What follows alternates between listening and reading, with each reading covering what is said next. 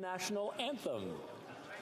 O Canada, our home and native land, true patriot love in all of us command.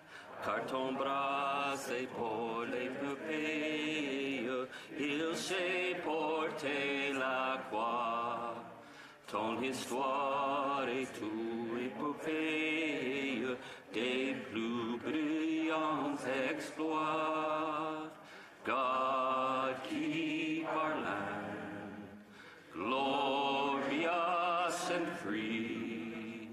O Canada, we stand on guard for thee. O Canada, we stand on guard for thee. Let the doors be open. Que l'on ouvre les portes. Statements by members. The Honourable Member for Halifax West. Mr. Speaker, yesterday evening, full of pride for my homeland and the country I love, we gathered to mark the 79th anniversary of Lebanon's independence. Mes plus sincères remerciements à tous. My deepest thanks to parliamentarians, senators, members of diplomatic corps, and all those who came yesterday. Lebanese people have contributed to the Canadian mosaic since the 1880s. I've heard from Canadians from across the country about their deep connections to the Lebanese communities in their regions since introducing my private member's bill to designate November as Lebanese Heritage Month. And in a few hours, I will appear before the Social Affairs Committee in the other place and speak about the value of such a designation. The special relationship between our nations is rooted in our shared democratic values, and Canada has always stepped up to help Lebanon in its time of need. In the face of hardship, now is such a time. As I said yesterday, our faith is very strong that the sun will shine again and our paradise, Lebanon, will be more beautiful than ever. Merci beaucoup.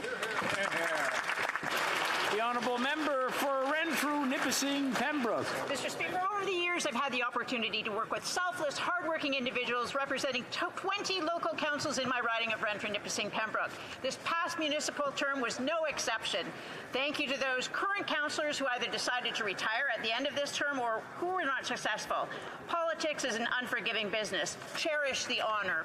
Thank you to all who stepped up and put their names forth this election. It's a big commitment. Your community thanks you for it. To individuals who ran and who were unsuccessful, take this opportunity to serve your community in other ways. The need is always here. For those candidates who are successful, welcome to public office. Welcome back for returning councillors.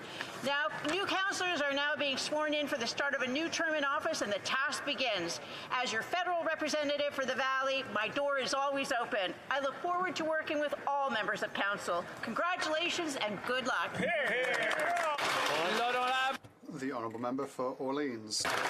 Monsieur le Président, on October 28th, I had the honour to attend the official launch of the Poppy campaign conducted by the Orleans Royal Canadian Legion Branch 632. À cet effet, je tiens à remercier. To this end, I would like to thank Mr. Claude Leroux, owner of the Canadian Tire, for his hospitality and partnership with our Legion. Today, I'm pleased to announce that our local Orléans Poppy campaign has collected more than $120,000. I would like to thank everyone who donated for their generosity. All donations raised during the campaign go to support veterans and their families. And I must recognize the immense dedication and work of our volunteers that supported the difference point of sale in our community and our local businesses for their continuous efforts to ensure its success by allowing the Legions to have a kiosk on site. Leading up to Remembrance Day, poppies were seen in every corner across Canada. They show support and display remembrance, and they carry wealth of history and meaning with them. Lest we forget. Merci. Thank you. The Honourable Member for Mirabel. Mr. Speaker, on the 31st of October, students at HoC High School took action to raise awareness in amongst their peers. During a haunted house-type walk, for Halloween. In order to scare people, 9 young girls in black capes held a tombstone with the names of the last victims of feminicide in Quebec. A banner read, at the end of the course, "You were afraid? We don't want to be afraid like this all of our lives." 800 people signed the banner in support. On the 4th of November, I went to meet these 13 and 14-year-olds who wanted to send a message to us parliamentarians who have the power to change things. Mr. Speaker, do you think it is normal that in 2022 a woman wonders every day if she will be the next one? It is absolutely inconceivable. Mr. Speaker, I would like to invite colleagues from all parties to join their voices to mine, to those of the students and staff members who encouraged their initiative. Let us stand together in the fight against violence against women. Thank you. Not one more. The Honourable Member for Sherbrooke. Thank you, Mr. Speaker. This week is the National Awareness Week for Addiction. Canadians can learn more about addiction, speaking openly about prevention and treatment in order to reduce stigmatization with regards to the consumption of drugs. This year's theme is community-based, which is very important. It highlights the efforts implemented by communities to reduce stigmatization associated to addictions and to promote the treatment of people who are addicted, treating them with compassion, respect and empathy. It is very disappointing that the Leader of the Opposition publishing disinformation on the matter is irresponsible and dangerous. Even the former public safety advisor who worked for Stephen Harper said that this was not the right thing to do, with facts that were discredited and have been discredited for a long time. We cannot go back to the failed ideology of the Conservatives to the detriment of people's lives. The Honourable Member for Lévis-Lotbinière. Mr. Speaker, I would like to remind the Government of Bill C-215, the Employment Insurance Act, to increase from 15 to 52 weeks the number of weeks eligible for sickness benefits for serious illnesses such as cancer, where only 15 weeks of assistance no longer provides financial security for Canadians. This measure, which was passed by the House, reflects the desire of the House to move forward with these additional weeks and would solve the problem of economic protection for several generations. I would also like to point out that the Humour Committee voted unanimously in favour of the measure and to allow the bill to pass third reading. In the parliamentary process, we now need the government's royal recommendation to proceed with the bill. Bill C-215 is a model of what the Canadian Parliament, including all parliamentarians, can do best together for the best interest of Canadians. Let us be mindful and compassionate of each other for a better world here in Canada. Thank you, Mr. Speaker. The Honourable Member for Oakville North Burlington. Thank you, Mr. Speaker. Today I'd like to take a moment to highlight Canada History Week and shine the spotlight on Lieutenant Sean Livingston. Sean is a history teacher, Sea Cadet instructor, Oakville Naval Reserve Officer, naval historian, and author of Oakville's Flower, The History of the HMCS Oakville.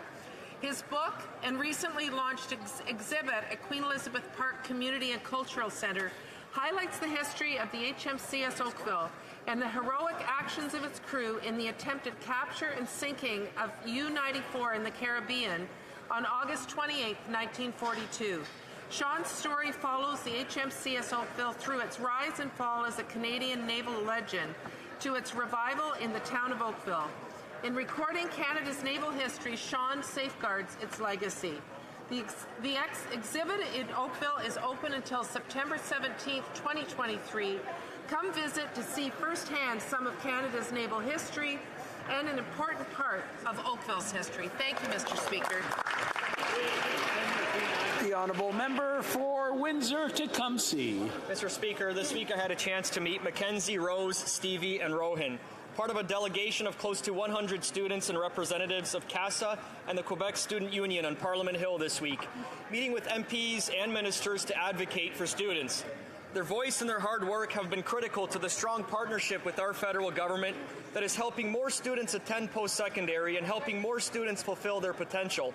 Whether it's creating the Canada Emergency Student Benefit, doubling Canada student grants, eliminating the interest on federal student loans, or improving the repayment assistance plan, More than direct student supports, the voice of CASA and QSU has been vital across all aspects of our government's work, creating $10 a day childcare, passing dental and rental support, and making historic investment in public transit and affordable housing. There is more work ahead, Mr. Speaker, but our partnership with CASA and QSU will continue to deliver for all students everywhere. Thank you. Wow, well done. The honourable member for Thornhill. Today we learned about a cowardly, heinous terrorist attack in Jerusalem where 19 innocent civilians were injured and a 16-year-old Canadian boy was murdered. His name was Ario Shoshopak, and may his memory be a blessing. 2 coordinated terrorist bombings evoke painful memories of the deadly Second Intifada. It's chilling to think that there are terrorists celebrating this attack on civilians, casually chanting in the streets and online calling for a third. Canadians should ask themselves why there are celebrations and treats being handed out in parts of the Gaza Strip when innocent civilians are murdered. This government must take an unequivocal stand against terror everywhere and condemn this attack for what it is: hate-fueled terror to kill Jews. They murdered a Canadian. I hope that every member in this House will join me in condemning this attack, standing with Israel to protect our foundational principles, the ones we all hold dear.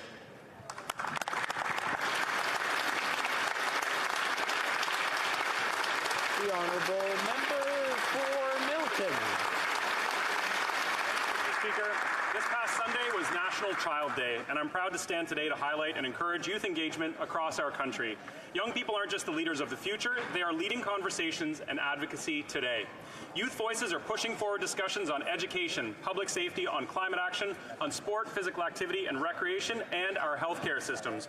Whether those voices are from student school trustees, young people who join campaigns to knock on doors for candidates they believe in, or on advocacy days on the Hill, or in peaceful protest, Mr. Speaker, youth voices matter. To those youth who fight for causes they believe in, rejecting political cynicism and apathy, you might not have a vote in our democratic system, but you do have a voice, a strong one, and your efforts are creating positive changes right across Canada. I'm talking about the kids in Kat Putzig's civics class from CKSS in Milton, who I visited 2 weeks back, or the kids from Hitherfield School in Campbellville, and all the others across our nation. Keep it up. I loved visiting schools when I was an athlete, and it continues to be an important part of my work as an MP. So to all young people, I'm inspired by your activism and encouraged by your dedication to making our communities and our country stronger. Thank you. The honourable member for Elgin, Middlesex, London. Speaker, fall harvest is in full swing in southwestern Ontario, and farmers are sharing with me their shocking natural gas and propane invoices. Canadian farmers are faced with the financial burden of the carbon tax as they undertake necessary practices such as drying grains, heating livestock barns, and irrigating crops. One producer in my riding is paying over $11,000 in carbon tax just in 1 month in October to dry corn on their home farm. These producers are asking, where does the federal government think Canadian farmers are going to recover these dollars? Farmers are already facing a challenging year with a tariff on fertilizer, increased costs of inputs and production, and the increase of the carbon tax on April 1st. Producing food in Canada is becoming unfeasible. The carbon tax is a threat to Canada's food security and will continue to raise the cost of food for all Canadians. The government needs to give farmers relief and suspend the carbon tax. Mr. Speaker, I implore the Liberals to listen to farmers, axe the carbon tax, and make Canada's food security a priority. The honourable member for Haliburton, Kawartha Lakes. Good job, Karen. Speaker, last week the Auditor General released a damning report on the complete failure at Indigenous Services Canada to provide the support First Nations communities need to manage emergencies such as floods and wildfires. This follows a warning from the Parliamentary Budget Officer just last May at the declining competency of ISC to manage budgets and actually meet goals. The report found that ISC provided money for coordinators without knowing what effect, if any, it would have, spent 3.5 times more responding and recovering from emergencies rather than approving some of the 112 Indigenous-led projects that would help with mitigation and adaptation. That the department spent 3 years and $790,000 with not one emergency management agreement in place, which means there is a risk that some communities might not receive the help they need need during a crisis. The department, Speaker, is utterly failing Indigenous communities and putting lives at risk. Conservatives are focused on ending this Ottawa's Knows Best approach and bringing forward policies that help and make real and measurable improvements to the lives of Indigenous people. The honourable member for London West.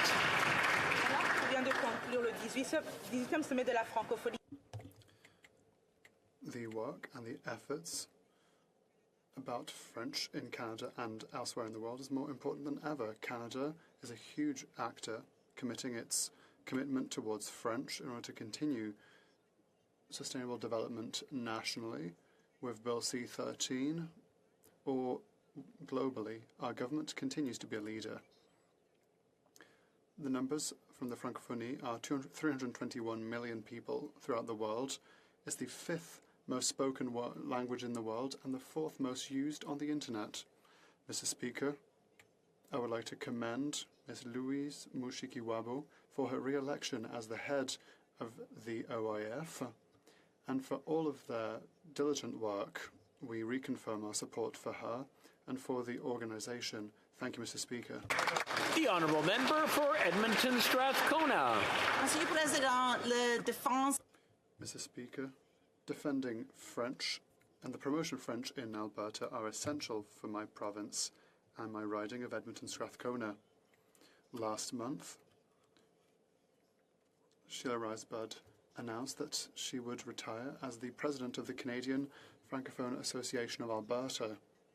I would like to thank Sheila for her amazing qualities as leader and for her many diligent years.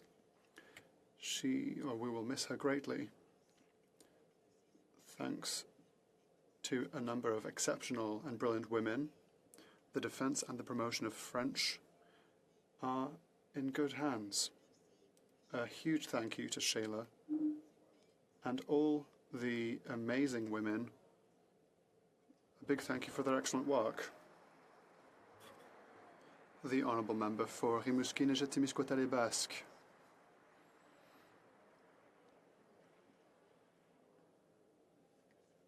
Mr. Speaker, I'm honoured to say that the Quebec Student Union is on the Hill today. The students have come to share their proposals to better support them in the face of inflation and the challenges of the post-pandemic period. On behalf of the Bloc Québécois, I welcome them. Mr. Speaker, we talk a lot about the impact of inflation on people on fixed incomes, but we forget about graduate students who depend on scholarships for their livelihood. In 2023, it will be 20 years since the last indexation of graduate research grants. 20 years, Mr. Speaker. As a result, Canada is the only G7 country to lose researchers because of the precariousness in which they are immersed. Increasing researchers' grants is a worthwhile investment. It supports them in the face of inflation, encourages innovation, and counteracts the brain drain. Ottawa is not there for our students and is abandoning the next generation of Quebec scientists. So let us get together to work together to change this. The honourable member for Brantford Brant. Speaker, every day Canadians cannot help but feel like everything in this country is broken. Since the Liberals took office, we have witnessed violent crime increase by 32%, a 92% increase in gang-related killings, and just in the last 2 years, hate crimes have gone up by 73%.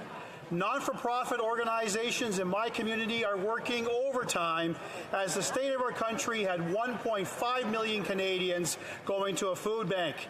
Not only has home ownership become unimaginable for many of residents in my community and those across Canada, rental costs are soaring, now averaging at least $2,000 a month. Over the last 7 years, everything this Prime Minister touches breaks. As Conservatives, Mr. Speaker, we will pick up the pieces this government has left behind. On this side of the House, we will focus on replacing suffrage with opportunity, prioritizing common sense solutions, giving Canadians back control of their lives, and turning hurt into hope. The honourable member for Brampton North. Mr. Speaker, today is a special and exciting day for Canada and Canadian soccer fans throughout our nation. Canada's national men's team is playing their first World Cup match today against Belgium. When it comes to supporting our teams on the world stage, no one does it better than us Canadians. It's been 36 years since we as a country have been able to experience this amazing moment, and I can only imagine what this means for the players who have fought and worked so hard to earn their place in the World Cup. I want to give a special shout out to the 7 outstanding Brampton soccer players on the team. Atiba Hutchinson, Jonathan Ozario, Kyle Laren, Tejon Buchanan, Junior Hoylett, Ike Ugabo, and Liam Miller. Brampton is proud to have you on their roster representing our nation, and it must be true, Mr. Speaker, there's got to be something in that Brampton water. Mr. Speaker, I'm sure my fellow colleagues would love to join me in wishing the Canadian men's national team the best of luck today and through all their World Cup matches. Go Canada! Go!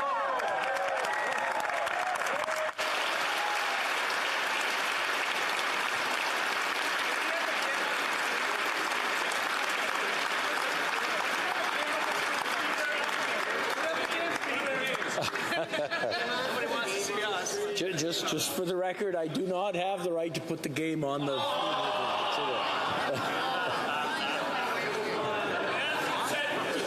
Oral questions, question orale. The Honourable Leader of the Opposition. Monsieur le Président. Mr. Speaker, the Prime Minister said that state actors around the world, be they China or elsewhere or others, continue to act aggressively towards our institutions and our democracy. What kinds of aggressive games are they playing? The Right Honourable Prime Minister.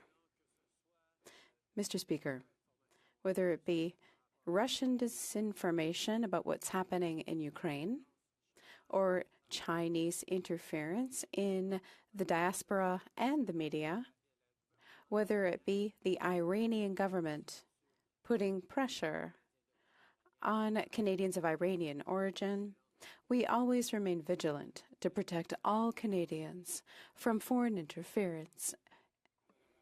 The Honourable Leader of the Opposition. Met with the Chinese president and said he, quote, his office said he, quote, raised our serious concerns about interference activities in Canada. Was the Prime Minister ever briefed about any of these, and I quote, interference activities that he says, that the Prime Minister says went on in Canada? Honourable Prime Minister.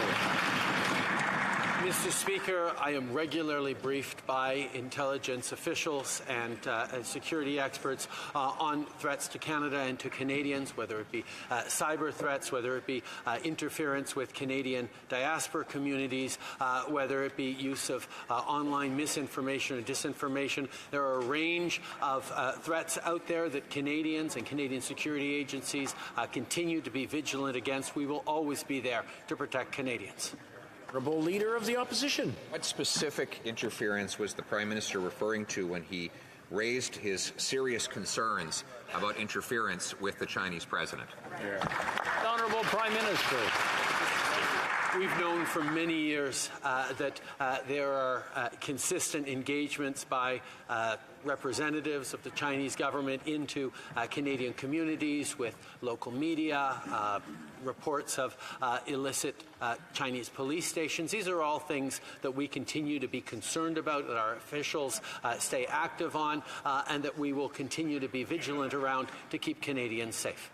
The Honourable Leader of the Opposition. The Prime Minister continues to ignore the crisis that Canadian households are about to face with the skyrocketing home heating bills. They are expected to double in many communities. Some households will be stuck paying $5,000 to $6,000 a year, and yet he wants to not just maintain but triple, and then triple his carbon tax on Canadians. Now, he might play a game of delaying the implementation in a few provinces, but why wouldn't he take decisive action to reverse the damage he's caused to all Canadian and all of their homes by reversing the carbon tax on home heating altogether? The Right Honourable Prime Minister. Speaker, the price on pollution returns more money to the average families across the country than it costs them. It's a way of fighting climate change and putting more money in the pockets of Canadians. That's what Canadians in Atlantic Canada and elsewhere across the country are going to be able to benefit from. As we step up in the fight against climate change, we will be putting more money back in the pockets of Canadians that need it. Conservatives continue to spread misinformation and disinformation on that. We need to continue to be there for Canadians, and we will. The Honourable Leader of the Opposition. Our information comes from the man that he appointed as the Parliamentary Budget Officer, and that same official calculated that 60% of Canadians will pay more in carbon tax costs than they get back in any rebates. And that is even higher in provinces where the federally imposed but provincially administered tax does not come with any rebate at all. The Prime Minister wants to go further in increasing the costs of Canadians to drive, to eat, and to heat themselves throughout the very cold winter that's just ahead. Will he show some common sense and stop attacking the people on the ground like his minister and reverse the tax? Honourable Prime Minister. Mr. Speaker, Canadians from coast to coast to coast, but particularly in Atlantic Canada, where they saw the devastating impact of Hurricane Fiona, know that we have to the average families than they pay. And that's something that was confirmed by the Parliamentary Budget Officer. We will continue to be there to support Canadians while we fight climate change instead of peddling disinformation like the Conservatives. Le député de la Prairie. Quand on questionne le Premier ministre sur l'ingérence. When we ask about the Prime Minister about interference in the 2019 election, he blusters and compares us to Donald Trump, who's denying the result of the American presidential election. There's one person who spoke about the federal election in 2019, and it was the guy who won it. Chinese interference is very serious. To avoid it happening again, we need to know. He's got to stop posturing and tell us which candidates were funded by China, and above all, how did that happen? The Right Honourable Prime Minister. Mr. Speaker, the integrity of our elections were not compromised. In January 2019, we set up a nonpartisan committee to assess threats to electoral integrity, and it was clearly established that the integrity of our elections had not been compromised in 2019 or in 2021. The Director of Elections said yesterday that nothing leads him to believe that there was any interference in terms of having a free and fair election. Instead of creating false concerns for Canadians, we want to reassure everyone about the integrity of our system. The Honourable Member for La Prairie. The Prime Minister is hard to follow with Chinese interference. On the one hand, he doesn't think it's important enough to respond seriously to the opposition, but at the G20, he was running around after the Chinese President Xi Jinping to talk about it. Here, he doesn't know anything about it, but at the G20, he was aware enough to go and discuss it with the Chinese president. So the question is, does he know all the details about Chinese interference and is hiding it from us? Or did he approach Xi Jinping solely based on a newspaper article? Either it's not honest or it's not smart. Where's the Prime Minister standing on this? The Right Honourable Prime Minister. Mr. Speaker, the member from the Bloc Québécois is just saying whatever he wants. We know that it's important to protect Canadians from interference that exists from different countries. We know that full well. However, at the same time, we can confirm that in every briefing that I have had when it comes to security, our intelligence experts, and those who were monitoring our elections, we can confirm that the integrity of our elections was never called into question. The Honourable Member for Burnaby South. And the Bank of Canada continued to attack high wages as a cause of inflation, when in reality, real wages have actually fallen. In fact, workers' share of GDP has also fallen. You know what hasn't fallen? The profits of large corporations. In fact, big grocery stores have seen profits increase by 118.3% since 2019. So when will this Prime Minister tackle corporate greed and protect families? Right Honourable Prime Minister. Mr. Speaker, building an economy that works for all Canadians has always always been at the heart of what we've done as a government. That's why we raised taxes on the 1% so we could lower them for the middle class. It's why we introduced the Canada Child Benefit, which stopped sending child benefit checks to millionaires and instead sent more money to the families that actually need it. It's also why Budget 2022 included a temporary Canada Recovery Dividend and increases the corporate income tax rate on financial institutions permanently. We're making sure that corporations pay their fair share while we support Canadians. Member for Burnaby South. This Prime Minister can't even say the word profit, let alone take on the corporate greed of rich corporations. The response of the Bank of Canada so far has been to increase interest rates, and that's having a real impact on families. Families like Lauren Gilbert from BC, who shares that her monthly variable her mortgage has gone up by $1,000 a month. Many families like her are hurting. So when we know that the Bank of Canada sets the monetary policy, but the government of Canada sets the fiscal policy. So when will this government tackle inflation so it doesn't hurt people? Hear, hear. Right, Honourable Prime Minister. Mr. Speaker, as a government, we have stepped up to support people who need it the most through the pressures that we're facing because of inflation. Whether it was doubling the GST credit for 6 months, which puts hundreds of dollars more into the pockets of 11 million households across the country, whether it's moving forward on a $500 top-up to the Canada housing benefit to make sure that low-income families can pay rent, or making sure that low-income families and middle-income families who can't afford it can send their kids to the dentist. These are direct and concrete things that are helping Canadians get through these difficult times. Before we go on to the next question, it's been great today, but I hear the odd lone voice. I'm sure that lone voice, whoever it is, doesn't want me to recognize them and embarrass their riding. The Honourable Member for Calgary, Forest Lawn. This Prime Minister blew through a balanced budget left by the Conservatives, spending more than every Prime Minister before him combined. He's the architect of this inflationary mess. He made home heating bills almost double and was responsible for 1.5 million Canadians visiting a food bank in a single month. He left billions of dollars of good energy projects in the ground and killed pipelines. He's missed every emission reductions target, and emissions went up. Whatever the Prime Minister touches, he breaks. Will he acknowledge his failed record and stop forcing his failed carbon tax on struggling Canadians? Yeah. Honourable Prime Minister. Mr. Speaker, by building an economy that works for all Canadians, we've seen not only millions of jobs created, but also millions of Canadians lifted out of poverty over the past years. Because we stepped up to support small businesses and families and communities and workers and seniors and youth during the pandemic with historic supports, our economy actually bounced back faster than many of our allies. We recovered full employment 6 months before the U.S. did following the pandemic. And we're continuing to be able to support families with direct initiatives that the Conservatives are opposing because that's what we're doing for Canadians. For Calgary, Forest Lawn. Mr. Speaker, this is coming from Canada's most notorious high-carbon hypocrite. He calls seniors and people on fixed incomes polluters while he jet sets around the world, singing in luxurious hotels, embarrassing Canada on the world stage on Canadians' dimes. There was always a price on pollution. We all pay our gas and electricity bills. What this Prime Minister did was create a scheme to take money from seniors and those most vulnerable to fill up government coffers, all in the name of climate change. Emissions keep going up, and the Prime Minister hasn't hit a single emissions reduction target. Just a simple question. Why do Canadians have to pay for this Prime Minister to pollute?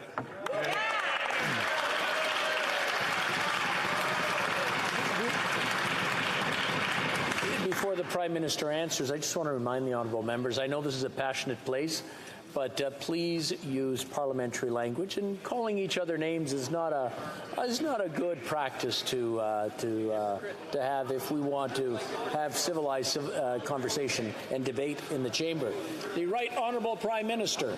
Mr. Speaker, unfortunately, personal attacks seem to be all the Conservative Party can deliver right now because they have no plan to fight climate change. They have no plan to reduce emissions. They have no plan to support Canadians Canadians who are struggling right now with the high costs of food and fuel and everything. They voted against our support for low-income families on rental. They voted against support for families to get their kids to the dentist. We will continue to step up for Canadians. We will continue to return more money into the pockets as we fight climate change, because you cannot have a plan for the future of the economy if you don't have a plan to fight climate change. The honourable member for Thornhill. Speaker, they're struggling because of this Prime Minister's tax hikes. Canadians are worried about how they're going to heat their home through the Canadian cold winter. The Liberals' response is that they're sick and tired of hearing people complain about the cold. The Minister of Labour said that yesterday. Instead of scrapping the carbon tax, which is making it more expensive for Canadians to eat, to drive, to heat themselves, they're tripling it. They could scrap the tax that hasn't reduced emissions, but instead they're imposing it on 3 more provinces that don't want it. Canadians are the ones that are sick and tired. Will he scrap his plan on the carbon tax? The Right Honourable Prime Minister.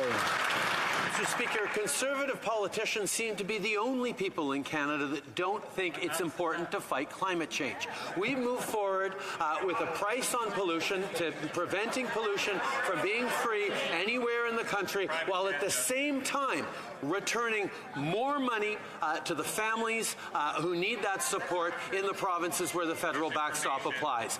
This is an approach that has both fought climate change and supported families, and we're pleased to see that positive impact extending to communities in Atlantic Canada as well. For Thornhill.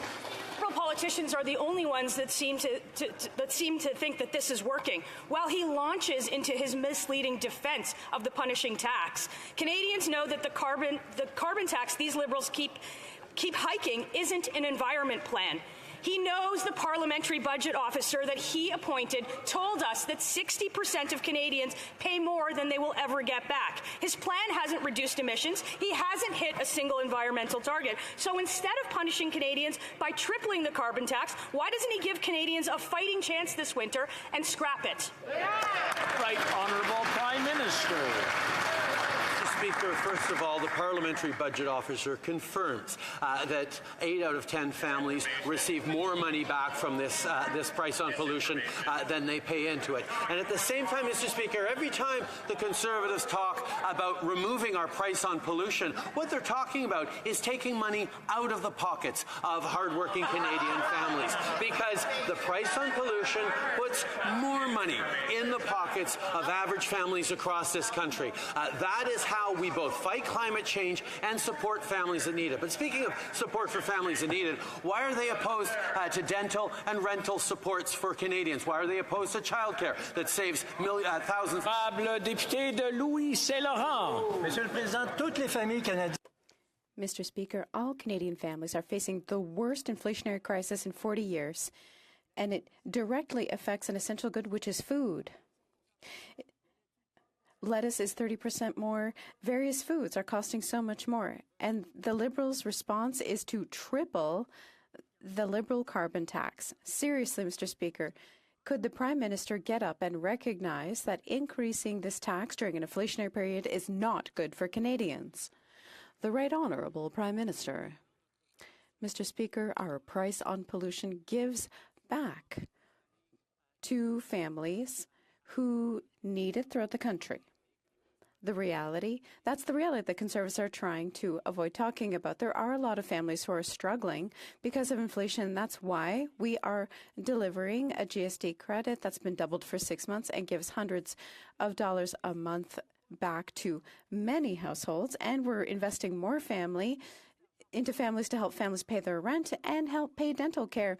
But the Conservatives voted against those measures. The Honourable Member for Louis Saint-Laurent. The Prime Minister is not being entirely correct to not say that he is misleading the House. Since his return from COP27, this 15th ranked Prime Minister has been saying that the carbon tax is the right way to go, but that is not correct. Because what he's forgetting is that under his administration, Canada is 58th out of 63 countries when it comes to climate change. After 7 years of the Liberals imposing their climate change tax, This is the result they're getting. Could the Prime Minister get up and recognize that raising taxes during an inflationary period is really not a good thing for Canadians? The Right Honourable Prime Minister, our plan to reduce emissions is one of the most detailed in the world. We have a clear plan to prevent emissions from rising, and we are going to reduce them. We are looking for more sustainable sources of energy. This will help us to reduce our emissions and create more well-paid jobs. Measures to fight climate change must include support for workers, and I hope that I will have the support of the member for the opposition. The Honourable Member for La Prairie. Mr. Speaker, let's move on to solutions. 11 candidates received funding from China during the 2019 elections. It proves that we must fight against foreign interference in our democracy. And that's a good thing, because in this case, it's super easy. We just need to come back to public funding of political parties. We need to have Elections Canada fund parties based on the number of votes they receive instead of relying on large donors. We could do that tomorrow morning. Does the Prime Minister realize that as foreign interference increases, public funding is becoming essential? The Right Honourable Prime Minister. Mr. Speaker, obviously, it's very important for all Canadians for our elections to not be compromised and maintain their integrity. That's why Canadians can be reassured by what the Director of Elections said yesterday, which was that nothing led him to believe that there was anything to undermine our free and fair election. In January 2019, we set up a nonpartisan committee to assess threats of interference in our elections, and that committee clearly established that the integrity of our elections had not been compromised in 2019 or in 2021. Canadians can maintain their trust. The Honourable Member for La Prairie. This is complicated. We can't resolve all misinformation campaigns on social media, for example, just by waving a magic wand. But illegal election financing could be eliminated tomorrow morning. We already knew that the dependence of political parties on private contributions made them vulnerable to influence by large donors. We now know that with Chinese interference in 2019, we have exactly the same problem with foreign powers. So let's kill two birds with one stone. Will the Prime Minister restore public funding for political parties? The Right Honourable Prime Minister. Mr. Speaker, the member on the other side is talking about interference in the 2019 elections as though it were a fact. However, Canadians should not listen too closely because the General Director of Elections said that nothing led us to believe that the elections were not free or fair. Our nonpartisan committee assessed threats of interference in our elections and determined that the integrity of our elections was maintained in 2019 and in 2021. So let's not scare Canadians for nothing. Our institutions are strong. Honourable Member for Sherwood Park, Fort Saskatchewan. 55 Canadians were murdered when the Iranian regime's IRGC shot down flight PS752. After that, the Iranian government bulldozed the site, destroyed the evidence, and threatened and harassed family members of victims. Now we've learned that Canada's spy agency is actively investigating credible death threats against more Canadian citizens from this same regime. So when is enough going to be enough for this government? When will Liberals finally use the criminal code, list the IRGC as a terrorist organization, and shut down their operations in Canada? The Right Honourable Prime Minister. Like all Canadians, we're appalled at the actions of the Iranian regime. We stand with the women of Iran. We are listing the Iranian regime under the most powerful provision of the Immigration and Refugee Protection Act. This measure has only been used in the most serious of circumstances, including against the Bosnian and Rwandan regimes. This punishes the top 50% of the entire regime, targeting those who are directly responsible for the heinous acts we are seeing and preventing them from ever being able to come to Canada. They are permanently barred from Canada. We will never be a safe haven for the Iranian regime's leadership or money. Hear, hear. Well, member for Wellington, Halton Hills. The allegations in the Globe story are false. That was what the Prime Minister's response to the Globe report, that he interfered in the criminal prosecution of SNC-Lavalin. I do not have any information, nor have I been briefed on any federal candidates receiving any money from China. That was the Prime Minister's response to the Global News report. The Prime Minister sows doubt when these kinds of reports are published. The best way to protect the integrity of a democracy is transparency. So when will the Prime Minister be transparent about all the facts concerning the 2019 election funding of candidates? The Right Honourable Prime Minister. In all the extensive security briefings I have received, there has never been any information on federal candidates receiving money from China. We established a nonpartisan panel to evaluate any threats of election interference in January 2019, and they were clear that the integrity of our elections was not compromised in either 2019 or 2021. And the Chief Electoral Officer just said yesterday that there is no reason to believe that it was not a free and fair election. Mr. Speaker, Canadians can be reassured that our election integrity held. The Honourable Member for St. Albert, Edmonton. Speaker, after 2 weeks of suspicious silence, the Prime Minister now suddenly claims that he was never briefed about candidates receiving money from Beijing. Yet Global News is reporting that last January the Prime Minister received intelligence memos that Beijing's Toronto consulate directed the funneling of a large sum of money to 11 candidates in the 2019 election. So, did the Prime Minister receive those intelligence memos, yes or no? The Right Honourable Prime Minister. Third time today, Mr. Speaker. In all the extensive security briefings I get, there was never any information given to me on candidates receiving money from China. So, no, Mr. Speaker. The reality is the integrity of our elections was not compromised. And people don't have to take my word for it. They can look at the independent panel we appointed to look at just that, or the elections officer, Canada Elections Officer, who just said yesterday that they were not compromised, our elections. L'honorable député de Mégantic-L'Érable. Le directeur général des élections a aussi dit hier. The Chief Electoral Officer also said yesterday that it's not his role to investigate and follow up on complaints.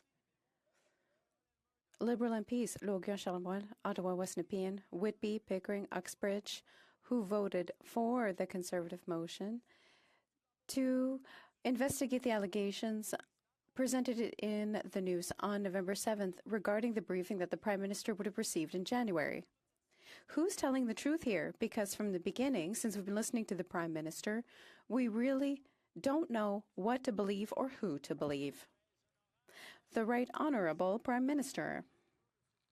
Indeed, Mr. Speaker, the Chief Electoral Officer confirmed that nothing led him to believe that the last election was not free or fair. However, it's also true that it's not his job to investigate that. The nonpartisan committee that was created in 2019 to assess threats and interference in our democracy clearly established that the integrity of our elections had not been compromised in 2019 or 2021. And that is why I asked experts in intelligence and security to testify before committee and share all the information they could regarding elections. Member for Burnaby South. We've learned that Canada has one of the worst records when it comes to fighting climate change, one of the best records for subsidizing oil and gas. That's bad news for the planet. When will this government eliminate subsidies for oil and gas, invest in renewable energy, and do what we have to do to protect the planet? The Right Honourable Prime Minister. 27, our government fought hard so that the world did not backslide on phasing out fossil fuel subsidies and coal, and reiterated our commitment to phase out fossil fuel subsidies within the next 2 years. We're taking real action to fight climate change, having already phased out 8 tax breaks for the sector and have committed to over $100 billion to climate action. While Conservative politicians want to make polluting free again, we will keep pushing forward on our ambitious and achievable plan. The Honourable Member for Burnaby South. When a company goes bankrupt in this country, financiers are sure they're going to get paid. Big banks get paid, but you know who doesn't? Workers, because they see their wages, their severance, their benefit, and their pensions stolen. And the reason that is because the laws of this land protect the super wealthy and hurt workers. Despite years and years of an opportunity to fix this, this Liberal government has refused to do so. So my question is very direct and very simple. When will this Prime Minister change the laws in this country so that if a bankruptcy happens, workers are protected? Hear, hear. Right Honourable Prime Minister. Mr. Speaker, we've always been there to protect pensioners and workers, unlike Conservative politicians who continue to push for CPP and EI cuts. We will support Bill C-228, but we will take no lessons from a Conservative Party that waged war on Labour for a decade and has nothing to offer Canadians but bitcoins and buzzwords. The Honourable Member for Aurora, Oak Ridges, Richmond Hill. Thank you, Mr. Speaker. In fact, the official opposition leader's solution of investing in crypto, volatile crypto, as a means to opt out of inflation is reckless. If Canadians had followed his advice, their life savings would now be decimated. In fact, the Ontario Teachers' Pension Plan just said it will have to write off its $95 million investment in FTX, the crypto exchange that collapsed last week. Is the Prime Minister aware of any alternative, responsible policies to make life more affordable for Canadians? Right Honourable Prime Minister. Mr. Speaker, I'd like to thank the member for Aurora, Oak Ridges, Richmond Hill for her question, because I'd like to raise a viable alternative to fighting inflation. 2 specific responsible measures will be implemented thanks to the recent passage of Bill C-31. Help for Canadians to pay for their rent, and support for their children to be able to receive proper dental care. Mr. Speaker, while the Conservatives think Bitcoin and buzzwords will solve inflation, on this side, we'll always stand on the side of supporting the middle class.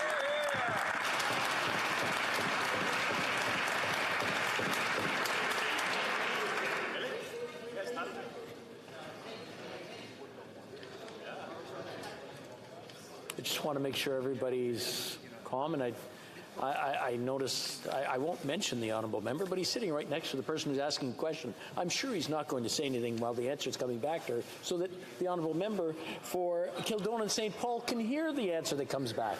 The Honourable Member for Kildone and St. Paul. Thank you, Mr. Speaker. Canada has seen a 92% increase in gang-related homicides since this Liberal government took office. There were 124,000 more violent crimes last year than when this Prime Minister took office in 2015. That's things like rape and assault and stabbings, Mr. Speaker. Everything these Liberals have done for public safety has failed and made Canada a less safe place to live, Mr. Speaker. So when will this Prime Minister finally step up and get tough on crime? Hear, hear. Right Honourable Prime Minister. We have frozen the market on handgun ownership. We are fighting gun smuggling and trafficking by investing yet another $137 million for CBSA in this year's fall economic statement. And our new legislation will also help revoke licenses for people who've been charged with domestic violence or stalking. These are evidence-based measures that will save lives. And while we're fighting to make our communities safer, the Conservative Party is fighting to make assault weapons legal again.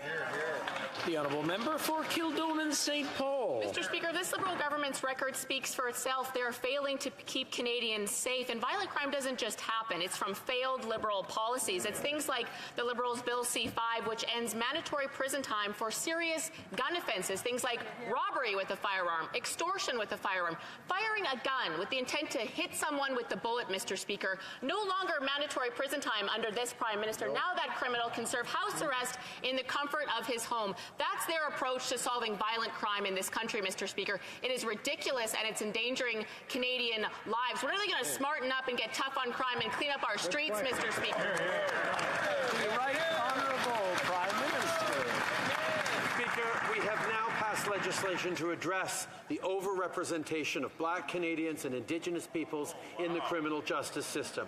What Canadians deserve deserve is legislation that goes after criminals while protecting our communities and holds up in court, which is where the Conservative Party's tough on crime approach consistently failed to protect Canadians that way. If it's being struck down by the courts, it's not protecting communities. So we will not follow Conservatives' failed approach that doesn't protect Canadians and violates people's fundamental rights. The Honourable Member for Charlebourg, Haute-Saint-Charles. Mr. Speaker, the Mayor of Laval is asking for help to fight against armed violence in Sorel, and at the same time, StatsCan has confirmed that murders in Canada and street gang crimes are at their highest level since this Prime Minister took power in 2015. Meanwhile, the Liberals, with the help of their friends from the Bloc and the NDP, voted together to eliminate mandatory minimum sentences for armed robbery with a firearm. The Prime Minister prefers to let criminals go free instead of protecting Canadians. Why? The Right Honourable Prime Minister. Mr. Speaker, we've frozen the market for handguns. We are fighting smuggling, and we've invested $137 million additional dollars in the CBSA in the fall economic statement. And our new legislative measures will also facilitate taking away licenses from those who are accused of violence or harassment. These are measures that are going to save lives. We are working to make communities safer while the Conservative Party is fighting to make assault weapons legal again. The Honourable Member for Charlebourg-Saint-Charles. Mr. Speaker, there are so many things that are said in this House that are completely false. But what we're seeing right now is that violent crimes are up 32%. And the police in Montreal said that there were 144 shootings in Montreal in 2021. That's one every 3 days, and that's taking place with illegal weapons. It's been said that our border is full of holes, and getting an illegal weapon is easier than it's ever been in Canada, Mr. Speaker. This government is spending billions to fight against honest citizens. Why aren't they spending the same money to fight criminals and gangs? The Right Honourable Prime Minister. With Bill C-21, we are fighting against assault weapons, so all new weapons will be automatically classified as they are created. We are investing in communities in Canada. We are strengthening our borders, and we have caught more than 2 times the number of illegal weapons last year than we did the year before, and we're giving more tools to our forces of law and order to protect our communities. Meanwhile, the Conservatives want assault weapons to be legal again, but we are determined to keep communities safe. The Honourable Member for Repentigny. Mr. Speaker, I've just come back from COP27 on climate change. The Prime Minister's main allies were there, like Joe Biden, for example, or Emmanuel Macron. There were over 100 leaders who were there. Everyone was there except the Prime Minister of Canada. Where was he? Where was he, Mr. Speaker? How is it possible that between November 6th and 20th, he wasn't even able to find just half a day to show up at COP27 to discuss climate change with the rest of the planet? The Right Honourable Prime Minister. Mr. Speaker, our plan to reduce emissions is one of the most detailed in the world. We have a clear plan to prevent emissions from going up, and we are going to reduce them.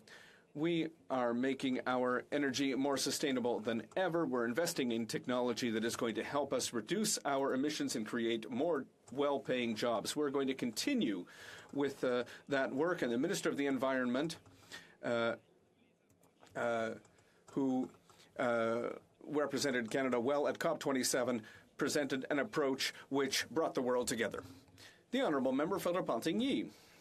As Prime Minister of a G7 country, he had a golden opportunity at COP to talk about climate change. But not only did he not take that opportunity, he left it to the oil and gas companies. He invited 6 oil sands companies to sing their own praises at a climate change summit. He even mandated his environment minister to defend the oil and gas sector by preventing COP from including in its final declaration that we need to reduce our consumption of oil and gas. So, at the end of the day, did the Prime Minister boycott COP to avoid having to justify his record before the cameras?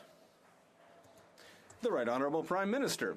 Mr. Speaker, the honourable member knows very well that we were very well represented at COP27 by our Minister of the Environment, who worked very hard to bring the world together around a progressive plan. But at the same time, Mr. Speaker, I was at the G20 summit and at other important summits where every day I raised the importance of climate change leadership.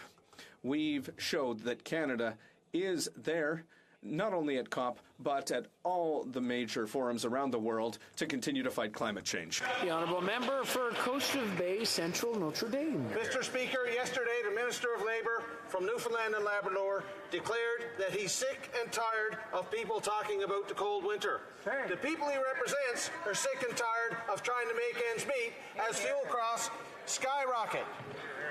Yet this tone-deaf minister brags about the virtues of the failed Liberal carbon tax plan. When will this Liberal government show some compassion and cancel their plan to put carbon tax on Atlantic Canadian home heating? Honourable Prime Minister. What Canadians need is a plan that puts more money in their pockets, and that's exactly what the price on pollution does. While conservatives twist words and misrepresent what people say, we're going to stay focused on what Canadians are actually saying, that they need help. And that's why we're delivering help with a price on pollution that puts more money in their pockets, with support for dental and rental that conservatives are voting against. We're going to continue to be there to reduce childcare costs. We're going to continue to be there to support Canadians, while conservatives have nothing to say about fighting climate change, nothing to say about growing the economy and helping Canadians. Member for Coast of Bay Central Notre Dame. Mr. Speaker, I'd like to remind the member for Papineau that he's a servant, not the master. Here's what the masters have to say, Mr. Speaker. A VOCM poll out today asked, with fuel costs already high, do you feel a federal carbon tax is necessary? The result?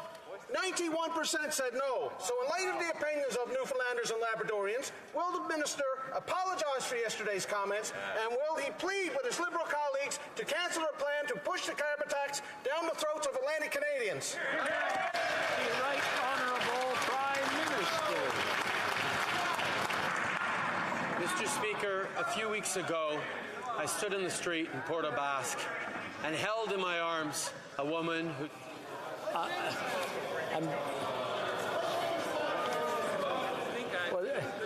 I'm getting a look from the Deputy Whip, but he's not hearing the yelling that's going on right in front of me. I just want to hear the answer, and I'm sure everyone else does as well. So, the Right Honourable Prime Minister, from the top, please. Mr. Speaker, a number of weeks ago, I stood in the street in Port au Basque and held in my arms a woman who'd seen her house destroyed by Hurricane Fiona. People in Newfoundland and Labrador, and indeed across Atlantic Canada, know, unlike conservative politicians, that climate change is real. And we need to do everything we can to fight against it while supporting hardworking families. That's why, unlike what the conservative politicians say, we're making sure that pollution is not free anywhere across the country, and we're putting more money in the pockets of hardworking families in Newfoundland and Labrador and elsewhere. The Honourable Member for South Shore St. Margaret's.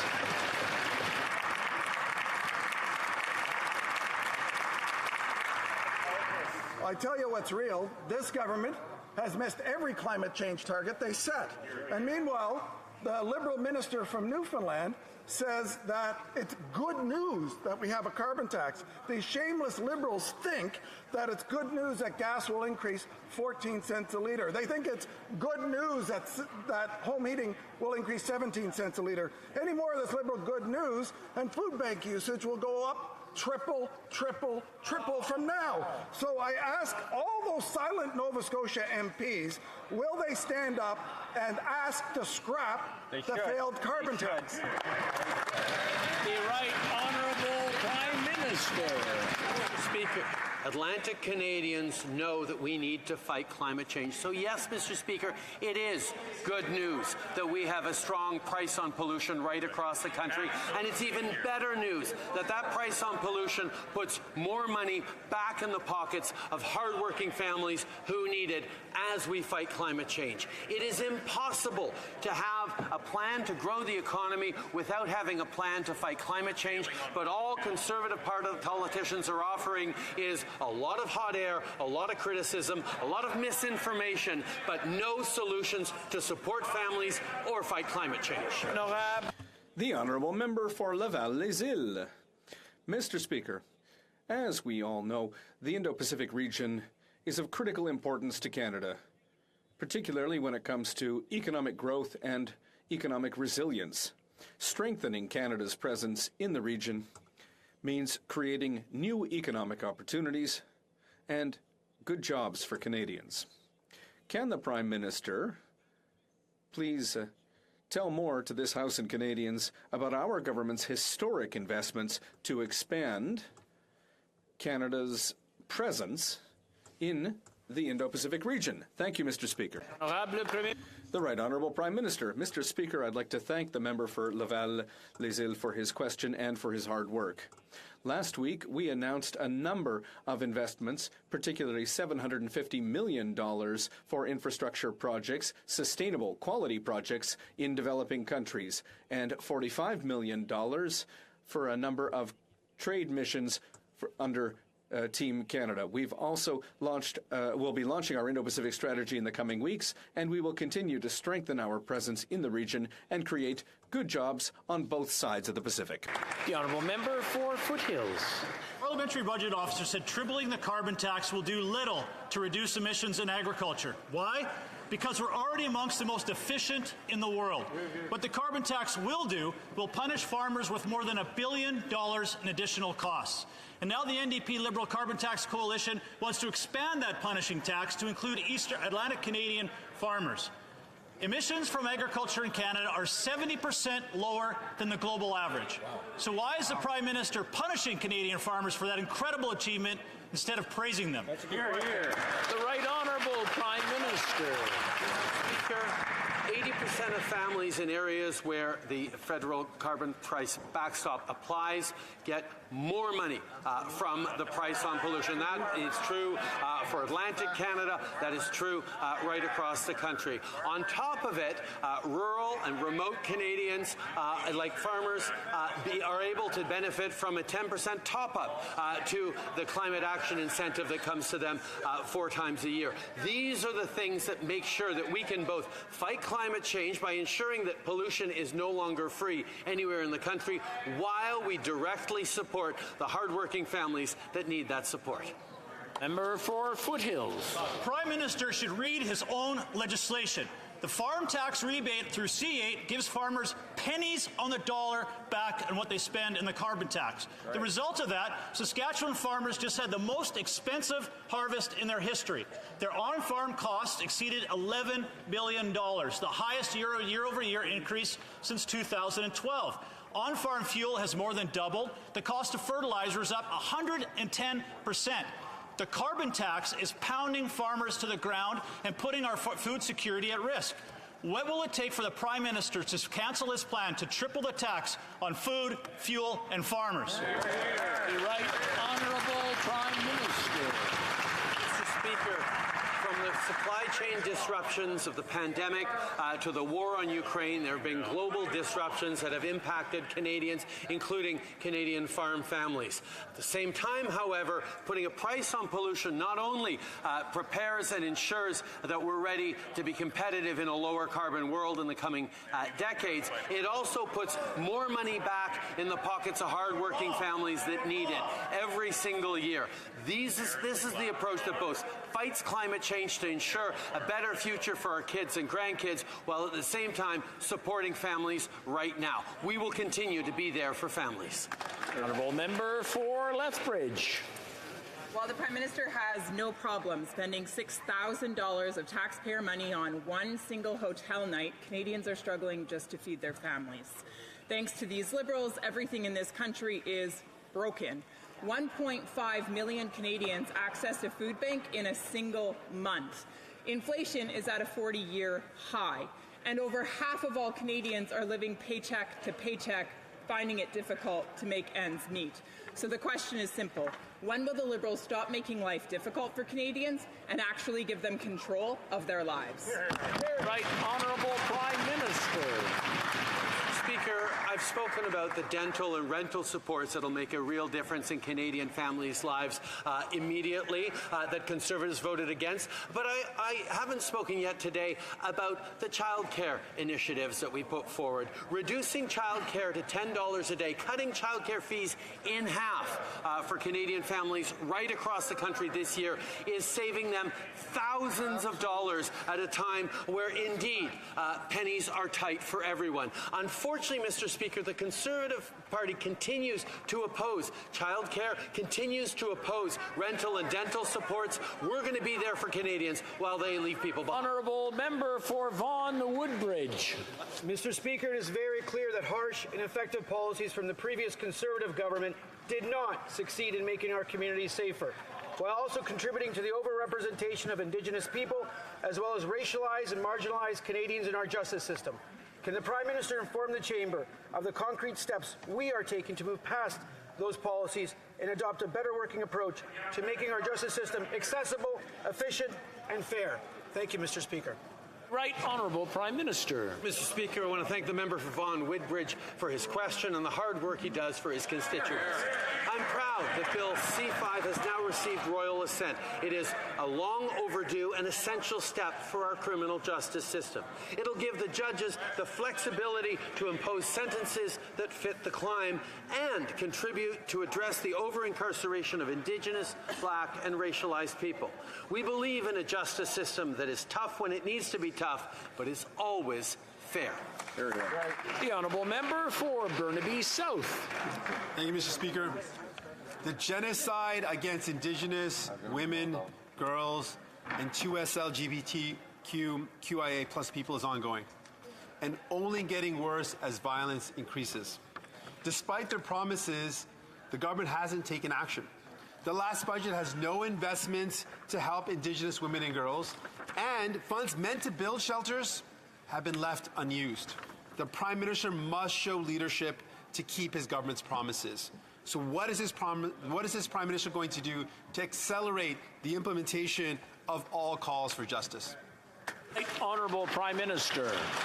Speaker, over the past number of years, we've invested historic amounts in supporting the fight against gender-based violence across this country, in support for 2S LGBTQI plus communities, in support for Indigenous housing and Indigenous-led solutions. We know there's always much more to do, but this government will continue to be a partner on the road to reconciliation, showing up with real investments, showing up with capacity building, showing up to keep Indigenous people safe and looking towards a brighter future. The Honourable Member for Richmond, Arthabaska. Mr. Speaker, Francophones across the country are unanimous when it comes to Bill C-13. The coordination of the implementation of the Official Languages Act must be confided to one single entity, the Treasury Board. The Liberal government agreed in its white book in 2021, or white paper rather, in 2021. However, this isn't the case in Bill C-13 in its current form. Can the Prime Minister please confirm to all Francophone Canadians that this essential element will be included in the bill, as has been asked for by every organization that defends Francophones in Canada? The Right Honourable Prime Minister. I'd like to thank the member for his question. I share his concern when it comes to protecting our official languages. In Bill C-13, we are strengthening the Treasury Board's powers when it comes to official languages. This bill is the result of a lot of hard work that started in 2018, and consultations were undertaken with Canadians across the country. C-13 is currently at committee stage, where unfortunately the Conservatives and the Bloc Québécois are blocking debate. We hope that they will stop playing political games and will start to look at very important amendments so that we can protect French from coast to coast to coast. C'est tout le temps que nous avons pour la... That's all the time we have today for question periods. Draw the attention of members to the presence in the gallery of the Honourable Tammy Scott Wallace, Minister responsible for Women's Equality and Minister of Tourism, Heritage and Culture for the province of New Brunswick.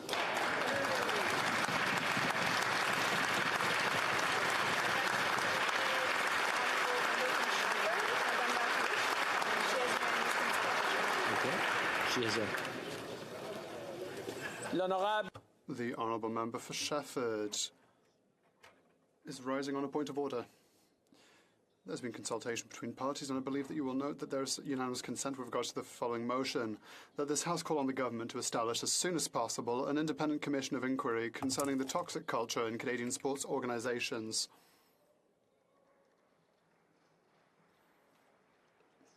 All those opposed to the motion, please say nay. We don't have unanimous consent. Okay.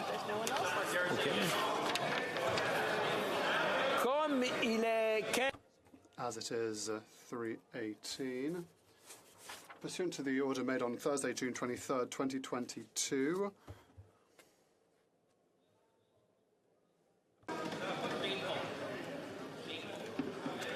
La Chambre procédera maintenant au vote par appel nominal différé sur la...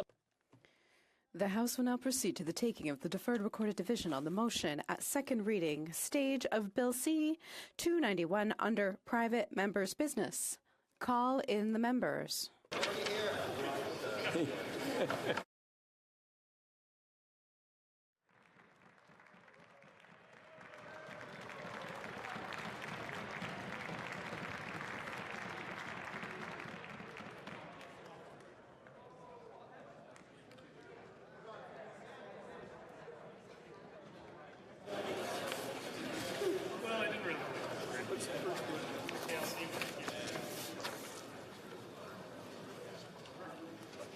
La question est la suivante. Mr. Arnold, seconded by Mr. Caputo, moved that Bill C-291, an act to amend the criminal code and to make consequential amendments to other acts, child sexual abuse material, be now read a second time and referred to the Standing Committee on Justice and Human Rights. La période de 10 minutes pour les... The 10-minute period for members voting electronically has started, and the House will now proceed to the vote. Start with the sponsor of the item.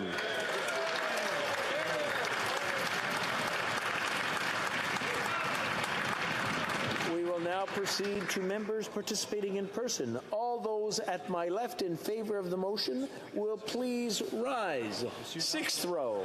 Monsieur d'Entremont. Mr. D'Entremont. Mr. Vierson. Vierson. Mr. Dowdall. Mr. Dowdall. Mr. Dalton. Mr. Dalton. Mr. Bragdon. Mr. Bragdon. Mr. Epp. Mr. Epp. Mr. Mott. Mr. Mott. Mr. Ruff. Mr. Ruff. Mr. Shields. Mr. Shields. Mr. Morrison.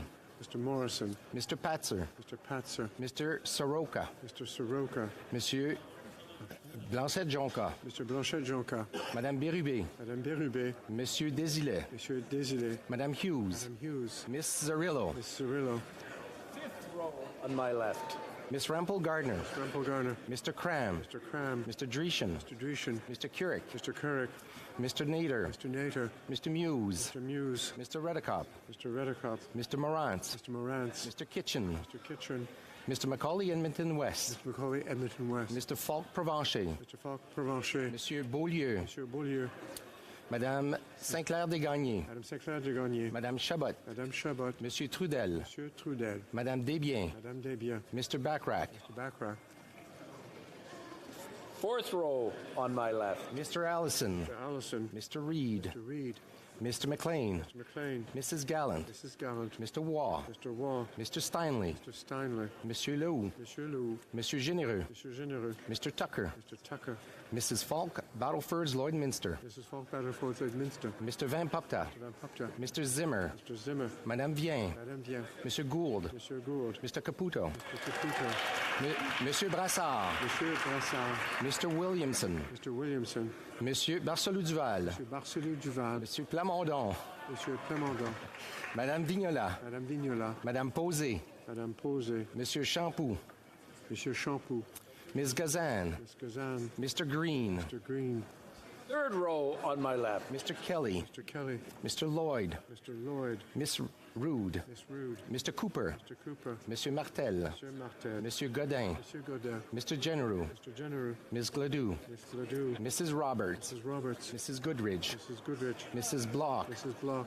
Miss Ferrari. Miss Ferrari. Mrs. Vecchio. Mrs. Vecchio. Mr. Chambers. Mr. Chambers. Mr. Aitchison. Mr. Aitchison. Mr. Malillo. Mr. Melillo. Mr. Williams. Mr. Williams. Mr. Lobb. Mr. Lobb. Monsieur Thériault. Thériault. Monsieur Thériault.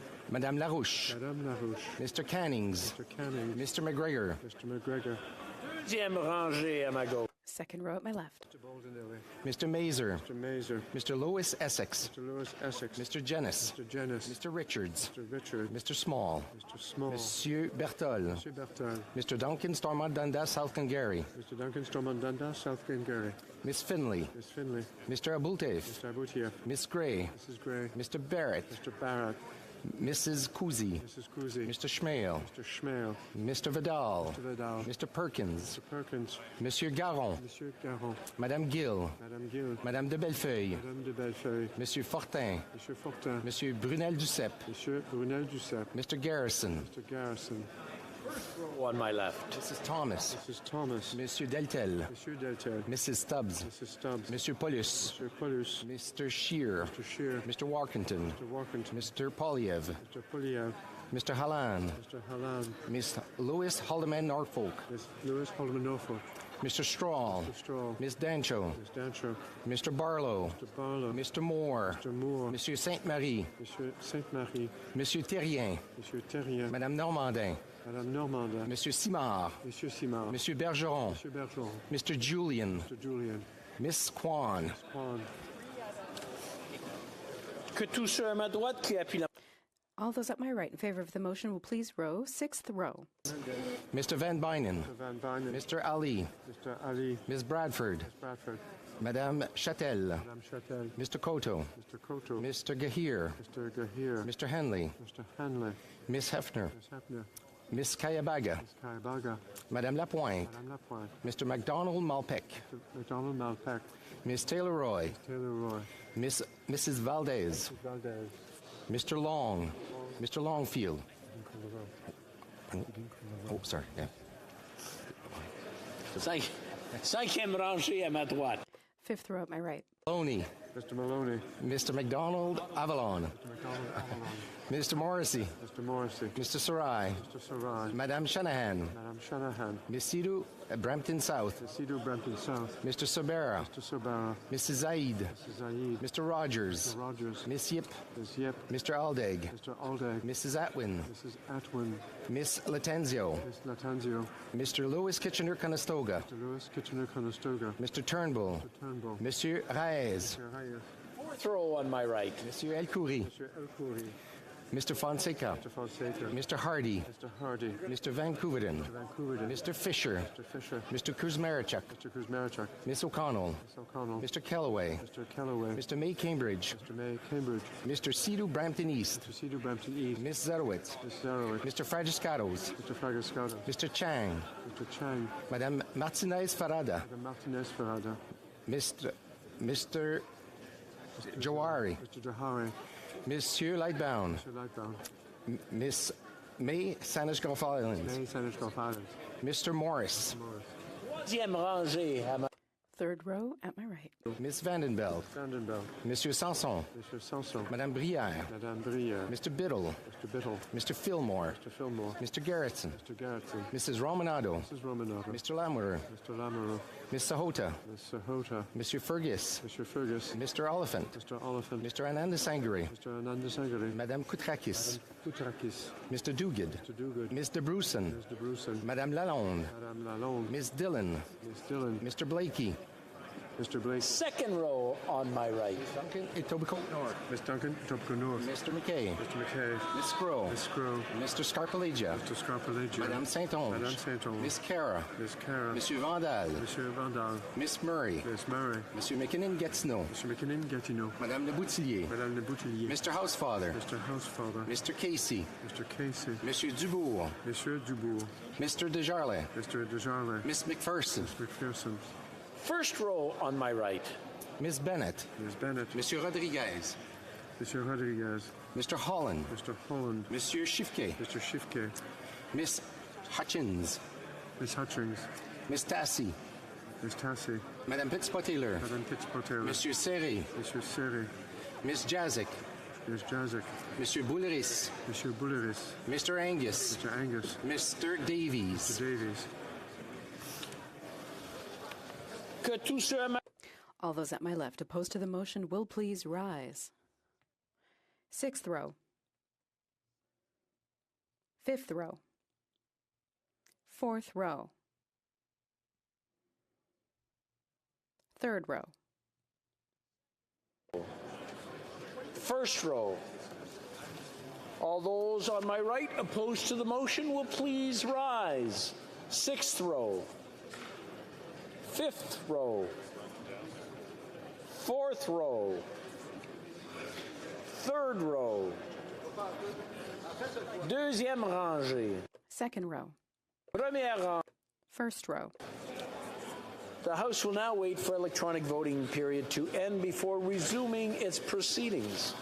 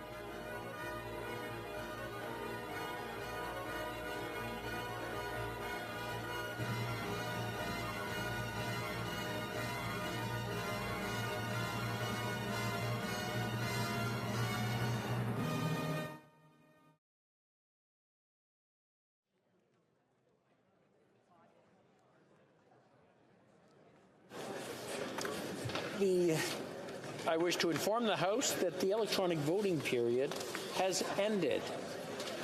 Si des députés n'ont pas pu voter en raison If members were unable to vote due to technical reasons, they may now use the raise hand function, and the chair will recognize them. The table will now compile the results of the vote.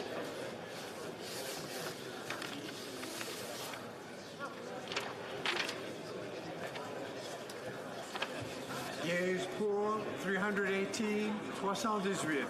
Nays, contre, 0, aucun. I declare the motion carried. Accordingly, the bill stands referred to the Standing Committee on Justice and Human Rights.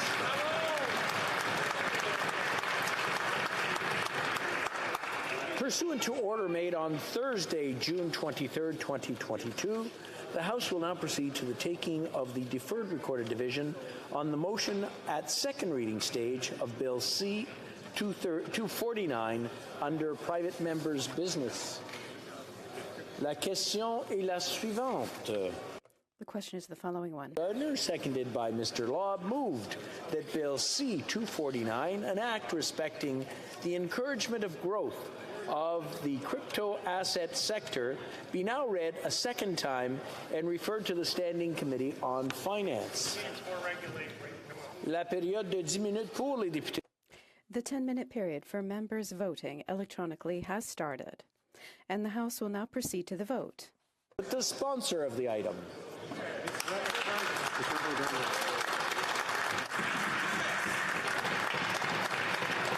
Nous procéderons maintenant au We will now proceed to members participating in person. left in favor of the motion will please rise. Sixth row.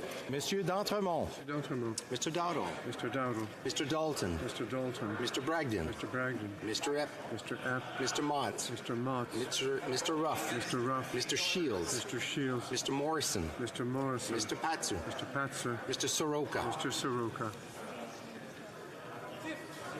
On my left. Mr. Cran. Mr. Cran. Mr. Dreeshen. Mr. Dreeshen. Mr. Couric. Mr. Couric. Mr. Nader. Mr. Nader. Mr. Muse. Mr. Muse. Mr. Mr. Redekop. Mr. Redekop. Mr. Morant. Mr. Morant. Mr. Kitchen. Mr. Kitchen. Mr. Macaulay, Edmonton West. Mr. Macaulay, Edmonton West. Mr. Falk Provencher. Mr. Falk Provencher. Fourth row on my left. Mr. Allison. Mr. Allison. Mr. Reed. Mr. Reed. Mr. McLean. Mr. McLean. Mrs. Gallant. Mrs. Gallant. Mr. Waugh. Mr. Waugh. Mr. Steinley. Mr. Steinley. Monsieur Leroux. Monsieur Leroux. Monsieur Généreux. Monsieur Généreux. Mr. Genereux. Mr. Tucker. Excuse Mr. Tucker. Mr. Tucker. Mrs. Falk. Battleford's Lord Minster. Mr. Falk, Battleford's Lord Minster. Mr. Van Pupta. Mr. Van Pupta. Mr. Zimmer. Mr. Zimmer. Madame Vien. Madame Vien. Monsieur Gould. Mr. Gould. Mr. Caputo. Mr. Caputo. Mr. Arnold. Mr. Arnold. Monsieur Brassard. Monsieur Brassard. Mr. Williamson. Mr. Williamson. Third row on my left. Mr. Kelly. Mr. Kelly. Mr. Lloyd. Mr. Lloyd. Miss Rude. Miss Rude. Mr. Cooper. Mr. Cooper. Monsieur Martel. Monsieur Martel. Monsieur Godin. Monsieur Godin. Mr. General. Mr. General. Ms. Gladue. Miss Gladue. Mrs. Roberts. Mrs. Roberts. Mrs. Goodridge. Mrs. Goodrich. Mrs. Block. Mrs. Block. Miss Ferrari. Miss Ferrari. Mrs. Vecchio. Mrs. Vecchio. Mr. Chambers. Mr. Chambers. Mr. Aitchison. Mr. Aitchison. Mr. Malillo. Mr. Malillo. Mr. Williams. Mr. Williams. Mr. Lobb. Mr. Lobb. Second row on my left. Mr. Baldinelli. Mr. Baldinelli. Mr. Mazer. Mr. Mazer. Mr. Lewis Essex. Mr. Lewis Essex. Mr. Jennis. Mr. Jennis. Mr. Small. Mr. Small. Monsieur Bertol. Monsieur Bertol. Mr. Duncan Stormont Dundas, South Glengarry. Mr. Duncan Stormont Dundas, South Glengarry. Miss Finley. Miss Finley. Mr. Abutev. Mr. Abutev. Miss Gray. Mrs. Gray. Mr. Barrett. Mr. Barrett. Mrs. Kuzi. Mrs. Kuzi. Mr. Schmale. Mr. Schmale. Mr. Vidal. Mr. Vidal. Mr. Perkins. Mr. Perkins. Second row on my left. Monsieur Deltel. Monsieur Deltel. Mrs. Stubbs. Mrs. Stubbs. Monsieur Paulus. Monsieur Paulus. Mr. Shear. Mr. Shear. Mr. Warkington. Mr. Walkington. Mr. Polyev. Mr. Polyev. Mr. Halan. Mr. Halan.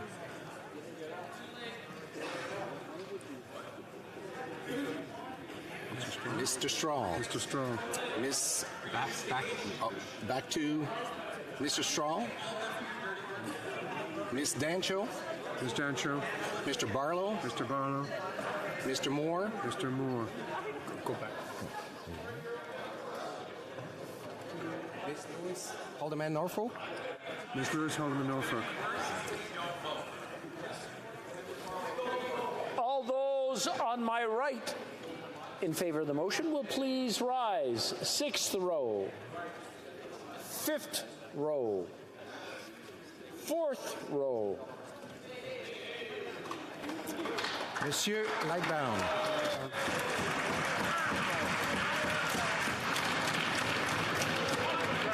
Second row. First row. All those on my left opposed to the motion will please rise. Sixth row. Monsieur Blanchette-Jonca. Mr. Blanchette-Jonca. Madame Bérubé. Madame Bérubé. Monsieur Désilet. Monsieur Désilet. Madame Hughes. Madame Hughes. Miss Zarillo. Miss Zarillo. I'll have to get up after. Fourth row on my left. Monsieur Beaulieu. Monsieur Beaulieu. Madame Saint-Clair-Desgagnés. Madame Saint-Clair-Desgagnés. Madame Chabot. Madame Chabot. Monsieur Trudel. Monsieur Trudel. Madame Desbiens. Madame Desbiens. Mr. Backrack. Mr. Backrack. Troisième rangée. Monsieur Barcelou-Duval. Monsieur Barcelou-Duval. Monsieur Plamondon. Monsieur Plamondon. Madame Vignola. Madame Vignola. Madame Posé. Madame Posé. Miss Gazan. Miss Gazan. Mr. Green. Mr. Green. Troisième rangée à ma gauche. Monsieur Thériault. Monsieur Thériault. Mr. Cannings. Mr. Cannings. Mr. McGregor. Mr. McGregor. Deuxième rangée. Second row at my left. Monsieur Garon. Madame Gill. Madame Gill. Madame de Bellefeuille. Madame de Bellefeuille. Monsieur Fortin. Monsieur Fortin. Monsieur Brunel-Duceppe. Monsieur Brunel-Duceppe. Mr. Garrison. Mr. Garrison. Première rangée à First row at my left. Sainte-Marie. Monsieur Terrien. Monsieur Terrien. Madame Normandin. Madame Normandin. Monsieur Simard. Monsieur Simard. Monsieur Bergeron. Monsieur Bergeron. Mr. Julian. Mr. Julian. Miss Kwan. Miss Kwan. All those on my right opposed to the motion will please rise. Sixth row. Madame Mendez. Mendez. Mr. Van Bynen. Mr. Van Bynen. Monsieur Zuberi. Monsieur Zuberi. Mr. Ali. Mr. Ali. Miss Bradford. Miss Bradford. Madame Châtel. Madame Châtel. Mr. Koto. Mr. Koto. Mr. Gahir. Mr. Gahir. Mr. Hanley. Mr. Hanley. Miss Hefner. Miss Hefner. Miss Kayabaga. Miss Carabaga. Madame Lapointe. Madame Lapointe. Mr. McDonald Malpeck. Mr. McDonald Malpeck. Miss Taylor Roy. Miss Taylor Roy. Mrs. Valdez. Mrs. Valdez. Row on my right. Mr. Long. Mr. Longfield. Mr. Longfield. Mr. Maloney. Mr. Maloney. Mr. McDonald Avalon. Mr. McDonald Avalon. Mr. Morrissey. Mr. Morrissey. Mr. Sarai. Mr. Sarai. Madame Shanahan. Madame Shanahan. Miss Sidhu Brampton South. Miss Sidhu Brampton South. Mr. Sobara. Mr. Sobara. Mrs. Zaid. Mrs. Zaid. Mr. Rogers. Mr. Rogers. Miss Yip. Miss Yip. Mr. Aldag. Mr. Alday. Mrs. Atwin. Mrs. Atwin. Miss Latenzio. Miss Latenzio. Mr. Lewis Kitchener-Conestoga. Mr. Lewis Kitchener-Conestoga. Mr. Turnbull. Mr. Turnbull. On my right. Monsieur Elkoury. Mr. Elkoury. Mr. Fonseca. Mr. Fonseca. Mr. Hardy. Mr. Hardy. Mr. Vancouverden. Mr. Vancouverden. Mr. Fisher. Mr. Fisher. Mr. Kuzmarachuk. Mr. Kuzmarachuk. Miss O'Connell. Miss O'Connell. Mr. Kellaway. Mr. Kellaway. Mr. Cedar Brampton East. Mr. Cedar Brampton East. Ms. Zerowitz. Ms. Zerowitz. Mr. Fragiscatos. Mr. Fragiscatos. Mr. Chang. Mr. Chang. Madame Martinez Farada. Madame Martinez Ferrada. Mr. Johari. Mr. Johari. Miss May Saanich Gulf Islands. Miss May Saanich Gulf Islands. Mr. Morris. Mr. Morris.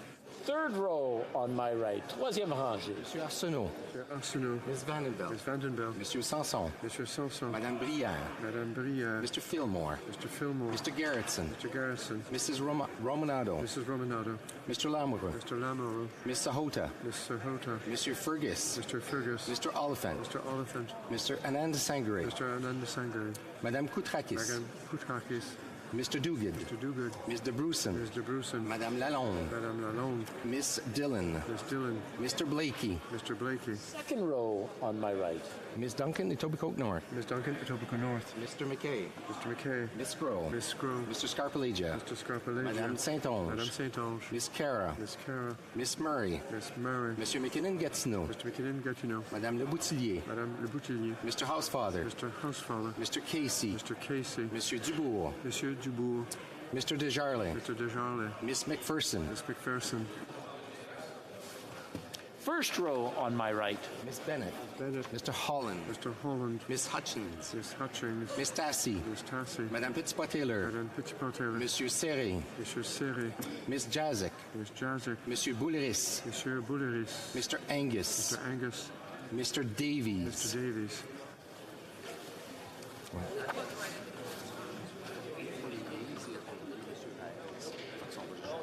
Okay.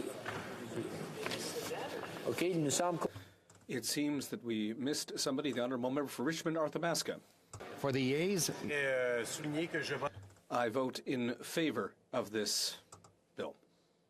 Oui. Monsieur Reyes. C'est beau? Yep.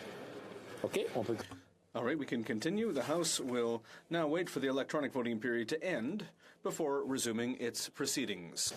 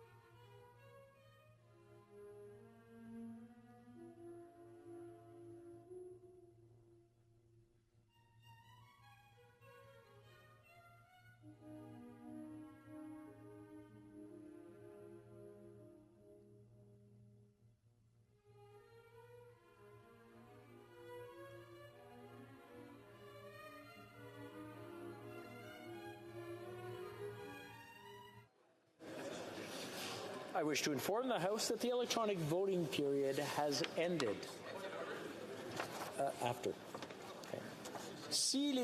If members were not able to vote due to technical difficulties, they may now use the raise hand function, and the chair will recognize them. The table will now compile the results of the vote. Yeas pour 119, 119. Nays contre 199, 199. I declare the motion carried. No, sorry, defeated. I'm sorry, that's why we don't have points of order during questions. Get distracted. Just one moment, Rabbi. Est-ce que je peux parler une seconde?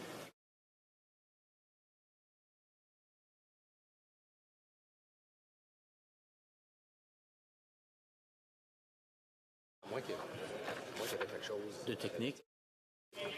The honourable member for Kingston, the Islands, unless he's standing on a point of order for technical reasons. Well, the vote's over. Pardon me? Is the vote over? No, we're still in a voting period. It would be technical because technically on the website it says that the leader of the opposition voted for this, but that's debate. We're going to drop that one right away. Very good. Okay.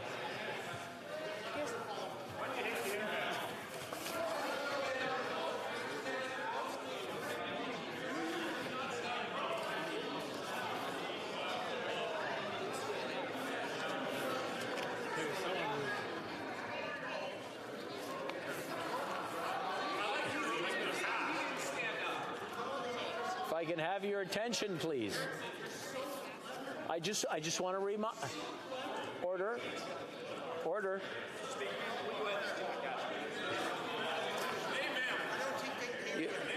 This is just time that gets added on to the back, so I just want to make sure that everyone's aware of that. We're good? Okay, I see everything's okay. I just want to remind the honourable members before proceeding, unless it's a technical issue like the translation isn't working or something that prevents you from voting, there's no points of order during the voting session that we have. Having said that, pursuant to order made on Thursday, June 23rd, 2022, the House will now proceed to the taking of the deferred recorded division on the motion at third reading stage of Bill C-228 under private members' business. The question is the following one. Ms. Gladue, seconded by Mr. Epp, move that Bill C-228, an act to amend the Bankruptcy and Insolvency Act, the Companies Creditors Arrangements Act and the Pension Benefit Standards Act 1985 be now read a third time and do pass. La période de 10 minutes. The 10-minute period for members voting electronically has started, and the House will now proceed to the vote.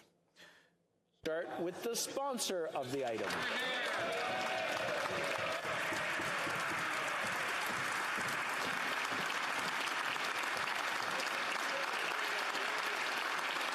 We'll now proceed to members participating in person. All those at my left in favor of the motion, please rise. Sixth row. Mr. Dowdle. Mr. Dalton. Mr. Dalton. Mr. Bragdon. Mr. Bragdon. Mr. Epp. Mr. Epp. Mr. Mott. Mr. Motts.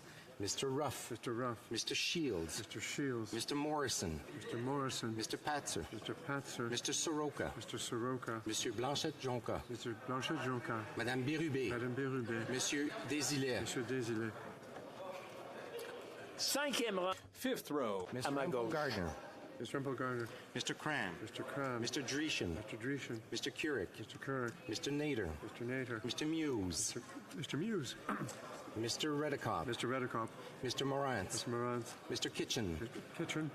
Mr. Macaulay Edmonton West. Mr. Macaulay Edmonton West. Mr. Falk Provencher. Falk Provencher. Monsieur Beaulieu. Monsieur Beaulieu.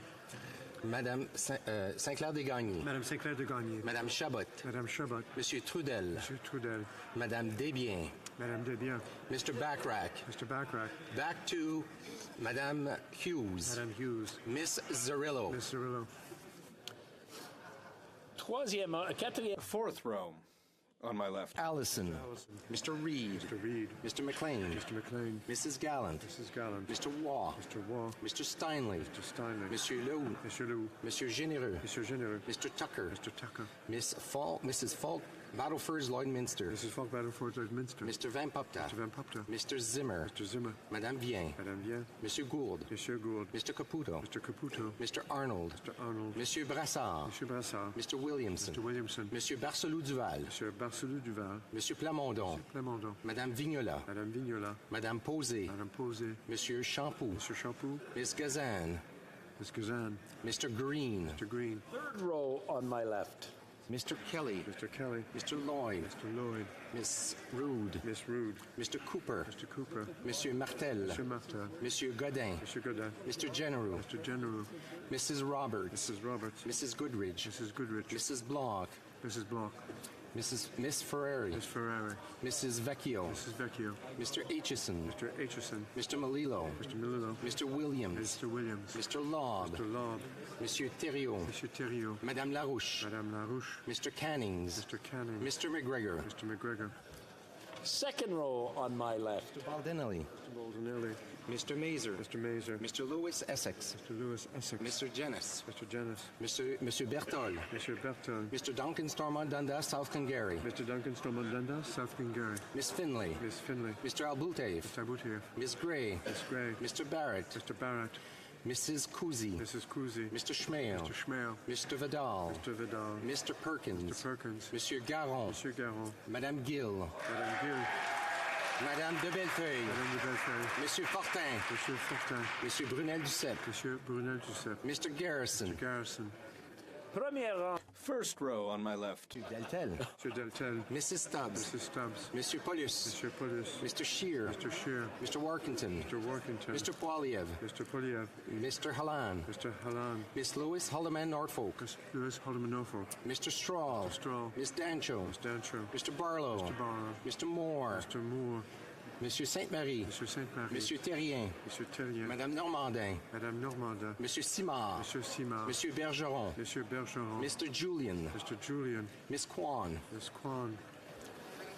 Que tous ceux All those on my right who support the motion will please rise. Madame Mendez. Mendez. Madame Mr. Mendez. Van Bynen. Mr. Van Bynen. Monsieur Zuberi. Monsieur Zuberi. Mr. Ali. Mr. Ali. Miss Bradford. Miss Bradford. Madame Châtel. Madame Châtel. Mr. Koto. Mr. Koto. Mr. Gahir. Mr. Gahir. Mr. Henley. Mr. Hanley. Miss Hefner. Miss Hepner. Miss Kayabaga. Miss Carabaga. Madame Lapointe. Madame Lapointe. Mr. McDonald Malpec. Mr. McDonald Malpec.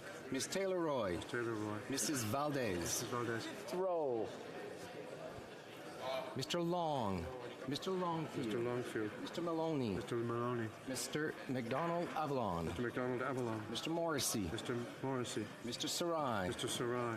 Madame Shanahan. Madame Shanahan. Ms. Sidhu Brampton South. Ms. Sidhu Brampton South. Mr. Sabera. Mr. Sabara. Mrs. Zaid. Mrs. Zaid. Mr. Rogers. Mr. Rogers. Mr. Aldag. Mr. Alday. Miss Atwin. Miss Atwin. Miss Latenzio. Miss Latanzio. Mr. Lewis Kitchener-Conestoga. Mr. Lewis Kitchener-Conestoga. Mr. Turnbull. Mr. Turnbull. Monsieur Reyes. Fourth row at my right. Elkoury. Oui. Mr. Fonseca. Mr. Fonseca. Mr. Hardy. Mr. Hardy. Mr. Vancouverden. Mr. Vancouverden. Mr. Fisher. Mr. Fisher. Mr. Kuzmarachuk. Mr. Kuzmarachuk. Miss O'Connell. Miss O'Connell. Mr. Kellaway. Mr. Kellaway. Mr. Sidhu Brampton East. Mr. Sidhu Brampton East. Ms. Zerowitz. Miss Zarowitz. Mr. Fragiscatos. Mr. Fagascatos. Mr. Chang. Mr. Chang. Madame Martinez Farada. Madame Martinez Farada. Mr. Johari. Mr. Johari. Monsieur Lightbound. Monsieur Lightbound. Miss May Saanich Gulf Islands. Miss May Saanich Gulf Islands. Mr. Morris. Mr. Morris. Third row at my right. Arsenault. Arsenault. Miss Vandenberg. Miss Vandenberg. Monsieur Sanson. Monsieur Sanson. Madame Brière. Madame Brière. Mr. Fillmore. Mr. Fillmore. Mr. Garrettson. Mr. Garrettson. Mrs. Romanado. Mrs. Romanado. Mr. Lamoureux. Mr. Lamoureux. Miss Sahota. Miss Sahota. Monsieur Fergus. Mr. Fergus. Mr. Oliphant. Mr. Oliphant. Mr. Anand Sangre. Mr. Anand Sangre. Madame Koutrakis. Madame Koutakis. Madame Lalonde. Madame Lalonde. Miss Dillon. Miss Dillon. Mr. Blakey. Mr. Blakey. On my right. Miss Duncan, Etobicoke North. Miss Duncan, Etobicoke North. Mr. McKay. Mr. McKay. Miss Grow. Miss Grow. Mr. Scarpalegia. Mr. Scarpalegia. Miss Cara. Miss Cara. Miss Murray. Miss Murray. Mr. McKinnon Gatineau. Mr. McKinnon Gatineau. Madame Leboutillier. Madame Le Boutillier. Mr. Housefather. Mr. Housefather. Mr. Casey. Mr. Casey. Monsieur Dubourg. Monsieur Dubourg. Mr. Desjarlais. Mr. Desjarlais. Miss McPherson. Miss McPherson. First row on my right. Miss Bennett. Bennett. Mr. Holland. Mr. Holland. Miss Hutchins. Mitch Hutchings. Miss Tassie. Miss Tassie. Madame Petitpot-Taylor. Madame Petitpot-Taylor. Monsieur Serré. Monsieur Serré. Miss Jazik. Miss Jazik. Monsieur Bouleris. Monsieur Bouleris. Mr. Angus. Mr. Angus. Mr. Davies. Mr. Davies. All those at my left opposed to the motion will please rise. Sixth row. Fifth row. Fourth row. Third row. Deuxième rang. Second row. Premier rang. First row. Tous ceux.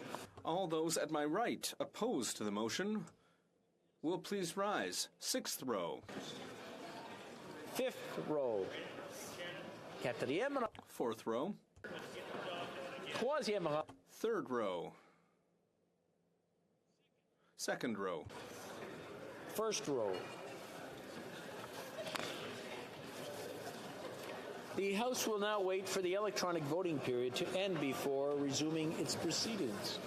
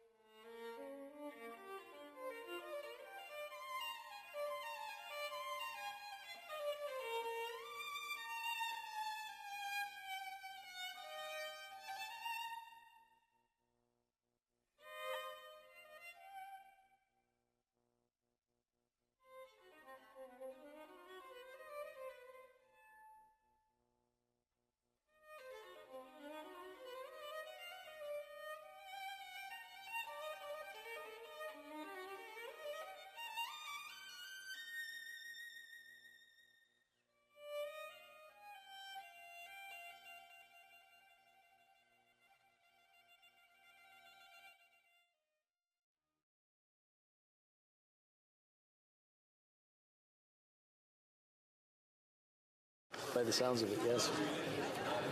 I wish to inform the House that the electronic voting period has ended. If members were not able to vote due to technical difficulties, they may now use the raise hand function, and the chair will recognize them. The table will now compile the results of the vote.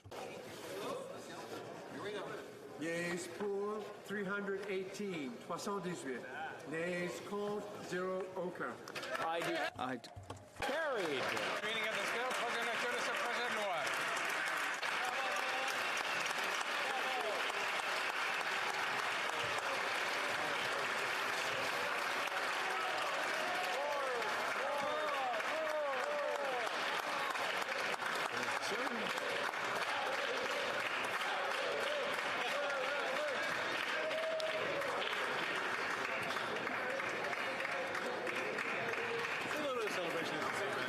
It's kind of nice.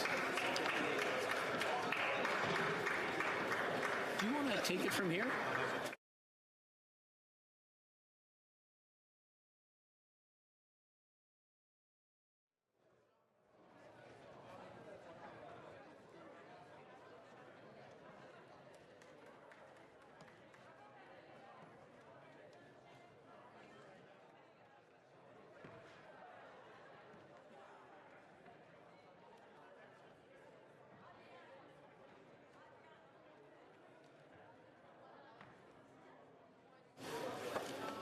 Order. Just a reminder that people, if you have conversations, to take them out of the chamber. Those who have discussions, I would please ask them to do so in the lobby. I'd like to inform the House that given the votes, routine proceedings will be delayed by 39 minutes. Or government orders, rather, will be delayed by 39 minutes. Point of order. From Kingston, the Islands. Thank you very much, Mr. Speaker. And through you to our Speaker, I want to start by apologizing. I was under the impression that it was procedurally correct to ask for a point of order. I thought it was okay to ask for a point of order between two votes. I didn't understand, so I will do that now if that's okay. So my point of order, Mr. Speaker, is that it is unclear to me and to those that were watching exactly what transpired in terms of the vote that we had. What we had was I'm seeking clarification from you, Mr. Speaker, as to whether or not it is necessary for a member to stand to cast their vote, because the Leader of the Opposition did not stand, and it is unclear how he voted on that. I think the House Leader for the Official Opposition has a comment on this as well. Absolutely, Mr. Speaker. Just on this side of the House, we trust our excellent table officers. Yeah, exactly. We've got clerks at the table, we've got vote callers, we've got the Speaker in their chair, all observing things. As much as the help is maybe appreciated by members on that side from the Honourable Member from Kingston the Islands, we don't believe that anybody at this table in this House of Commons needs help from him. Well, what I will say is that the table did acknowledge it, and the vote was counted. So,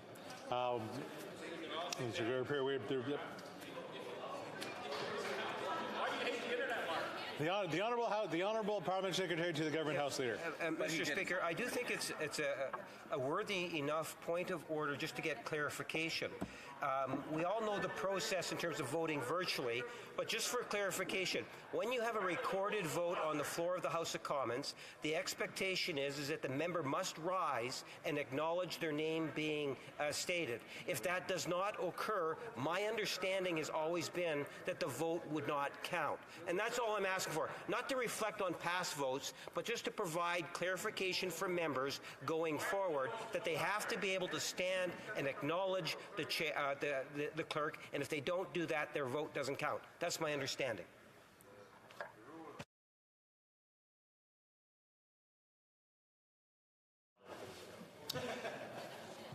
After further consultation with the table, it was clear that the member was indicating to vote in the positive for that bill. So the chair felt that he had stood sufficiently in order to record his vote. Thank you. Is that good? Thank you. I believe Mr. Lamoureux has everybody's good now? Sorry? The Honourable Parliamentary Secretary. All right, we're good? All right. Yes. You're supposed to. There's another point of order. Is it sort of in this next section here? There you go. The Honourable Parliamentary Secretary to the Government House Leader. Yes, thank you, Mr. Speaker. I'm rising to respond to the points of order raised by the House Leader of the NDP and the Conservative Party respecting the application of Standing Order 69.1 to Bill C-27, the Digital Charter Implementation Act 2022. Mr. Speaker, I submit that the protection of the privacy rights is a unifying theme that links all parts of Bill C-27. This bill is a key pillar in the government's implementation of a digital charter. The three parts of the bill work together to provide a comprehensive framework to build Canadians' confidence in how their personal information is being used, including with regard to the unique risks posed by artificial intelligence systems, and need to be considered together given their complementary relationship. Mr. Speaker, Part 1 of the bill, the Consumer Privacy Protection Act, aims to modernize the privacy law that applies to commercial activities to ensure Canadians that their personal information is being protected in the digital economy. Artificial intelligence represents both one of the most significant sources of innovation and a key emerging risk in the use of personal information. We heard in consultations around the former privacy reform bill that Canadians are concerned about the use of their personal information by artificial intelligence systems and the potential for bias or harm that may result from irresponsible use of these systems. Part 1 of Bill C-27 addresses Canadians' rights regarding the use of their own personal information in the automated decision system, but there are limits to how privacy law can address concerns about the use of AI systems. The government developed Part 3 of the bill, the Artificial Intelligence and Data Act, to protect against the systemic impacts of artificial intelligence systems. It will regulate artificial intelligence systems that process personal information and other data about human activities in order to ensure that risks such as bias based on race or gender are addressed from the design stage all the way to the deployment. If Parliament considers Parts 1 and 2 of the bill without taking into account the full impacts of artificial intelligence systems on Canadians, it will have an incomplete picture of the use of personal information in the digital economy and the steps needed to build the trust of Canadians. Mr. Speaker, this is the first time that the government is seeking to regulate artificial intelligence to govern the use of Canadians' personal information. I have no doubt that members will want to study this part of the bill in depth, and I welcome that. I wanted to give the House the government's perspective on why we think that the three parts of the bill are interrelated to the protection of Canadians' personal information. Therefore, I contend that all parts of the bill are interconnected and should be voted on as one item. Thank you, Mr. Speaker. I thank the member for his intervention. I know the chair will be coming back with a decision as soon as possible. Daily routine of business. Affaires courantes ordinaires. Tabling of documents. Dépôt de projet de loi. Introduction of government bill. Déclaration de ministre. Statements by ministers. Reports from inter-parliamentary delegations. Presentations, presenting reports from committees. The honourable member from Humber River Black Creek. Thank you very, very much, Mr. Speaker, and I'm pleased to rise today pursuant to Standing Order 1073. I have the honour to present in both official languages the fourth report of the Liaison Committee entitled Committee Activities and Expenditures from April 1st, 2022 to August 31st, 2022. This report highlights the work and accomplishments of each committee in the House, as well as detailing the budgets that fund the activities approved by the committee members. Thank you, Mr. Speaker. Présentation du rapport de comité, l'honorable député. The honourable member for King's Hants. Thank you, Mr. Speaker. I have the honour of tabling in both official languages the sixth report of the Standing Committee on Agriculture and Agri-Food regarding Bill C-234, an act to amend the Greenhouse Gas Pollution Pricing Act. The committee has studied the bill and has decided to report it back to the House with amendments. The opportunity, Mr. Speaker, if I will, just to thank the witnesses and those that were involved, and of course our clerk and analysts for their wonderful work in providing this bill back to the House with amendments. Thank you. Presenting reports from committees, the honourable member for Barrie-Innisfil. Thank you, Mr. Speaker. I have the honour to present in both official languages the 7th report of the Standing Committee on Access to Information, Privacy and Ethics, entitled Device Investigative Tools Used by the Royal Canadian Mounted Police and Related Issues. Pursuant to Standing Order 109, the committee requests that the government table a comprehensive response to this report. And while I'm standing, I would like to thank all the witnesses who participated, committee members, as well as the clerk and the analysts. And in particular, I want to thank the member from Calgary, Rocky Ridge, who chaired the majority of this report. Thank you, Mr. Speaker. Presenting reports from committees, and last but of course not least, the honourable member for Waterloo. Monsieur le Président, j'ai l'honneur de présenter. I have the honour of tabling in both official languages the 17th report of the Standing Committee on Procedure and House Affairs. Pursuant to Standing Order 9112, the Subcommittee on Private Members' Business met to consider the order for the second reading of private members' public bills originating in the Senate and recommended that the items listed herein, which it has determined should not be designated non-votable, be considered by the House. Thank you, Mr. Speaker. Pursuant to Standing Order 9112, the report is deemed adopted.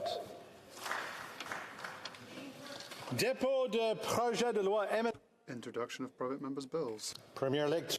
First reading of Senate public bills. Éminent du Sénat. Motion. Motions. Presenting of petitions. The honourable member for Peace River Westlock. Thank you, Mr. Chair, or Mr. Speaker. I have a petition to present today from Canadians across the country who are concerned about the Liberal Party's platform in the last election. They're concerned about the politicization of charitable status. They're concerned that much like the values test 2.0 or the values test that the Liberals put on the Canada Summer Jobs program, they're concerned about that kind of similar value test or values test 2.0 being placed on charitable status. They're concerned that churches, food kitchens, summer camps, these kinds of organizations could have their charitable status jeopardized by this Liberals' activism. They're calling on the Government of Canada to prevent the politicization of the charitable status and to ensure that Canadians have the right to free expression and the right to free assembly. The second petition I have is from Canadians from across the country who are similarly concerned about the Liberals' platform promise to go after charitable organizations which they deem to be dishonest. This could affect houses of worship, schools, homeless shelters, other charitable organizations that don't agree with the Liberals on this matter of conscience. Many Canadians depend on the benefits from the charitable work done by these organizations, and they point out that this Liberal government imposed a values test on that discriminated against worthy applicants of the Canada Summer Jobs program and denying funding to organizations that were not willing to check a box that endorsed the political position of the governing party. Charities and other nonprofit organizations should be free from discrimination on the basis of their political views or religious views and should not be subject to a politicized values test. Therefore, the Canadians that have signed this petition are calling on the Government of Canada to ensure that our charitable status rules remain on a politically and ideologically neutral basis without discrimination or interference from the ruling political party. Thank you, Madam Chair, or Mr. Chair. Presenting petitions, présentant cette pétition, the honourable member for Saanich Gulf Islands. Thank you, Mr. Speaker. This petition is one from many residents of the community of communities within Saanich Gulf Islands, but particularly in the Victoria and Sydney area.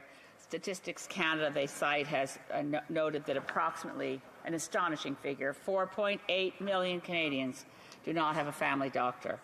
And despite the number of physicians in Canada growing, the number of Canadians without a regular doctor is remaining stable. Within our own community, the petitioners note that in Victoria and Sydney, average wait times for a walk-in clinic are 92 and 180 minutes, respectively. I know, Mr. Speaker, I'm only supposed to summarize the petition, but I just want to say that neither my husband nor I have a family doctor. This petition is personal. These petitioners call on the government to work with provinces and territories to come to a holistic and fair solution to Canada's family doctor shortage. Thank you, Mr. Speaker. Presenting petitions, présentation de pétition. Questions on the order paper. The Honourable Parliamentary Secretary to the Government House Leader. Yes, thank you. Mr. Speaker, I would ask that all questions be allowed to stand at this time, please. Notices of motion for the production of papers. Again, the Honourable Parliamentary Secretary. And, Mr. Speaker, I would ask that all notices of motions for the production of papers also be allowed to stand at this time, please. It's agreed. And anything else? Good, good. Orders of the day. Orders of the day, government orders, government bills, Senate. Consideration at second reading of Bill S4, an act to amend the Criminal Code and the Identification of Criminals Act and to make related amendments to other acts, COVID-19 response to other measures, bill standing in the name of the Minister of Justice. Ms. Cara for Mr. Lametti, seconded by Ms. Tassi, moves that Bill S4, an act to amend the Criminal Code and the Identification of Criminals Act and to make the related amendments to other acts, COVID-19 response and other measures, be now read a second time and referred to the Standing Committee on Justice and Human Rights. Debate. The Honourable Parliamentary Secretary to the Minister of Justice and Attorney General of Canada. Thank you, Mr. Speaker, and it's a pleasure for me to speak today on Bill S4, an act to amend the Criminal Code and the Identification of Criminals Act and to make related amendments to other acts, COVID-19 response and other measures. And let me begin by acknowledging that we're gathered here on the traditional unceded lands of the Algonquin people.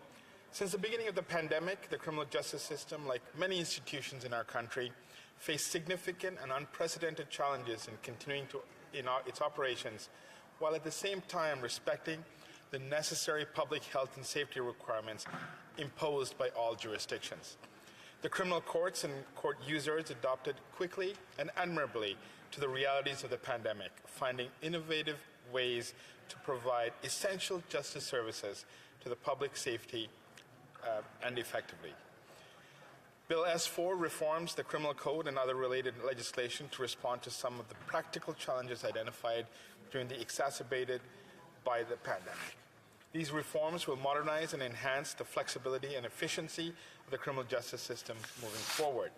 Some of you might be wondering whether the changes proposed in Bill S4 are still needed, given we're now well into living with COVID-19 and the fact that the courts have adopted their practices during this period. These changes remain critically important and will help address the ongoing pressures on the criminal courts brought by the COVID-19 pandemic, including the backlog of cases. I want to note that this bill is a product of significant consultations with the provinces and is supported by provincial premiers of all stripes. I understand that last month at the federal, provincial, territorial meeting of Ministers of Justice and Public Safety, all justice ministers reiterated their support for seeing this legislation advanced in order to help improve court operations in their provinces and territories. The pandemic seriously affected court operations, and we have heard from lawyers and judges alike that changes are needed so that the court system does not fall further behind. Canadians need to have confidence in our justice system, Mr. Speaker, and a court system that does not keep up with the times will not provide that confidence. For instance, virtual hearings and remote services have been an important aspect of ensuring access to justice for court users while coping with pandemic-related issues. This bill enhances and clarifies rules on the use of technological means in the criminal justice system. Before I delve into details about Bill S4, I'd like to thank the Honourable Senator Pierre Daffond for his sponsorship of the bill and leadership with respect to working with all senators in the other place to get this bill to us.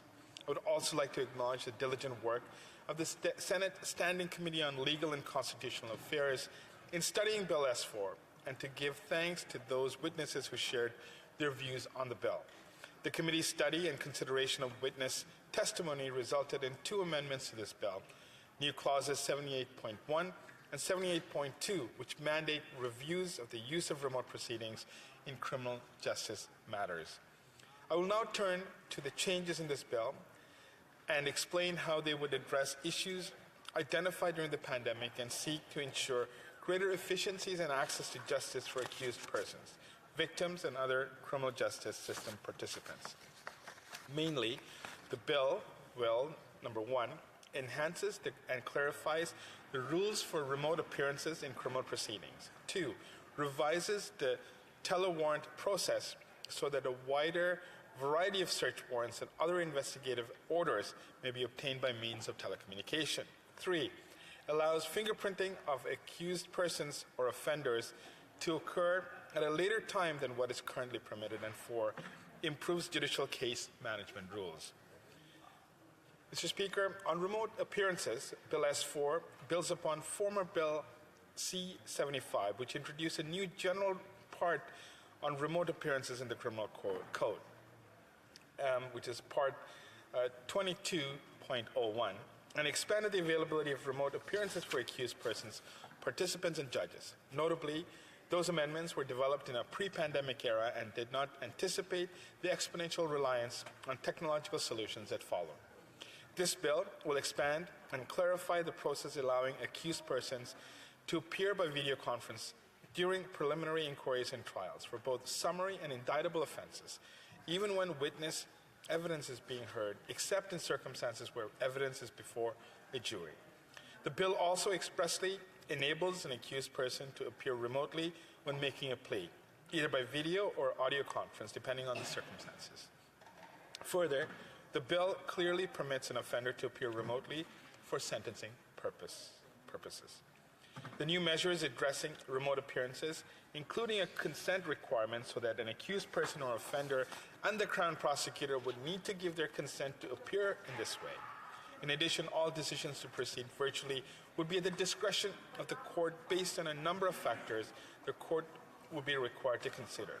For example, courts would need to consider an accused person's or offender's right to a fair and public hearing and the suitability of the location from which they would be appearing before allowing it. I would also emphasize that the bill does not make virtual court hearings mandatory or change the general principle that all those who participate in criminal proceedings must physically be present in court unless otherwise authorized. The bill does not seek to replace in-person proceedings, which remain important. Rather, Bill S4 offers alternative ways of proceeding where the technological means exist and were considered appropriate. Bill S4 also enacts clear safeguards with respect to virtual appearances, some of which I've mentioned, such as ensuring judicial approval and consent of all the parties. In addition, the bill requires that accused persons or offenders who are represented by counsel and appearing remotely are given the opportunity to consult privately with their counsel. Moreover, courts need to be satisfied that an accused person or offender does not have access to legal advice, will be able to understand the proceedings, and that any decision made by them during the proceedings will be voluntary. Given that the jury selection process can involve hundreds of people summoned to appear at the same location, many jury selections for criminal trials were postponed or delayed during the pandemic. Some jurisdictions are concerned about the delays in conducting jury trials. Bill S4 gives courts the option to hold a jury selection process by video where both parties' consent and appropriate safeguards are in place, such as ensuring the courts approve the use of a location where the technological infrastructure will be available for prospective jurors to participate in the process.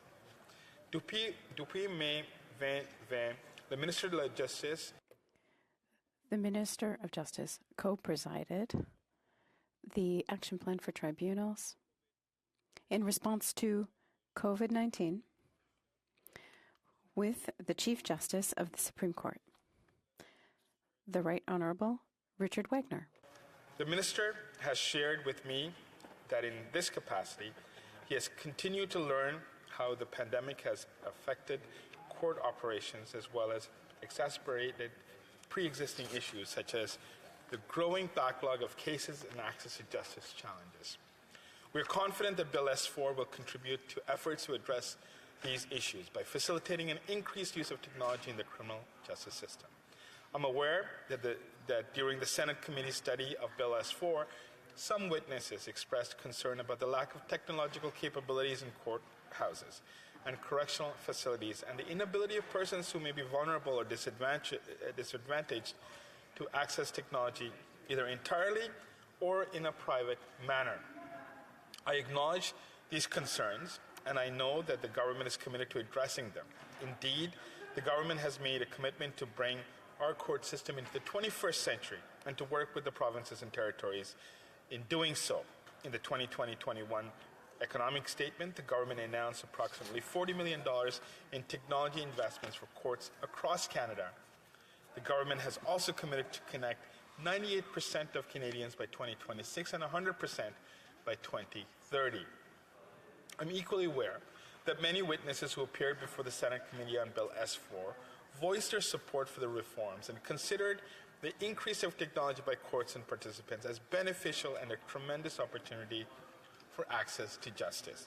In sum, Bill S4 strikes an appropriate balance by not making remote appearances mandatory, but rather enabling courts to hold proceedings in a flexible way and to provide for consent of both parties and judicial discretion, as well as ensuring consideration of the technological resources available to the courts and users. I believe that Bill S4 will also help ensure that virtual court proceedings are held in a manner that respects the charter rights of accused persons and offenders. Mr. Speaker, I would now like to turn to the amendments to the telewarrant process provided by the criminal code, which currently allows a peace officer to apply for certain specific warrants by technological means when certain prerequisites are met. Bill S4 streamlines the telewarrant process and expands its application, including by making it available to a wider range of investigative warrants and orders such as warrants to seize weapons, tracking warrants and production, orders for documents and financial records.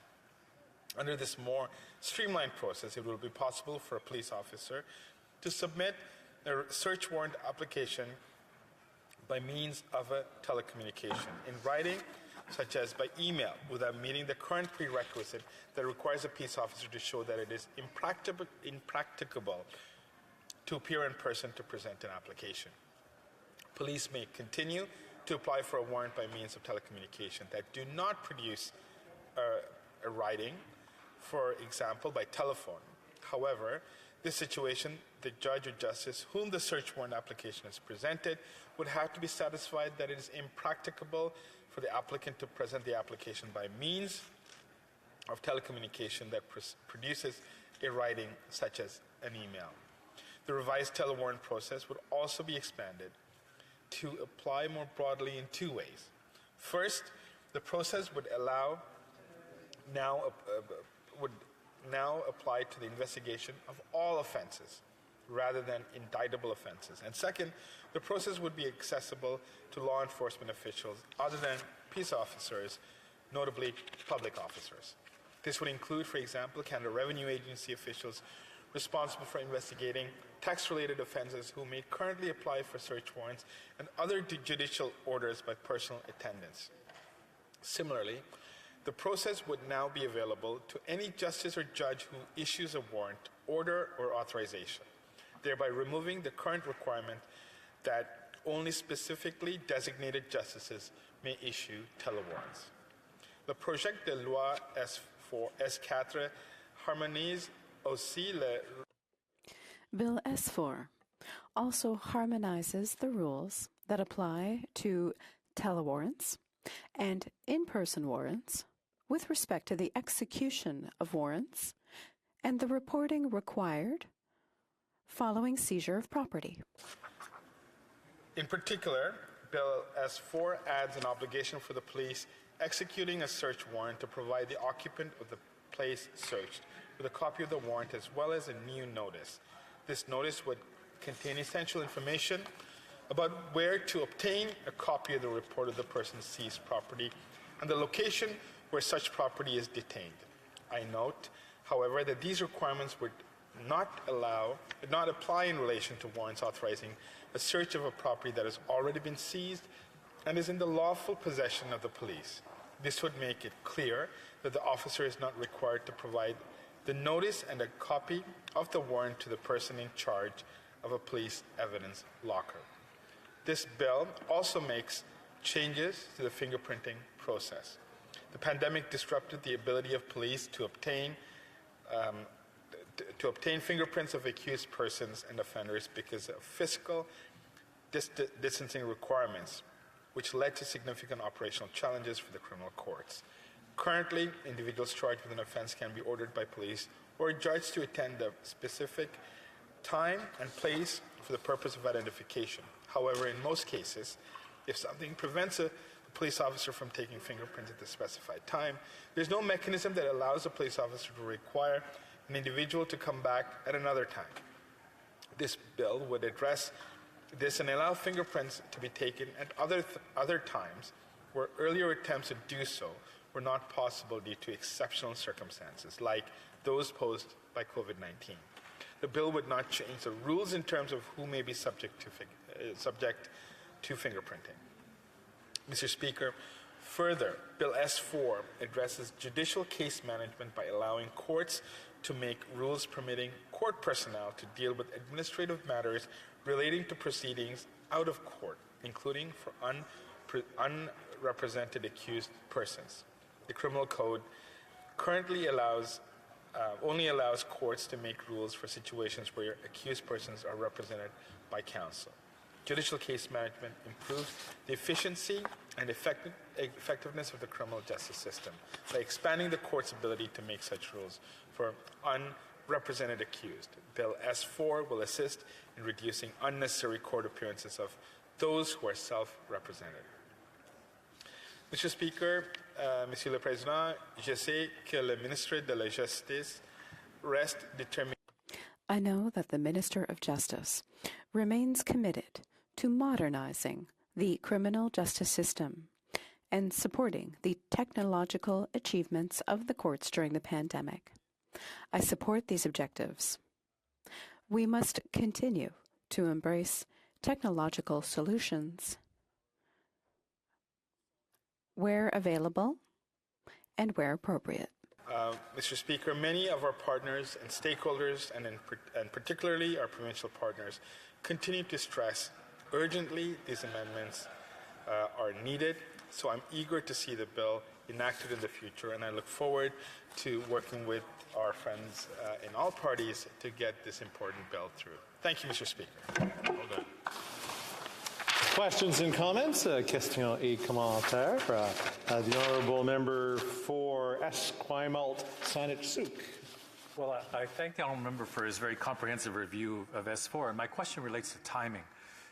During the pandemic, we worked very quickly in this House to allow use of technology to try and compensate for the restrictions from the pandemic. Yet this bill was prepared and on the order paper in the last Parliament. This is identically the same bill in this Parliament, yet it took the government almost a year to get it back in front of us. So I just want to ask the Parliamentary Secretary, why the long delay when we all know that this is something that will help alleviate court delays? Good question. Yeah. The Honourable Parliamentary Secretary. Thank you, Mr. Speaker, and I'd like to thank my friend opposite for that question.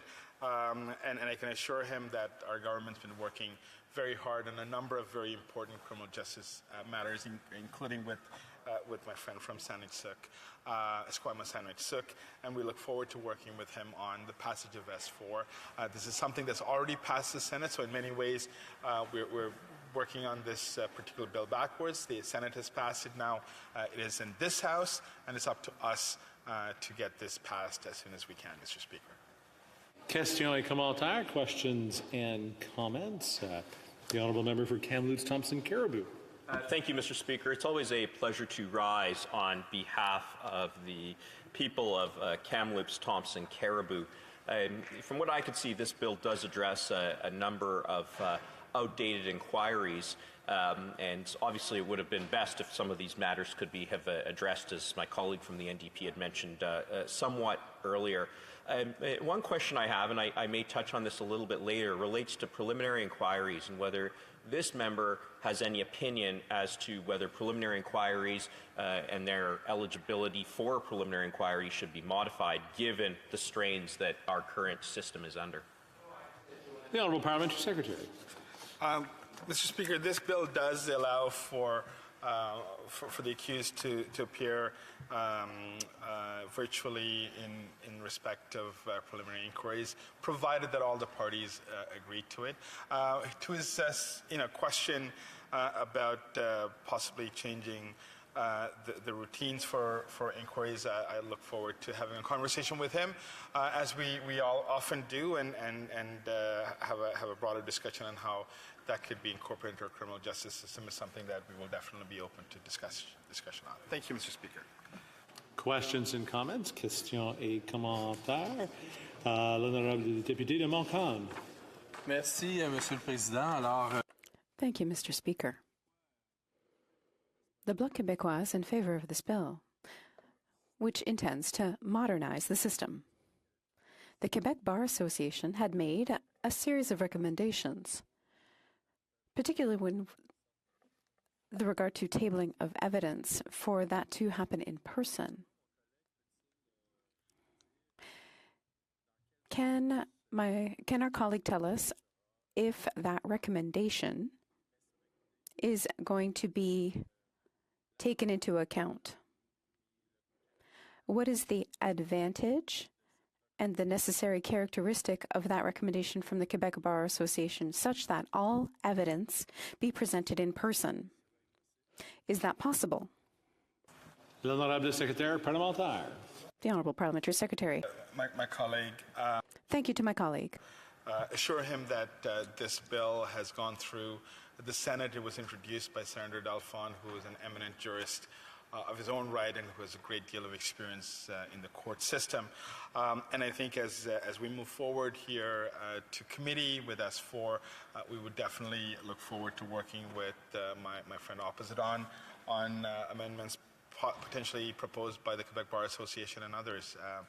This is the second reading of this bill, and as we go into committee, we will engage and work with all parties to get this done. Questions and comments? Questions et commentaires. The Honourable Member for Edmonton-Griesbach. Thank you very much, Mr. Speaker. And I want to ask a particular question in regards to the technology that's being used and the intersection of that and accessibility. There's a saying where I come from that says you don't put the cart before the horse. That doesn't mean we don't support this, but we have to make sure that those communities that need the kind of support most actually get it. We know that rural communities, remote communities, and First Nations communities currently have bad connectivity. How can this bill be important, or what do we tell those communities to ensure that we actually maintain accessibility for First Nations people when right now they don't have that? The Honourable Parliamentary Secretary to the Minister of Justice and Attorney General. Thank you, Mr. Speaker, and I'd like to thank my friend from Edmonton, Griesbach, for his question. And I think I've addressed most of his concerns in my speech. First and foremost, we are investing in technology. We've invested $40 million into the criminal justice system to modernize this technology. We've also committed to ensuring that there's rural connectivity across Canada. What's important, I think, for colleagues to understand is that S4 allows for virtual hearings where appropriate, where it is not impeded by limitations of internet access or technological limitations, and it is at really the consent of the parties that are involved, including the accused, including counsel, as well as the Crown. Questions and comments? Question commentaire. The Honourable Parliamentary Secretary to the Government House Leader. Yes, so thank you, Mr. Speaker. And, you know, S4 is yet another piece of legislation in which ultimately the Department of Justice is looking at. I know the member has been a very strong advocate for Bill C5, and he has a few thoughts on that I think that would be of benefit in terms of just reinforcing. We recognize that when it comes to S4, that the modernization is an absolute. I think it's relatively non-controversial. It should be able to pass through. There's been time already in the Senate and so forth. But I know he has some very strong thoughts on C5, and I would ask him to maybe provide a different perspective on another piece of legislation that he's bringing through. The Honourable Parliamentary Secretary.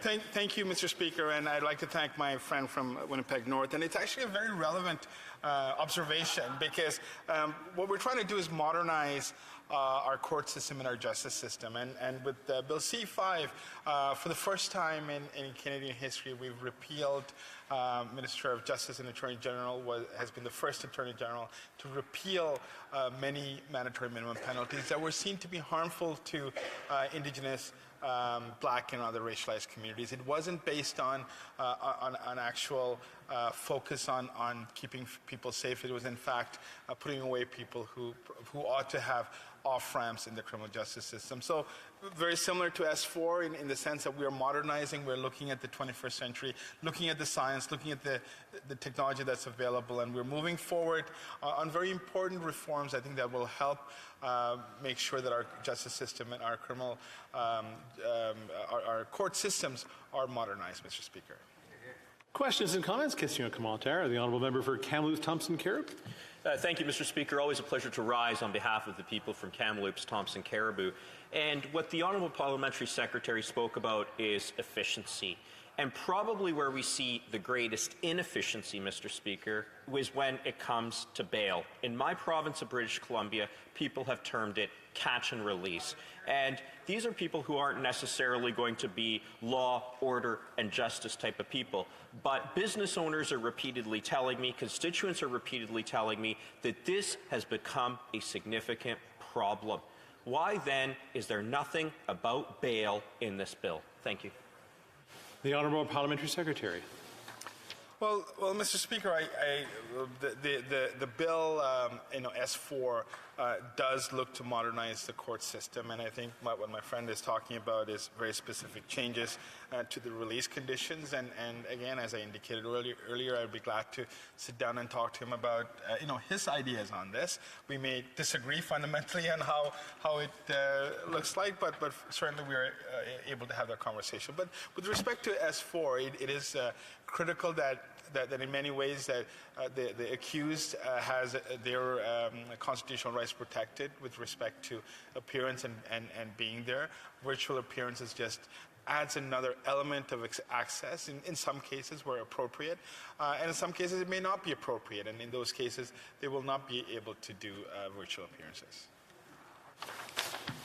Before going to the next intervention, it's my duty, pursuant to Order 38, Standing Order 38, to inform the House that the questions to be raised tonight at the time of adjournment are as follows. The Honourable Member for Vancouver East, Indigenous Affairs. Cowichan Malahat Langford on public safety, and the Honourable Member for Peace River Westlock on passports. Next up, the Honourable Member for Kamloops Thompson Caribou.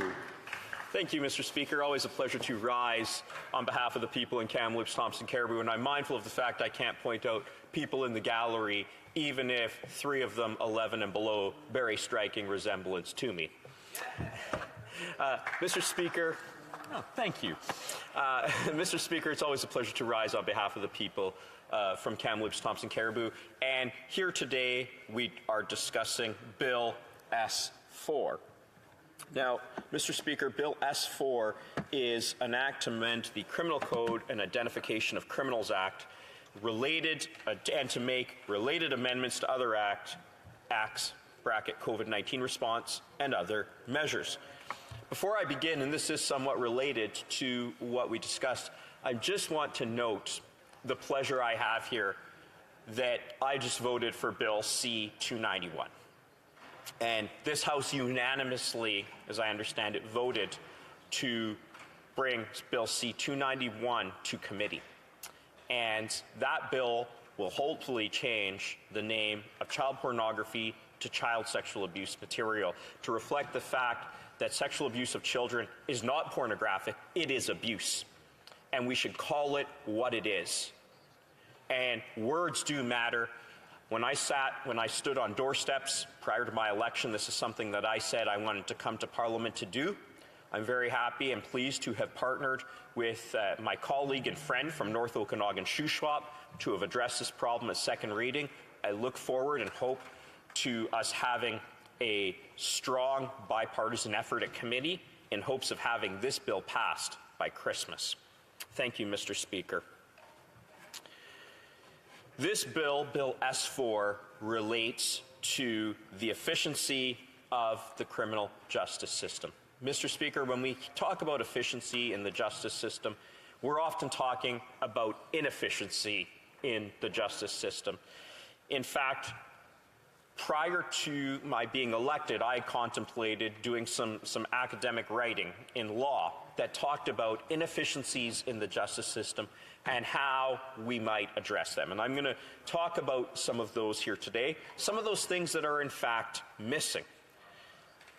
We can't forget, though, that there are people within the justice system that make it go round who really don't get the recognition that they deserve.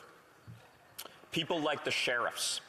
Sheriffs in British Columbia, for instance, are tasked with courtroom security. Frankly, they are underpaid for what they do. They escort people into custody. They are dealing with people on the front line, often who've just been arrested, who are coming down off of drugs, and they put their personal health, well-being, and safety on the line in order to protect other criminal justice system practitioners. I thank them for it. I thank our clerks, our judicial case managers, who again keep our courtrooms running. And I thank our judges, who often leave lucrative careers behind to serve the public good for the benefit of the rule of law. When we talk about the justice system, Mr. Speaker, we have to remember something. Times change, and the law should change as well.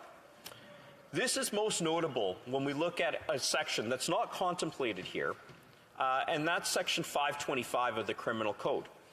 Section 525 of the Criminal Code deals with bail reviews. I'm not sure exactly when Section 525 of the Code was passed, but if you were to look, I'm sure you would see that it was passed at a time when people went to trial much more quickly than they do today. So Section 525 says that if somebody is detained on bail, that they are entitled generally, and I'm simplifying this, but they are entitled to a bail review at 90 days. Well, how often has a trial date even been set in that time? And that in itself is a bit of an issue, but sometimes it hasn't even been set within that time. Mr. Speaker, that was a different time. I remember looking at a homicide file from 1984 when I was practicing law as a prosecutor. Around that time, a trial date would be set within 2 months, 3 months perhaps, and somebody would go to trial often within 6, 7, 8 months. Times have changed. The system is backlogged. The evidence is different. When I looked at that file, which I believe was from 1984, it looks like a file that would now be reflected with a theft under file, as in a shoplifting file. That was the thickness. There were a few photos of the alleged homicide, a few statements, maybe a couple pages long, and that was it. Times have changed. Now, the system is dealing with Section 525 that says somebody shouldn't languish in custody. The reality is that a person now doesn't go to trial so quickly. So that's the type of thing that I would have liked to have seen addressed in Bill S4. I note, as has been noted by others, is that S4 is essentially the same bill as Bill C-23, with changes when the bill will come into force. I believe there's a 30-day lag period in order to allow courts to prepare. This legislation also identifies the Identification of Criminals Act. And as a bit of a sidebar, a local lawyer in Kamloops, Thompson, Caribou, Jay Michi, has frequently told me, or at least once he has told me, maybe twice, about the Identification of Criminals Act. His point has always been that it shouldn't be called the Identification of Criminals Act because a person isn't yet convicted. So, Mr. Michi, through you, Mr. Speaker, you are now enhanced and your point has been made in the House of Commons. Believe it or not, the Identification of Criminals Act can actually, as I recall, be the basis for a failure to appear in court, which can relate to detention on a primary ground of bail. It can also cause a number of issues. See, Mr. Speaker, when it comes to the importance of fingerprinting, a lot of people don't know this, but that is how criminal records are generally kept across Canada, is through a fingerprint, right? So an FPS number is a fingerprint serial number. Somebody has their fingerprint taken, and that is how, on a CPIC record, it's called, that you can identify a criminal record for somebody who has a conviction in Nova Scotia, where most good speakers come from, or from British Columbia, where most good lawyers come from. I guess a few good lawyers have attended the University of Alberta, but we'll put that aside for the time being. Quebec has some good lawyers as well. There are good lawyers everywhere, so we'll just leave that aside for now. So the point is this, Mr. Speaker. The importance of fingerprinting is not actually that well known, but it's actually very important. So this is something that must be modernized. Now, moving to the substance of the Act, Mr. Speaker. Judicial systems have massive backlogs. Summary conviction offenses, I believe it was a few years ago, the maximum time to lay a summary conviction offense expanded from 6 months to 1 year. I was happy to see that, but we still have a massive backlog. Trials are just not getting on. You may have heard the quote, Mr. Speaker, "Justice delayed is justice denied." This is problematic. There is a right to a fair trial that is embraced within the Charter text, obviously, and we've often thought about an accused person's right to a fair trial that has a speedy element that is required constitutionally, obviously. But what about a victim's right to a fair trial? With time, memory fades. It's just a proven fact. I don't know anybody who says, my memory is better a year and a half later than it was 2 weeks after the incident, or even 6 months after the incident. So a backlog in the justice system actually contributes to a less efficient system. At the end of the day, the court should exist to get to the truth in a just manner. And if getting to the truth isn't necessarily a memory contest, then we have a problem when there is a massive backlog. I remember a victim saying that to me one time early on in my career, and I said, this trial has been adjourned. And he said, what about my right? And I had to tell him, look, as a victim, you do not have a right here. You don't have a right. A lot of victims often come to the courts, Mr. Speaker, and say, I just figured it was going to be adjourned. And I've actually seen instances where courts generally sit for about 5 hours a day if you were to compress all of the time together. And up to 12 to 15 hours of court time is crushed into that 5 hours, because that's how much of a backlog that there is. This, Mr. Speaker, can result in people being released back into the community that shouldn't be released into the community. One thing we don't generally talk about here is delay, and that delay has been discussed by the Supreme Court of Canada in a case called Jordan. Jordan talked about the right to trial within a reasonable time, the constitutional right to be tried, which is within 18 months, a year and a half, if the matter is proceeded by summarily, sometimes considered, well, it is considered a less serious type of offense, or 30 months or 2.5 years by indictment. The greater the strain on resources, the longer it takes for a trial to occur. More cases mean a greater backlog means even longer, and this affects bail. The problem that we have is this. With the Jordan principle, the clock starts ticking, and what I mean by clock is that the time, that 2.5 years, starts ticking the moment a charge is laid. There have been expansive requirements for disclosure since the Stinchcombe decision, I think in 1988. Massive changes in disclosure, to the point where disclosure is probably one of the single biggest reasons why we have delays, one of them. And we, as the House, as Parliament, have not addressed that issue. And you may be saying, well, why does disclosure matter? Well, here's why it matters. it takes months, sometimes years, to get disclosure together on major cases. So if you have a case, you being a police officer or a prosecutor, that case may have literally 30,000 pages of documents. Because of the Jordan decision, there's a hesitation to lay a charge, because it may take a year to a year and a half, maybe 2 years, to get those documents together. And this might include people who, from all members of this House, would say that is a dangerous person. That is a person who, at this point in time, should not be roaming freely, that they should at least have conditions on bail or should be detained pending their trial. But because of the Jordan decision, those people will often be free for the duration, a year and a half to 2 years, without any conditions and without any detention. And frequently, these are the most serious cases, Mr. Speaker, because the most serious cases generate the most paperwork. The most paperwork generates the most disclosure, frequently homicides. So we're not talking about cases that aren't serious. In fact, we're talking about cases that are the most serious in nature. I'll give you another example, Mr. Speaker. You've heard me talk frequently in this House about sexual offenses. Well, this is how the Jordan issue and why we need to address the streamlining of these cases, especially for sexual offenses. Hypothetical here, Mr. Speaker, is this. A person has child sexual abuse material, what we voted on today in Bill C-291.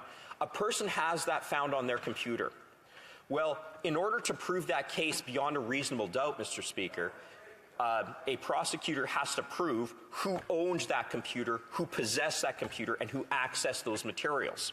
Well, that's typically done by an expert. Right now, there aren't a lot of experts out there, and it takes time to go into a hard drive. These are the same people who go into hard drives often for terrorism-related offenses, or for homicides, or looking at text messages or messages that were sent digitally. There is a strain on resources when it comes to these sorts of things. So a person who's alleged to committed a sexual offense against a child, like possession, production, distribution of child sexual abuse material, internet luring, some of the most serious cases against children, they'll have their computer seized, and it will be 12 months or more before that computer can be analyzed. So again, for 12 months, that person is roaming the community without conditions. So we're not even talking out on bail. They have no conditions at all because of the Jordan decision. So the question is how should Parliament respond?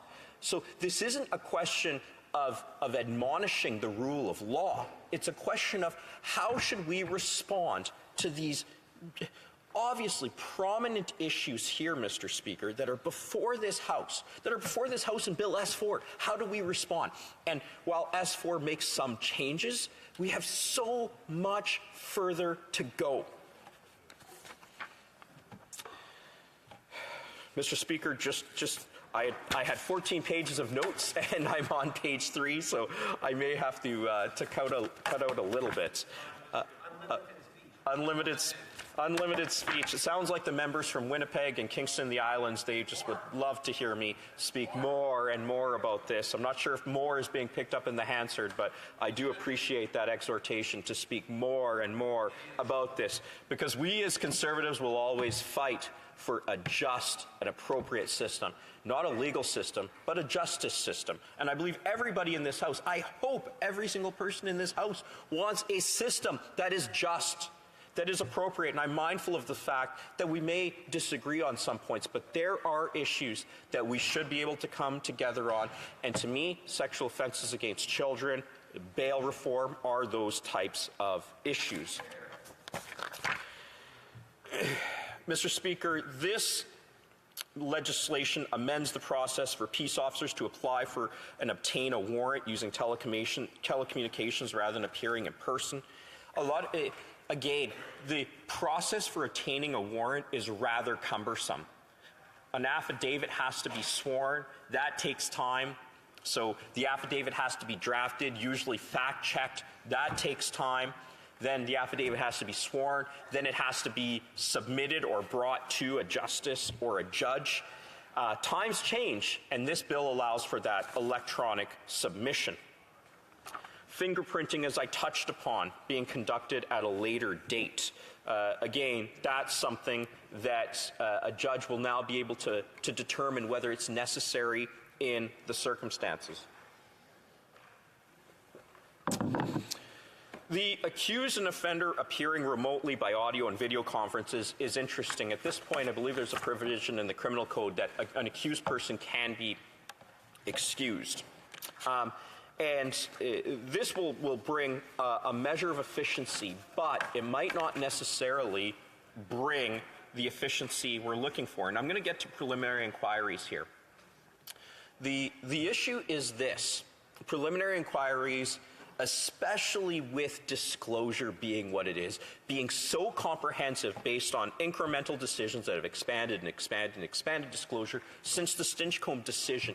Disclosure is expansive. It really is. And while some lawyers may have used preliminary inquiries in the past to determine the strength of the Crown's case, they have often become, in non-serious cases like homicides, a perfunctory exercise to simply dig a little bit or a little bit more.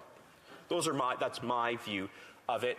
Preliminary inquiries were eliminated by this House for, I believe it's offenses with 10 years and under a few years ago.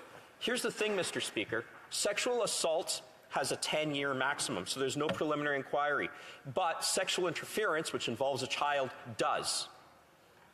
So, if you sexually interfere with a child or commit an internet luring offense against a child, that child has to actually testify twice. Potentially. Now, there are some shortcuts within the code, but I think we can talk about victimization and secondary victimization in this House, and it is time that we talk about the trauma that goes with it, because children who suffer from these types of offenses are often subjected to a psychological life prison of their own. So it is time that the system addresses this, and I call on this House to remove preliminary inquiries for sexual offenses, or at least streamline the process for all victims so that they are only testifying one time, so that we consider this from a trauma-informed practice. I'll wrap up by saying this, Mr. Speaker. Somebody very close to me has done a great deal of work and continues to deal with a great deal of academic work on the issue of access to internet for remote proceedings. This Liberal government has repeatedly promised that we are going to see more rural internet. For people in Kamloops, Thompson, Caribou, for people in rural Canada, they cannot access these provisions because they don't have access to adequate internet appearing remotely for them. The people who need to appear remotely because they're 3 hours from a courthouse is not available because they don't have access to the internet. And part of what I want to say to the government is this: fix this, not only for the benefit of all involved from a quality of life perspective, but also from a justice perspective. Thank you, Mr. Speaker. You know what, we get paid to stay here and listen and make comments, but I know there's some people that are watching from a location that we cannot mention, and I saw them actually listen attentively to their dad speak, so I was really impressed with that. Questions and comments? Question et commentaire, the Honourable Parliamentary Secretary. Thank you very much, Mr. Speaker, and I appreciate the intervention today by the member from Kamloops, Thompson, Caribou. I really took note of the part of his discussion where he was talking about the realities of the delays and what that's actually creating in terms of when prosecution decides to lay a charge, what's involved with after that, and indeed what he's talked about in terms of disclosure and everything that is added and compounded onto that. You know, given his experience of being a prosecutor, I'm wondering if he can share some insight into how he thinks this bill could help to address that, and if it doesn't go far enough, where else we could improve upon that. For Thompson, Kamloops, Thompson, Caribou. Thank you, Mr. Speaker. I thank my colleague for his question, and this is an important question. And with all candor, disclosure needs to be started from the bottom up. This bill is very discreet in what it deals with, whether it be video appearances, things like that. But even let's just take the impaired driving end of things. There is so much paperwork that can be generated on just an impaired driving charge. So where I would say it would almost be inappropriate for me to say this bill has to go farther in this one discrete way, because we need to start building disclosure from the ground up. Sometimes on some homicide cases, you're going to see 1,000 photographs because that threshold for disclosure may be relevant is so high that I feel that we need to hear from subject matter experts and have a bill just dedicated to disclosure. Thank you, Mr. Speaker. Question commentaire, questions and comments. The Honourable Member for Montcalm. Thank you, Mr. Speaker. I'd like to thank my colleague for Kamloops Thompson Caribou. That was a very eloquent speech. He said he had 15 pages. Something that's major in the justice system, a major issue, is the efficiency of the system, as well as a related issue, access to justice. Would he agree with me that S4 could improve access to justice, efficiency, and could he continue his speech by telling us more about what should be added? That might have been in his other 15 pages. What could be added to the bill to make it even more effective from an access to justice perspective? Kamloops Thompson Caribou. Merci pour la question, Monsieur le Président. Thank you for the question from my colleague, and I appreciate that. One thing that really I noticed, Mr. Speaker, when we spoke about access to justice, is video conferencing. And the fact is that there are provisions for a child who's been victimized to appear by video. And there's this idea, and it's propagated, and in my view has no merit, that a trial judge cannot evaluate credibility when a person is appearing by video. And this is often said, you can't have this person appear by video because credibility is an issue. And yet we have all sorts of sections in the criminal code that say that. I've seen all sorts of applications made. Say, this person lives in Newfoundland. They were visiting British Columbia. They were a victim of a hit and run. That's all they're going to say. I was in my vehicle, someone hit me, I suffered a broken leg as a result. That's going to be the extent of their evidence. And somebody will oppose it because, let's face it, if that person doesn't come, the Crown's case falls apart. So if I was to go one step further, as my colleague asked me to expand, I would probably expand it on the availability of victim testimony or witness testimony by video. Right now, the test can go either way. In my view, the test should be much more lenient to say victim or video testimony is preferred. Why are we flying a person across the country to give evidence that they can give and that we do every day via Zoom now, not necessarily evidence, but doing things that we do right here, right now, here in hybrid parliament, in fact, when they could just give their evidence right over Zoom. It costs thousands of dollars, and that person has to take a day off of work. When it comes to police officers, they could be investigating other crimes, but they have to go across the country, take 3 or 4 days. That could be 30 hours of lost work, plus overtime, plus the price of flights, $10,000 often, just to testify in one case. That's what I would change. Questions and comments? Question and commentaire. The Honourable Member for Esquimalt-Saanich-Sooke. Thank you very much, Mr. Speaker, and I always listen with interest to the member for Kamloops Thompson for innovative ideas. And I must say the last suggestion you made on witness testimony I think is an important one for us to think about in the future. This bill deals peripherally with selection of jurors, allowing some of that participation to be virtual. But I wonder if you agree with me that there's much more we need to do to facilitate participation of jurors and things like compensation of jurors for time lost at work, sometimes for travel costs, sometimes for meals. We don't do a very good job right now of making sure that participating in a jury doesn't really cost individuals. And I wondered whether he would agree with me there's more work to be done there. The Honourable Member for Kamloops Thompson Caribou. Thank you, Mr. Speaker. I thank my colleague on in the House and on the Justice Committee from Esquimalt-Saanich-Sooke for his question. I don't know if it's actually set provincially or nationally, but I think a juror makes, well, it's 2 figures what they get paid for the day. In fact, in my experience, the desire to serve on a jury is directly related to an occupation, and that's why you get so many people who are retired on juries.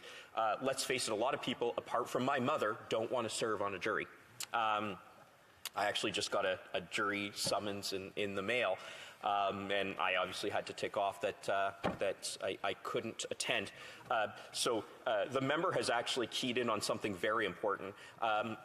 Unless a person has work that compensates them for jury duty, which some people do, the vast majority, particularly people who are self-employed, they don't want to serve on a jury. And someone who doesn't want to serve on a jury, I've seen innovative excuses as to reasons why not, but it's not only a person's civic duty, if you will, it has to be made to be that a person is capable of doing it and devoting fully their jury service. So I would certainly be open to talking with my colleague and having a greater discussion in this House as to how we can make jury service all the more palatable, because let's face it, sitting on a jury for most people is not something that they look forward to. Thank you.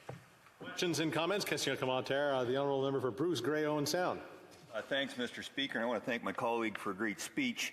He talked about the backlog in the justice system, and especially considering the massive rise, 32% increase in violent crime in Canada since the Liberals have formed government. How important is this legislation to A, address that backlog, and secondly, can you comment on the hypocrisy of the government waiting so long to bring this bill forward compared to bringing Bill C-5 forward, where they're eliminating mandatory minimums for violent crime in Canada? The honourable member for Kamloops Thompson Caribou. Thank you, Mr. Speaker. My colleague from Bruce Grey Owen Sound raises a point that really should be prominent and salient in this discussion. The efficiency of the justice system should be sacrosanct, because in my view, we should have been making mandatory minimums that have been struck down constitutionally compliant.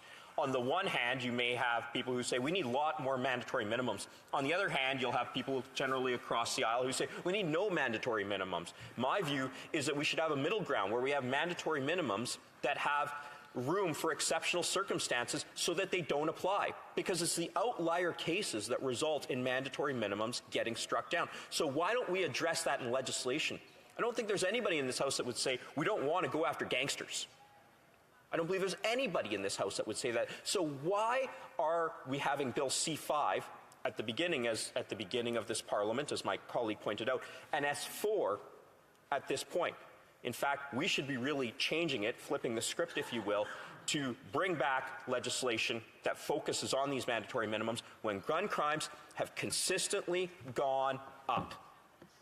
Community-based sentences for discharging a firearm with intent. That was, and I believe that was a constitutionally upheld mandatory minimum in a case called OUD, O-U-D, from the BC Court of Appeal. I believe in that case it was 5 years. That mandatory minimum was upheld by the BC Court of Appeal, and now a person can get a conditional sentence order for it. I don't understand how that's possible. Thank you. Reprise du débat, continuing debate. L'honorable député de Rivière-du-Nord. The honourable member for Rivière-du-Nord. Thank you, Mr. Speaker. I'm very pleased to be here today to speak about the Bloc Québécois support for Bill S-4, formerly C-23, which a number of provinces and participants in the legal system had asked for in order to benefit from lessons learned over the pandemic. The goal is to amend the criminal code to make the system more effective. The pandemic had a disastrous effect in many areas. We all agree with that. And we don't want it to happen again. But we've also learned from the crisis. And we can try to benefit from the lessons learned. We've often worked in virtual mode over the last 2 years. That is a mode of working that does hurt some, and I'll come back to that, but there are also advantages. Our legal system could certainly be improved by using this often inappropriately used or little known method. So S4 would amend the criminal code in order to provide for remote appearances. It would allow for the use of electronic or other automated means for the purposes of the jury selection process. It would also expand the availability of remote appearances by audio conference and video conference in certain circumstances for the accused and offenders. It would also provide for the participation of prospective jurors in the jury selection process by video conference in certain circumstances. It would expand the power of courts to make case management rules, permitting court personnel to deal with administrative matters for accused not represented by counsel. The bill would also permit courts to order fingerprinting at the interim release stage or at any other stage of the criminal justice process if fingerprints could not previously have been taken for exceptional reasons. And finally, it would replace the existing telewarrant provisions with a process that permits a wide variety of search warrants, authorizations, and orders to be applied for and issued by a means of telecommunication. It also makes amendments to the Criminal Code and the Identification of Criminals Act to correct minor technical errors and includes transitional provisions on the application of the amendments. And it makes related amendments to other acts. It also provides for a parliamentary review of the provisions enacted or amended by this enactment, and of the use of remote proceedings in criminal justice matters, to commence at the start of the 5th year following the day on which it receives royal assent. And it also provides for one or more independent reviews on the use of remote proceedings in criminal justice matters. So there are a number of things being reviewed here, and I believe that it's wise. A number of these measures are quite new, and there would be a review, and I think that's very wise. As we've seen in the House and elsewhere, there are many advantages to remote proceedings, but there are also disadvantages. We've seen that. We need to use these measures judiciously. There are limits which we must take into account. For example, when it comes to evaluating the credibility of witnesses, nonverbal body language is very important for judges. It's almost like verbal language is redacted when we're in virtual mode. And that could lead to the result of a trial being radically different, especially when contradictory evidence is brought to bear. At least that's what I think, Mr. Speaker. Like any other tool, it needs to be used judiciously. A screwdriver is very useful, and so is a hammer. But if you try to use a hammer to unscrew a screw, you're going to have major problems, and vice versa. So in each case, you need to determine whether a tool is right. This is not a silver bullet. The Bar of Quebec, for example, has raised the issue that we need to exercise caution on certain of these matters. However, on the other hand, using virtual proceedings in some cases will enable us to speed up the legal proceedings. It will avoid certain time-wasting measures. Often, we see courthouses full of people in the morning to appear, whereas many of those cases could have been dealt with at a different time or virtually. And so, for many administrative matters, or when it comes to release, well, there are many cases where this could be done differently.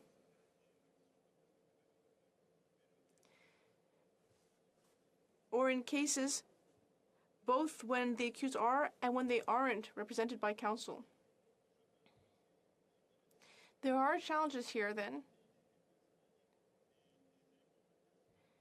but we also need to take into account the fact that there are disadvantages. We need to consider that many people find our legal system opaque and too slow, and that leads to expenses and travel that could be avoided.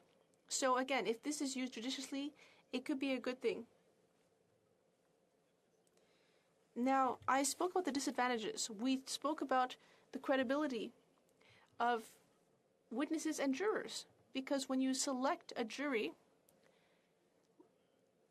lawyers must select the jurors on a basis that is not always technical. The lawyer will listen to them, will listen to their answers closely, and also assess their body language, how they make their answers. And that can make a real difference when it comes to whether or not to accept a juror. Same thing for witnesses. As we've seen, in many cases, key evidence is it's contradictory. What do we do to decide that such and such is telling the truth and such other witness is lying? People have to base the answer not only on verbal statements but on body language. There are many criteria, and it's not always objective. So it's very important that both the judge and the lawyers working on the case be able to have access in person, face-to-face, to these witnesses and jurors. Perhaps in some cases they could also be heard virtually. Could jurors sometimes appear virtually? Perhaps, but it depends on the consent of all parties. It shouldn't be imposed systematically in every single trial. There's also the issue of information security. Des courriels. We all receive emails that we didn't request. You say, no, Mr. Speaker, you must receive fewer than I do. I often get something that says, I was involved here, I need to click here, or it's the end of the world. There are all sorts of things that happen. And so our computer systems aren't always as safe as we'd like to believe. Even banks are hacked. About a couple of years ago, Desjardins had data stolen. So when we talk about having virtual trials, Mr. Speaker, that's one thing. We'll have to be careful. But in S4, there are telewarrants, obtaining a warrant for a search at someone's home. If all of that is done electronically, the warrants obtained virtually, and if people proceed virtually, is there not the possibility of hacking and possibly searches or legal actions that would go against the interest of the parties involved, of what we want to do with the administration of justice? I think we need to ask the question. I don't want to be alarmist. I think S4 is a good thing, once again, but we need to ask questions. It's not a panacea. We can't apply this without reflection. And then regional disparity, Mr. Speaker. We saw it during the pandemic. Everyone in Quebec and elsewhere in Canada doesn't necessarily have access to equal computer systems, let's say it like that. In some regions, it's lacking. There are people who can work from home all day, 2 people on their computers, have many meetings without a problem. In other cases, it's hard to make a call without it dropping. So we need to take that into account. And that's the mandate of the government, the federal government, to ensure there's good web coverage throughout Quebec and Canada. But we haven't reached that point. We're working on it, but we're still far from it. So if we want to make the legal system electronic, we need to take that into account. Before imposing virtual procedures, we need to have the consent of the parties. And if someone says, look, wait a minute, at home I don't have a good connection, I won't be able to participate, well, maybe that one should be done in person. So there are adjustments that need to be made. But we need to take that into account, Mr. Speaker, even if, once again, I think this bill is a step in the right direction for the administration of justice. When I talk about compromises, there's the Quebec Bar that submitted something in April, a brief, with 4 recommendations. And I think they're wise. So the first recommendation is not including new evidence or testimony, well, saying testimony should be heard in person in the presence of the parties. And that would be for, even if it was just to assess body language. Second recommendation, have a thorough review of including on an ongoing basis in the criminal code practices developed during the pandemic related to technology and making processes automatic, and then a thorough review of the impact of video conferencing on the relationship between the lawyer and the client. There's the issue of professional responsibility for the lawyer to represent the client well, to ensure they understand the case well, and they explain what is in the client's interest to them. And then for the confidentiality of communication, once again, we know web and electronics isn't perfect, and there could be challenges that we don't wish. And then a review of trials. The Charter talks about, well, a fair trial and regional disparities of resources, Indigenous realities. Are Indigenous communities equipped to proceed virtually? I'm not sure about that. Probably not everyone. And then people who represent themselves. It's one thing for a lawyer to be at home or at his or her office,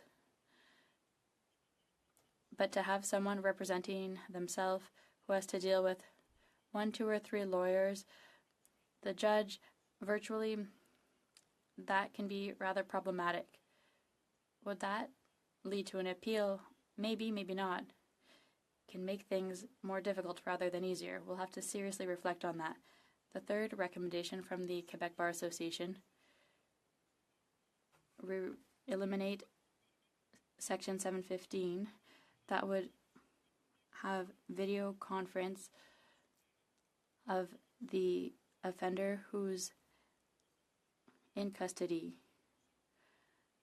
aside from during the presentation of evidence. So, insofar as everyone consents, great. The appropriate tool would be virtual. We all agree, and the judge agrees, let's go ahead with it. But if not everyone agrees, there's a problem. And 715.241 allows the court to require a video conference appearance. And I think that could be a problem. And I think the Quebec Bar Association is correct to warn us about that aspect. Fourth recommendation from the Quebec Bar Association, clarify in the bill the distinction between the offender who has access to legal counsel and the offender who is represented by a lawyer. So having access to legal counsel is pretty vague as a concept. Access when and on what topic? Did you have access yesterday with a few questions to your lawyer? So tomorrow, does that mean you're ready to answer anything that comes up during a trial? That's not a sure thing, so we need to clarify that. The bill isn't very clear on that aspect. There would be the same treatment to the person represented by a lawyer and the person who has access to legal counsel. So we need to look at that closely. So there isn't much time left. I've told you the Bloc will support the bill. We'll probably propose amendments in committee, we'll see, but I think this bill must go forward. But this being said, in my last 5 minutes, Mr. Speaker, something I'd like to bring to your attention is that there are other major issues to get to a good administration of justice, and we shouldn't forget them. S4 is not a panacea. When we think of connectivity in different regions, I talked about that, I won't cover it again, but it's an important aspect, and it's part of what we need to do if we want to have a good virtual legal system. And then empty judge positions. We still have a number of them. I was talking with a Superior Court judge a couple of weeks ago, and he said there's about 15 positions to fill in Quebec. I don't know what the government is waiting for to fill empty judge roles. It seems absurd to me, Mr. Speaker. It's not even the federal government who pays those judges, it's Quebec. Well, the federal government pays them, but not all of the infrastructure. There are vacant positions that our government is neglecting to fill. That's a major issue. Healthy administration of justice requires sufficient resources on the ground, and the judges are the first resources needed. And then appointments. We'll talk about that again. Doesn't make sense that still today, the Minister of Justice and the Prime Minister say, it's okay, Mr. Fortin, we're using Liberal list only after we've had nominations that are deemed that are good. I'm saying never. That should never be used. Partisan appointments that take into account partisanship are unacceptable in our society. Finally, Mr. Speaker, recently we talked about secret trials, and it was in the news yesterday once again. The Minister of Justice has said he's not able to tell us how many there are. He can't even say if there are any.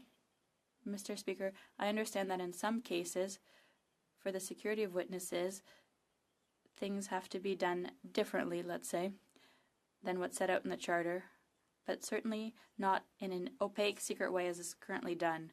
These trials need to have a framework that reflect the Charter. Yes, we can do things differently in exceptional circumstances that are justified in a free and democratic society and so on, and that's fine. That's fine.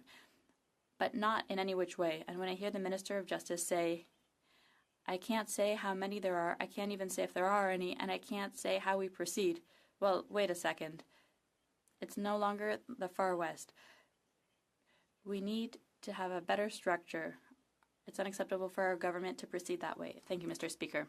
Question commentaire, questions and comments. The Honourable Parliamentary Secretary to the Government House Leader. So thank you, Mr. Speaker, and I appreciate, again, we have the bloc supporting government legislation, which I think will have an impact. And when what little time I've had to kind of go over the legislation and listen to some of the comments, what I see is legislation that recognizes that things have changed through time.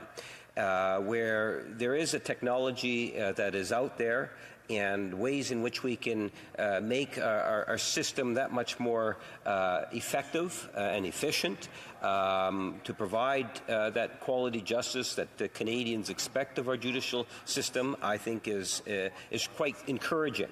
And my question to the member, he's made reference to the fact that he's waiting for it, it will go to committee. Does he have any specific amendments, Mr. Speaker, that he would already suggest at this time, or are they more content to see it go to committee and then have that debate? The Honourable Member for Rivière-du-Nord. Thank you, Mr. Speaker. I'd like to thank my colleague opposite for his question. Yes, we'll see. We'll prepare amendments when the time comes, but clearly the suggestions, the 4 recommendations of the Quebec Bar Association, which I just discussed, will be at the heart of our proposed amendments. We need to take that into account. I think that it would be a little obtuse to not adjust to the new reality, to not use tools that are available to us. But I also think we need to use them with discernment. And there's, screwdrivers and hammers. They're both very useful, but we don't use them in the same circumstances. Questions and comments. L'honorable député. The Honourable Member for Louis Saint Laurent. Thank you very much, Mr. Speaker. I really appreciated the comments from my colleague from Rivière-du-Nord and his predecessor, the member for Kamloops Thompson Caribou, because what he said was based on his experience. And Mr. Speaker, we've all had a life before politics, and we hope to have a life after politics. But based on the experience we have, when we talk about justice, we have lawyers who talk about justice generally. It's very interesting, and that's what we saw today. So, in my writing, when I talk to lawyers, the main concern they have is the delays. There aren't judges in court to hear cases. Delays that mean that people lose confidence in the justice system. Based on his experience, could the member tell us if S4 will allow an acceleration of access to justice and restore confidence in the justice system because with new technologies, some think we could accelerate things. The The Honourable Member for Rivière du Nord. Thank you, Mr. Speaker. I'd like to thank my colleague. I wish him and I wish myself a long life after Parliament, and I'm confident we'll have that. Mr. Speaker, I agree with him. It could accelerate things. As a lawyer, I had situations where you get to a courtroom and you wait the whole morning for different, not useless procedures, but procedures that are needlessly done in person, things that could have easily been done virtually or in writing. And currently, courts are working all the time to improve the fluidity of the justice system. I think what S4 proposes goes in that direction. There are people who show up needlessly. When you know that something will be delayed or pushed back, when lawyers agree with that, is it really necessary to have everyone show up to fill up the court, to take 5, 10, 15 minutes of the court to hear each one of them say, yes, I think it's a good idea, Mr. Judge? I think that could be done virtually very well. Once again, if everybody consents, because if there's somebody who's at home and doesn't have good access to the procedures, well, then that's counterproductive, and that's creating frustrations we don't want to create. But yes, the virtual format, like everything in S4, these are useful tools with the consent of the parties, and if it's used with discernment. Questions and comments. The Honourable Member for Timmins, James Bay. Thank you, Madam Speaker. Well, we're always learning in our careers as politicians, and one of the things my staff have learned to do is to log death threats, harassment, deal with police. And so I'm looking at this bill and updating the courts, and I actually had to go to court to deal with a serial stalker, harasser, and it was at the height of COVID, and we did this through video conferencing. And to me, it was a real eye-opener because I thought of the women who have to deal with threats and male violence and have to be in the courtroom with their accuser. And I had to go deal with this guy who was threatening and abusive. And I found that the system that they'd set up through video conferencing actually was a very good system. And I thought for people who have less privilege than me and less power in society, this could be a very good way of leveling the playing field for survivors who are coming forward. So I'd like to ask my honourable colleague what he thinks about the provisions about using technologies like the video conferencing in that to actually help ensure that there's fairness when survivors have to go in and confront people who are threatening or violent. The Honourable Member for Rivière du Nord. Thank you, Madam Speaker. I'd like to thank my colleague, and I share his opinion on that. I also think that victims of domestic violence or of harassment, sexual crimes, most of the time would benefit with, well, they would agree with the idea of doing things virtually, but I noticed in my committee work that it's not always the case, to my great surprise. But there are some victims who want to confront their aggressor and decide. It's a good example where choice is important. There are victims who say, I don't want him to hide. I want to see his face when we tell him what he's going to be told. I want to see how he's going to react when he's told he's guilty, what you've done is wrong.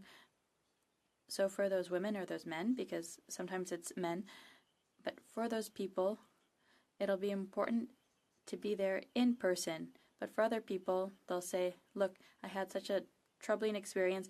I never want to have to deal with that individual again. I don't want to see him. So yes, my colleague is correct. I have a lot of empathy for those situations, for those people. I think we need to respect their choice for the judicial procedure. Questions and comments? The Honourable Member.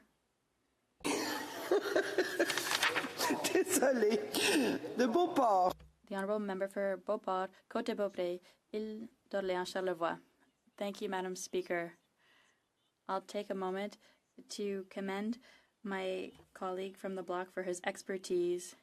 He's very experienced and knowledgeable, and it's a real honor for the block to have a member like my colleague to speak to this bill.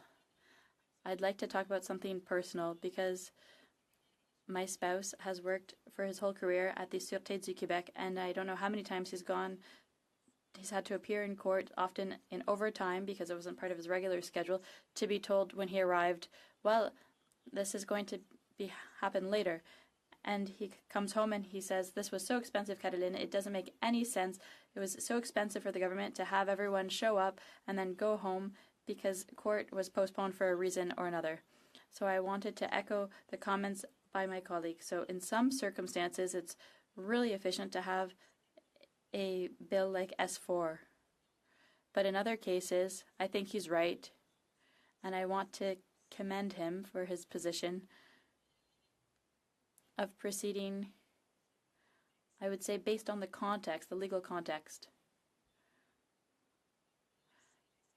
And to not just have this bill apply globally, but to have amendments, and I think that'll happen in committee, and we'll be well equipped with my colleague. The Honourable Member for Rivière-du-Nord.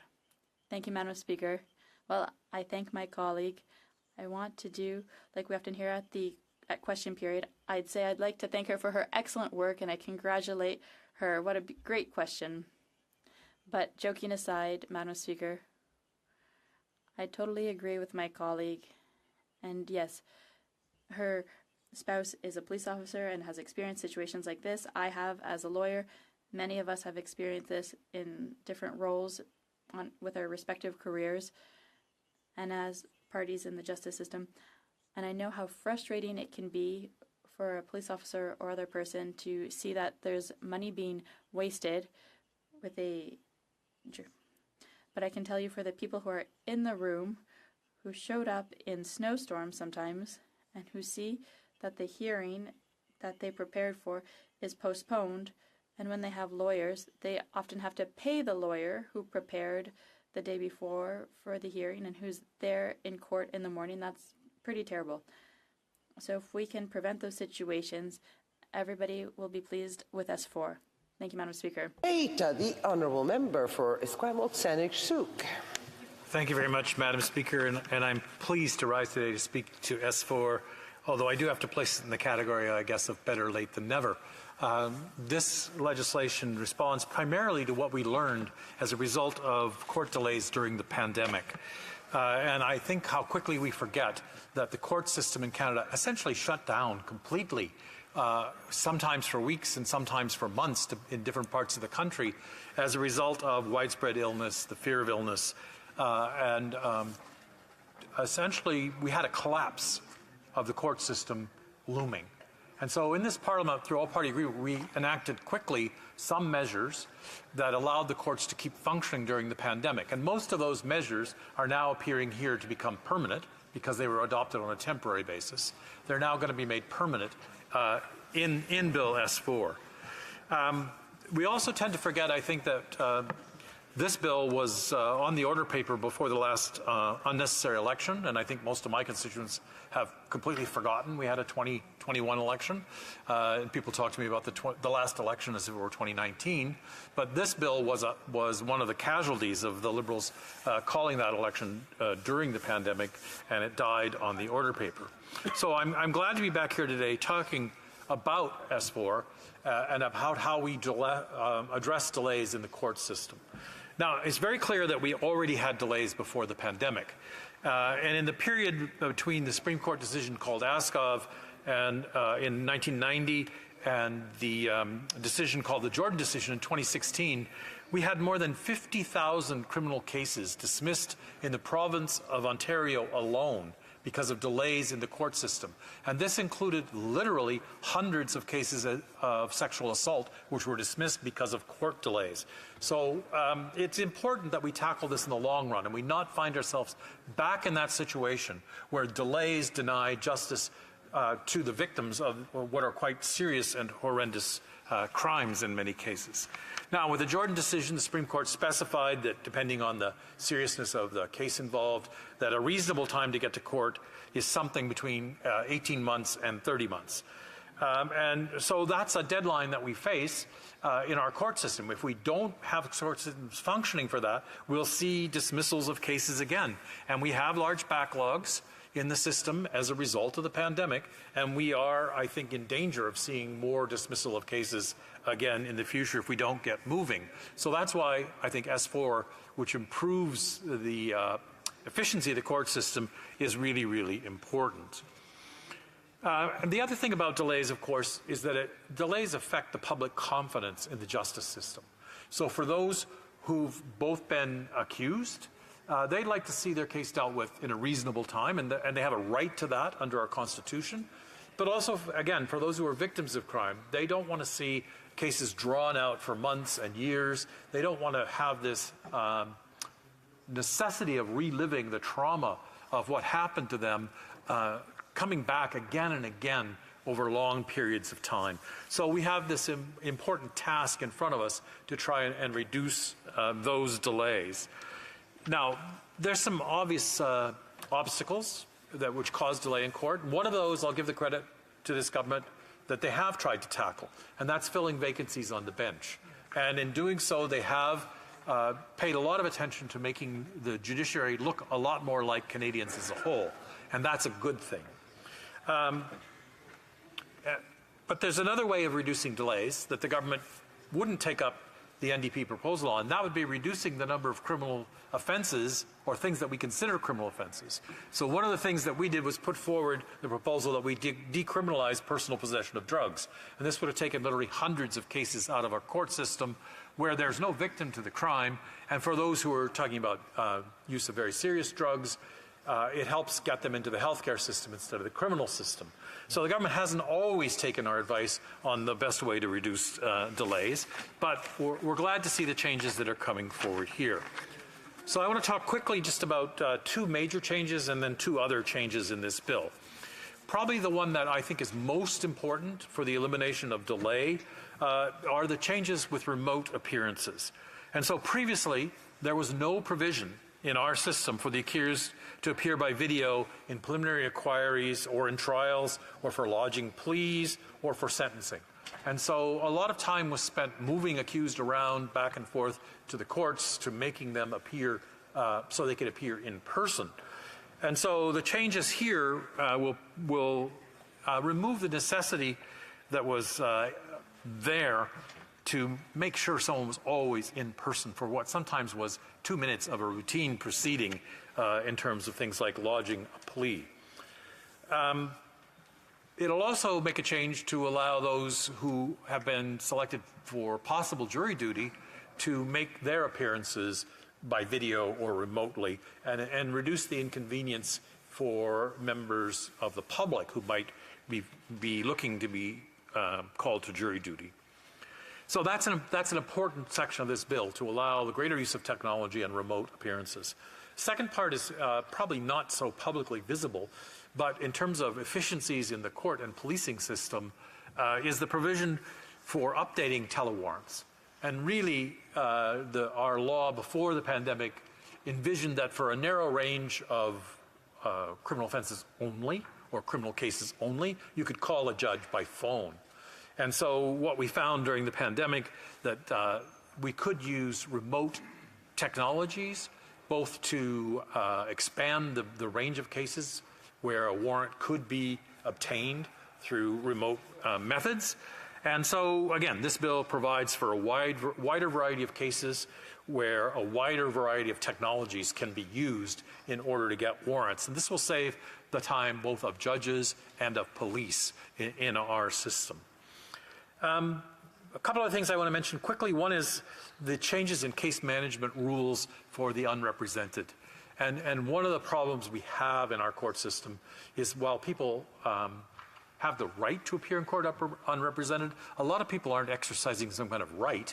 They can't afford a lawyer to assist them in their case because they don't qualify for legal aid. They earn perhaps just enough money to be out of the range of the legal aid programs. And so I think it's a significant improvement, both in terms of case delays, but in terms of justice for ordinary Canadians who can't always afford to get a lawyer. And this will allow court administrators to provide a lot more assistance to the unrepresented. So the justification is often the court delays, but I think there's a second justification that's important there, and that is by improving access to justice for those who are unrepresented. Now, there's obviously a better solution, and that would be to expand legal aid so that people don't end up appearing in court on serious matters unrepresented. But again, that takes a lot of federal-provincial cooperation and something that is sometimes in short supply in our legal system. The second, I guess I'm not counting very well today, it'll be the fourth, I guess, thing I want to talk about. I mentioned briefly, and that is by some provisions that make it easier for the public who are called for jury duty to participate remotely. But here's an area where I think we have a lot more to do. Jurors aren't in fact, we need to make sure jurors aren't in fact penalized by serving on a jury. And in fact, because of our federal system, most of the rules about compensating jurors are in provincial jurisdictions, even though they're sitting on cases which are the federal criminal code. So I think we need, I would say, national standards on how we compensate jurors and what kinds of things they're compensated for. And when you look and see right now how people are compensated for jury duty, it ranges usually between $40 and $100 a day as the compensation that's provided. Very few people have compensation in terms of their getting paid leave from their employers. And so what it does is it increases the resistance to people serving on juries. And there's lots of other expenses that are covered in various ways in various provinces. Are meals covered? Is parking covered? But the one that's most important to me, which is rarely covered, is childcare. And so we have the province of Quebec, which does allow the compensation for childcare on a case-by-case basis. I think it's on the basis of application. And that's also true in Nunavut, I believe, is the only other place where there's compensation for childcare. So if we really want to make sure that juries represent the breadth of Canada and the face of Canada, then parents quite often are going to be very reluctant to serve if they don't have compensation for the childcare that's going to be required. Now, some people say, well, they already were going to work, so they already had childcare. But we have a lot of parents who make choices about who's going to stay home and do childcare, and if that person is summoned for jury duty, that's a big expense. So that's something that's not in this bill, but I look forward to us taking this spirit of cooperation we have on this bill and maybe making some progress on what I would call maybe a national standard of how jurors are compensated for serving in this country. So, Madam Speaker, I want to say again that we do have broad agreement on this bill. That's a good thing. It took a long time to get it here, but maybe now that we're in gear, it won't take so long to get it out of here and into committee, and maybe it won't take so long in committee to get it back to the House. I share the optimistic suggestion of my Conservative colleague who wanted to see us get this done by Christmas. I think that would be a good thing, and I think we could all work toward that.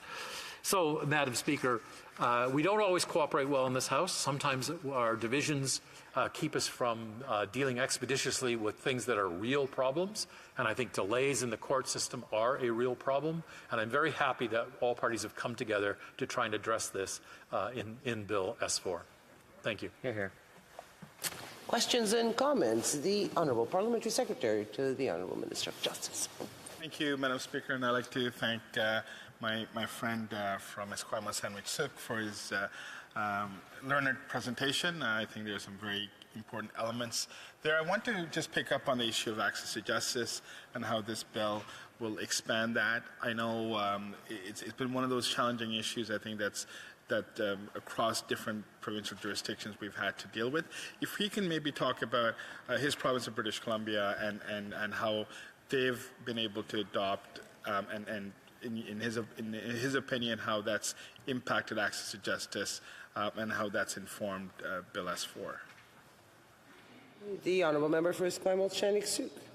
Well, thank you, Madam Speaker. And I'm going to have to say that I can't speak extensively on that. I know that certainly the Provincial Attorney General, the previous Provincial Attorney General, David Eby, and the current Attorney General in British Columbia have both had access to justice front and center. And I know that they have expanded access to legal aid as one of the main concerns about people having to go to court unrepresented. And also, not just in terms of criminal law, but also in family law, where we have a large problem in family law in all provinces, where quite often one partner of the dispute, and let's face it, that's usually the husband, has access to much greater legal resources than his partner in those kind of cases. And I know British Columbia has been trying to both encourage mediation processes in family law to tackle that problem, but also in terms of trying to right that balance between parties in those difficult cases.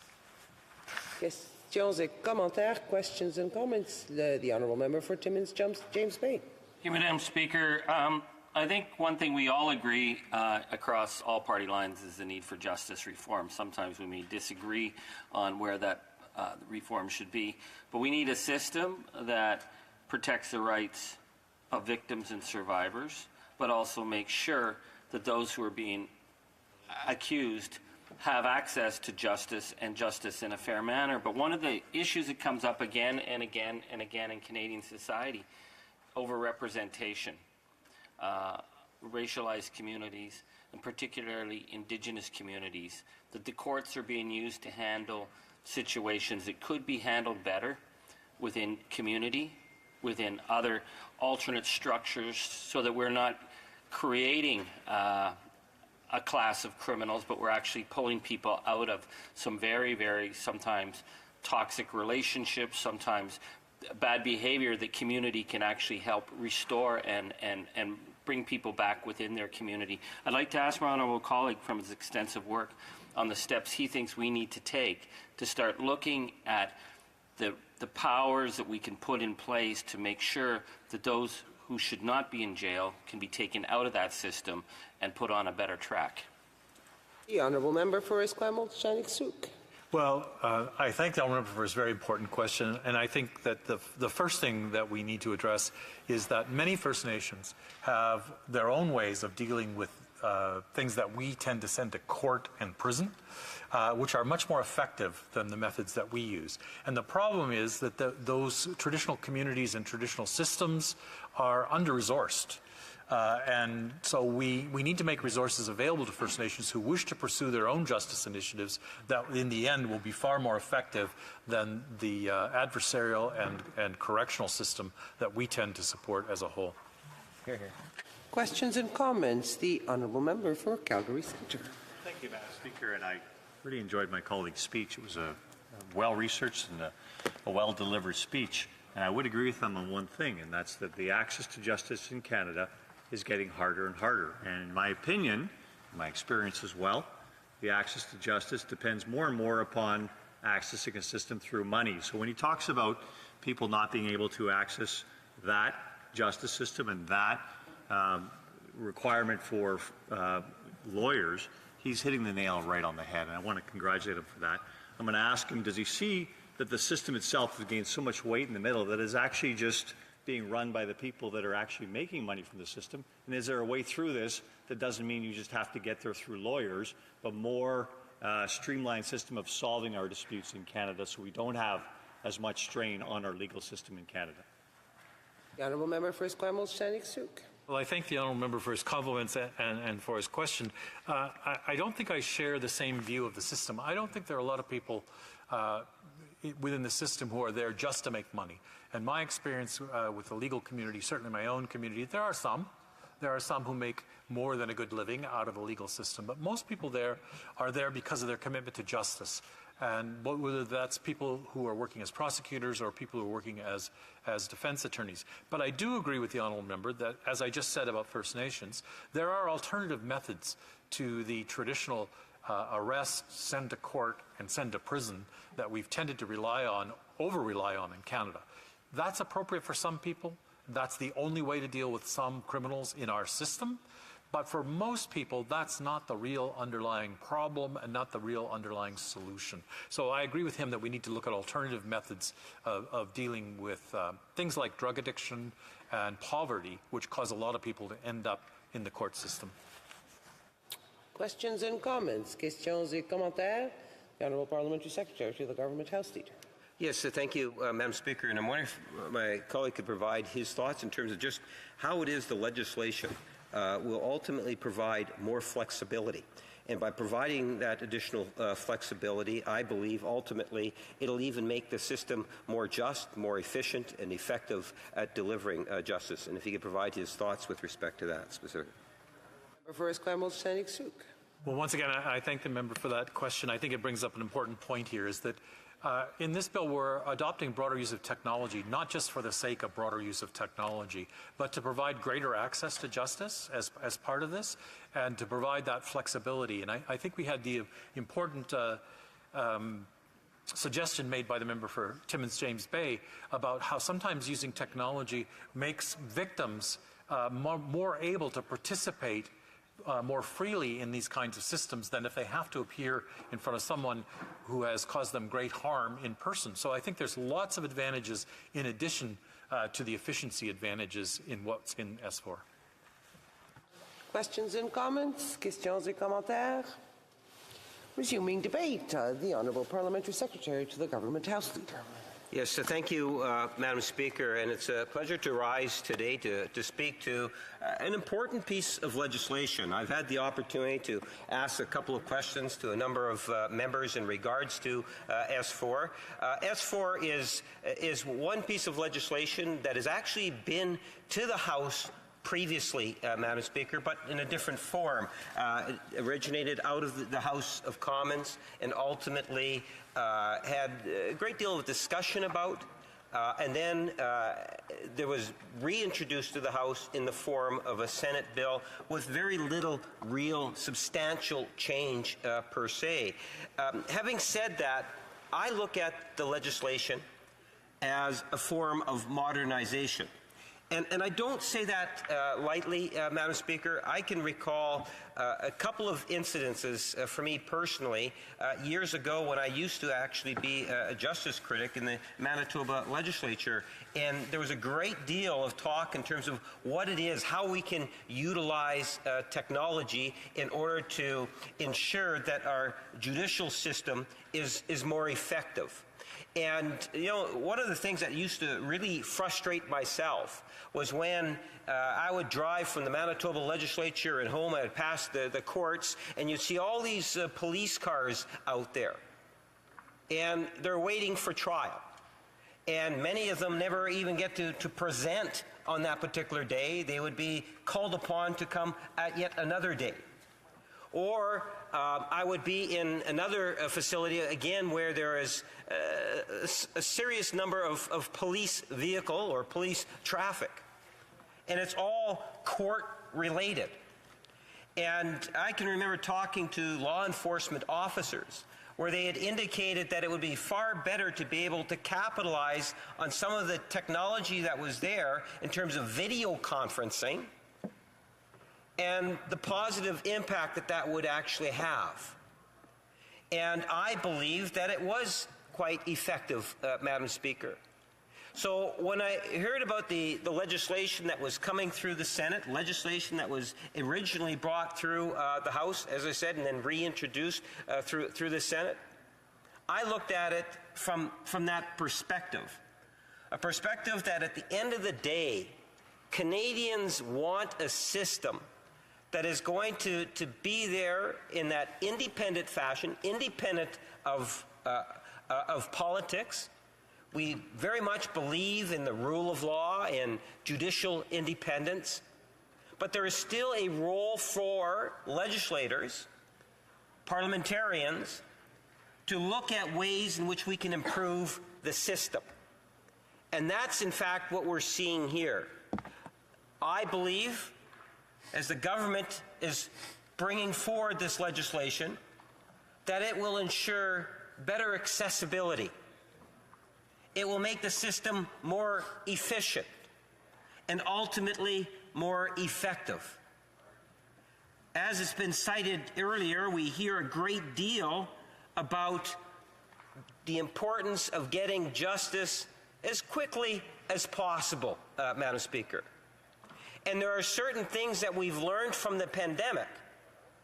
And we often hear, you know, while the pandemic was at its peak, look for ways in which we can learn from the pandemic to improve our systems. And the technology that's out there, I believe, can easily be brought into our judicial system. At least let's provide the opportunity for its usage. And I like to think, Madam Speaker, that providing that opportunity will in fact make a difference. There's a few very specific things that I want to reference that has been provided to me, Madam Speaker.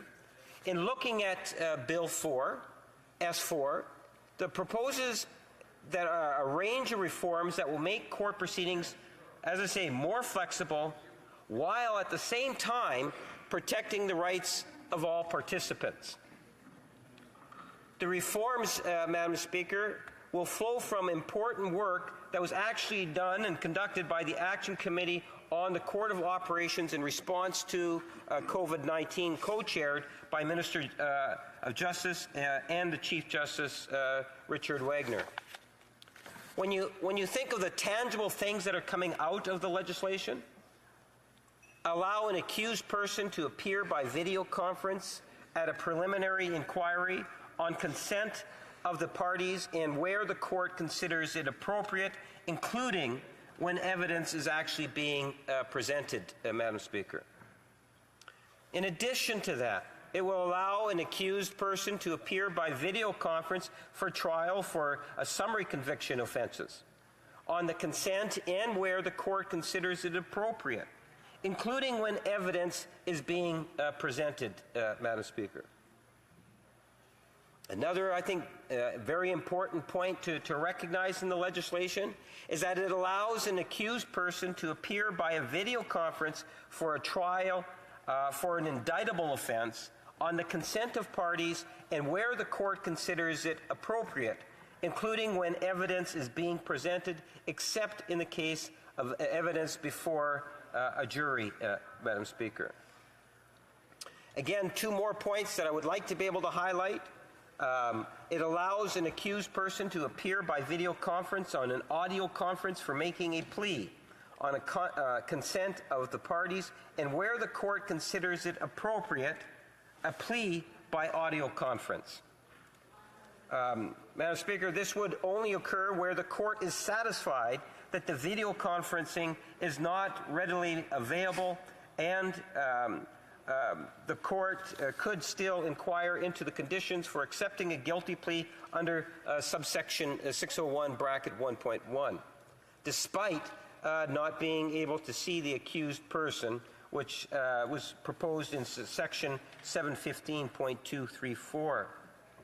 The last point that I would make in respect to the S4 in itself is to allow the offender to appear by video conference or audio conference for sentencing purpose on consent of the parties and where court considers it appropriate, Madam Speaker. Sentencing by audio conference would only occur where the court is satisfied that video conferencing is not readily available, as proposed in section 715.235. Madam Speaker, I do appreciate the fact of the importance of video conferencing. You know, the member, my Democratic friend from James Bay. Important to recognize when the member from St. James... Timmins James Bay. Timmins St. James? Timmins James Bay. Timmins James Bay. Timmins James Bay, Madam Speaker. The honourable member for Timmins James Bay on a point of order. Madam Speaker. If the member's going to say something nice about me, he needs to say the member for Timmins James Bay who's brought such wisdom to the House. It's a simple thing. I don't know why we've been practicing. The honourable member knows that is way not a point of order. Point of order. The honourable. Well, Madam Speaker, in fairness, and I made a note, not only a mental note, Madam Speaker, the member from Timmins James Bay, on occasion, when he stands and rises, does actually say something very interesting. And on this occasion, Madam Speaker, on this occasion, recognizing the important role that video conferencing can play for victims. And yes, he was one of the only individuals that has actually mentioned it definitely today, but in the past, Madam Speaker, I know I and others have had the opportunity to recognize the importance of victims and how it is that we can be there to support victims, Madam Speaker. And I appreciated the comments, because at the end of the day, it's taking a look, as I pointed out at the very beginning, Madam Speaker, taking a look at ways in which we can use technology not only to make our courts more efficient, but in many ways this assists victims that are put in such difficult positions that if we can make it that much easier by working through the courts and getting that consensus to ensure that that person can appear via video conference, then why not take advantage of that situation? Madam Speaker, you're telling me about another minute to go. I was actually quite encouraged by what appears to be unanimous consent going forward with respect to the legislation. And that is actually very encouraging. And maybe what I do is when the legislation comes before us next, I'll continue on that particular point, Madam Speaker, recognizing that we do have an opportunity to hopefully get S5 to committee, because in particular I respect what it is that the members from the bloc were saying, that the Quebec legal bar associations looking at ways in which they can enhance or improve the legislation. I suspect that there could be some amendments coming forward, Madam Speaker. So I look forward to its ultimate passage, and I'll conclude my remarks the next time it comes before the House. Thank you, Madam Speaker. The honourable member will have 9 minutes to pursue his speech. It being 7:09, the House will now proceed to the consideration of private members' business as listed on today's order paper. Orders of today. Private members' business, resuming debate at second reading of Bill C-288, an act to amend the Telecommunications Act, transparent and accurate broadband services information, standing in the name of Mr. Major. Resuming debate, reprise du débat. L'honorable député de Laurentides-Labelle. The honourable member for Laurentides-Labelle. Thank you, Madam Speaker. I rise today at second reading of Bill C-288, and I will also refer to what's happening in my riding of Laurentides-Labelle. I think this bill will have an effect for Quebecers, but also people in Laurentides-Labelle. It's a riding that is very large and rural, and everyone who knows our region knows that it's a challenge to access quality and reliable internet service. It affects many of my constituents, this issue. Here in the Bloc Québécois, when it comes to the internet, there are three major factors. The first one, access for as many people as possible. We're almost there now. A lot has been done in our ridings. And I'd like to just mention a few small municipalities like Labelle, where my sister lives, where for several years already there's been appropriate bandwidth. And then we want service to be of high quality, not just to have internet everywhere, but to have it be of good quality. And then the third point, have competition between various internet service providers. Over the last few years, I've worked hard to increase and improve internet service in my riding, both the product, the speed, and especially the areas served. In 2022, we all agree that internet should be just as much available everywhere as any other important service. And there was unprecedented action in my riding, I'm proud to say, where all elected officials, 43 mayors, we all signed together to state that there was a lack of service, and what it meant was that the process accelerated including a telecom cooperative that was set up, and my own home was hooked up to broadband.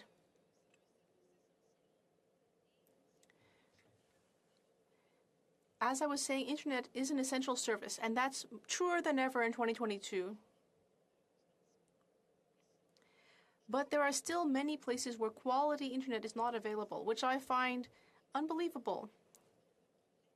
For all those who travel abroad and compare with what's available abroad, well, it's obvious that there's still a lot that we need to do. There are many aspects to this: security, development, economic vitality, territorial fairness, and so much more. Social cohesion, quality of life. Now here we have a bill that would enable access to be broadened even further. Every day, in our everyday lives, we can see that we have a problem with inflation. That's why it's critical that we facilitate competition in the very closed world, very monopolized world of internet service providers. In order to bring a breath of fresh air to Quebec families, we need it. As legislators, we need real information on connection speeds.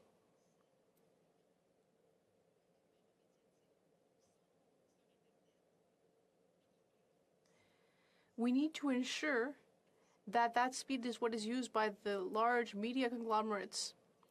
That's what our internet service providers are.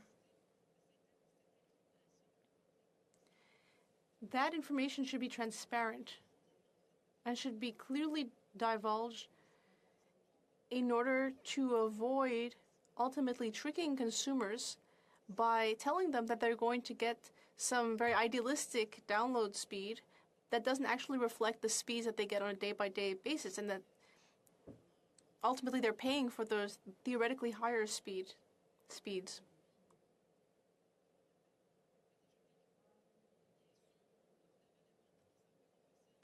Now, of course, during the pandemic, employers had to quickly act to find ways to help people work from home, and that's happened in Laurentides-Labelle.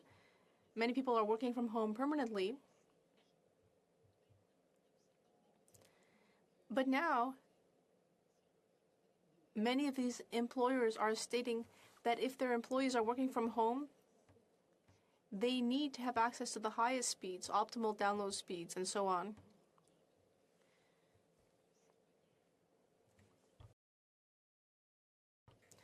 Someone in my riding called Simon, a constituent, worked from home during the pandemic.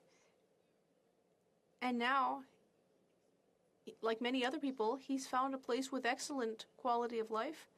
And in 2022, he should be able to work from home. But unfortunately,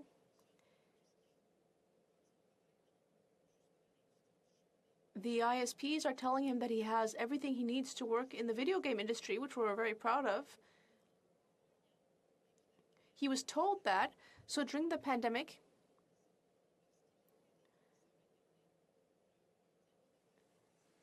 he would call the ISPs,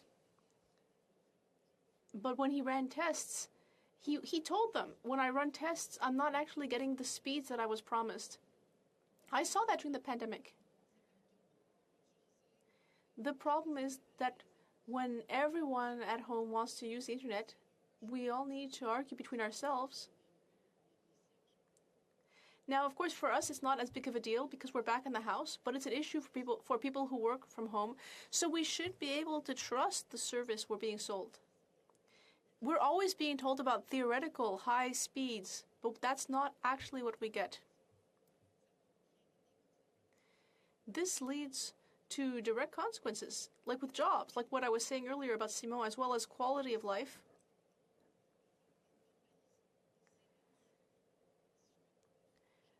Therefore, we need a clear method with clear guidelines so that people can see what they really are going to get in terms of their broadband services speed, And it's also going to make people act appropriately when they're offering these services. We all see the ads. We're the best. We're the fastest. We have the highest performance. Well, that's all very well. But when I actually want to use the service, I don't get the upload and download speeds that I was promised. We need some transparency here. It's critical.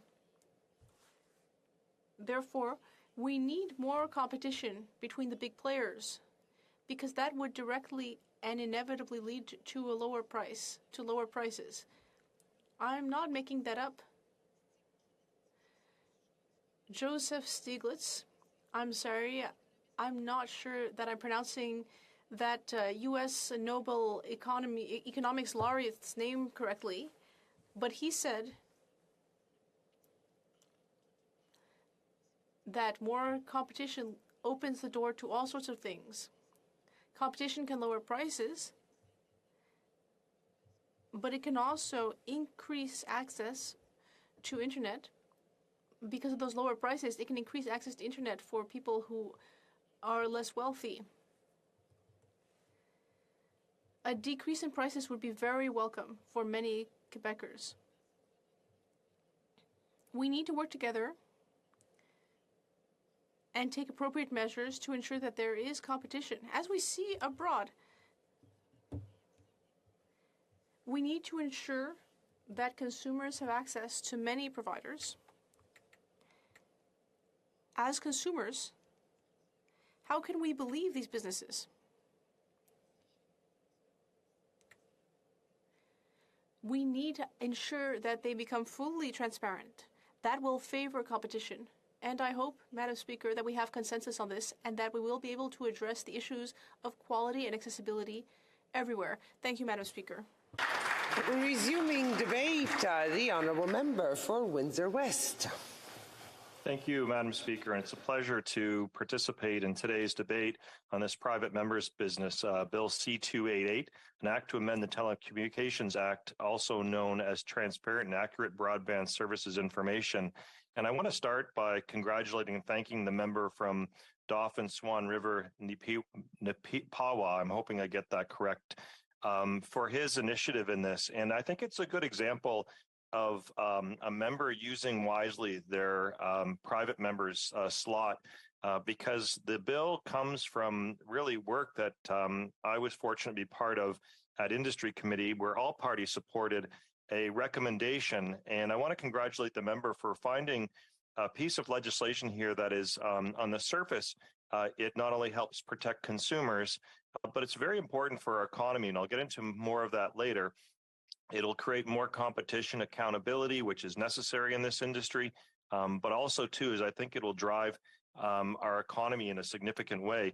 And so one of the things I want to do is start by reading the recommendation. This is one of the recommendations that we had from 2021 at the Standing Committee of Industry, Science and Technology.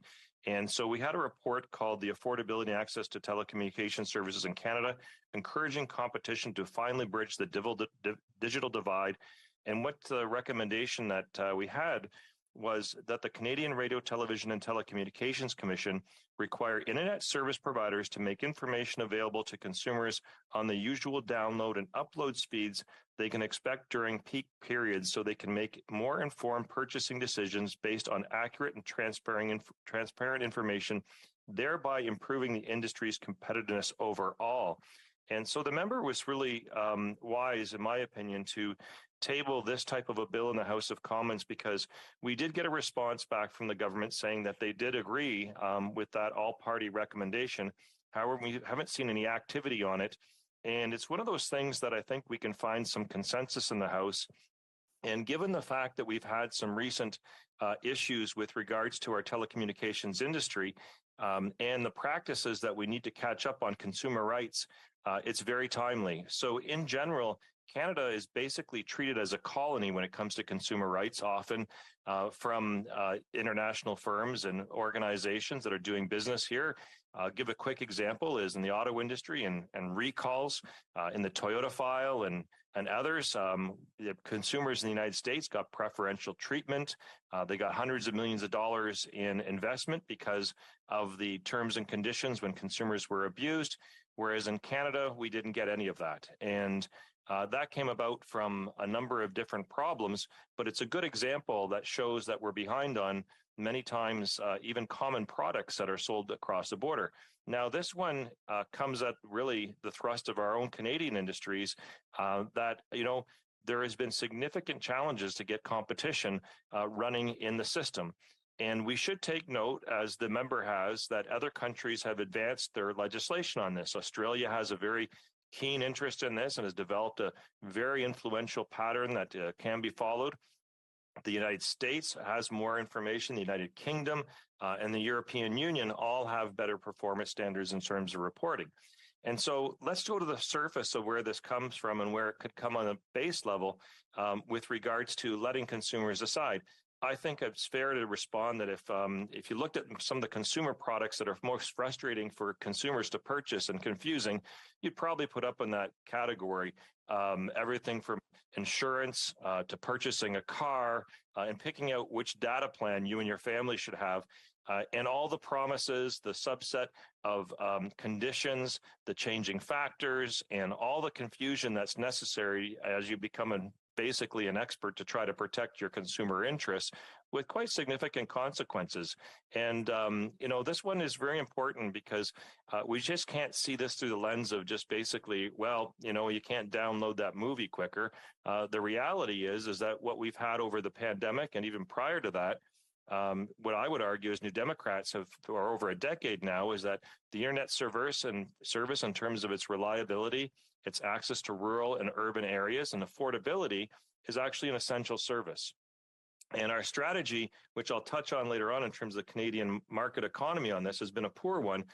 But the reality is if you make these decisions and you don't have a chance to actually advocate for yourself and your family as a consumer, there's a consequence to that, with children going online, with people working at home going online, with a whole series of different types of interpersonal connections on a business, education, and also a social platform way. This actually has significant consequences. So what the member is asking for is a regular reporting system that would actually allow consumers to have greater accountability. When you look at the different plans that are out there, it can be quite confusing. And in the time frames of when actually the plans are accessed, when you're actually doing your actual use of the product, being the actual internet access and the downloading speeds, can vary significantly. And so you should have that right to choose the advantage of either putting more money towards a service that might be more reliable versus that of the advertiser that doesn't have the same type of follow through, and you have the consequence later on. And that's significant, Madam Speaker, because we're spending hundreds of dollars per family for this type of service. And as mentioned before, it's essential because it affects everything in your life that's going on right now.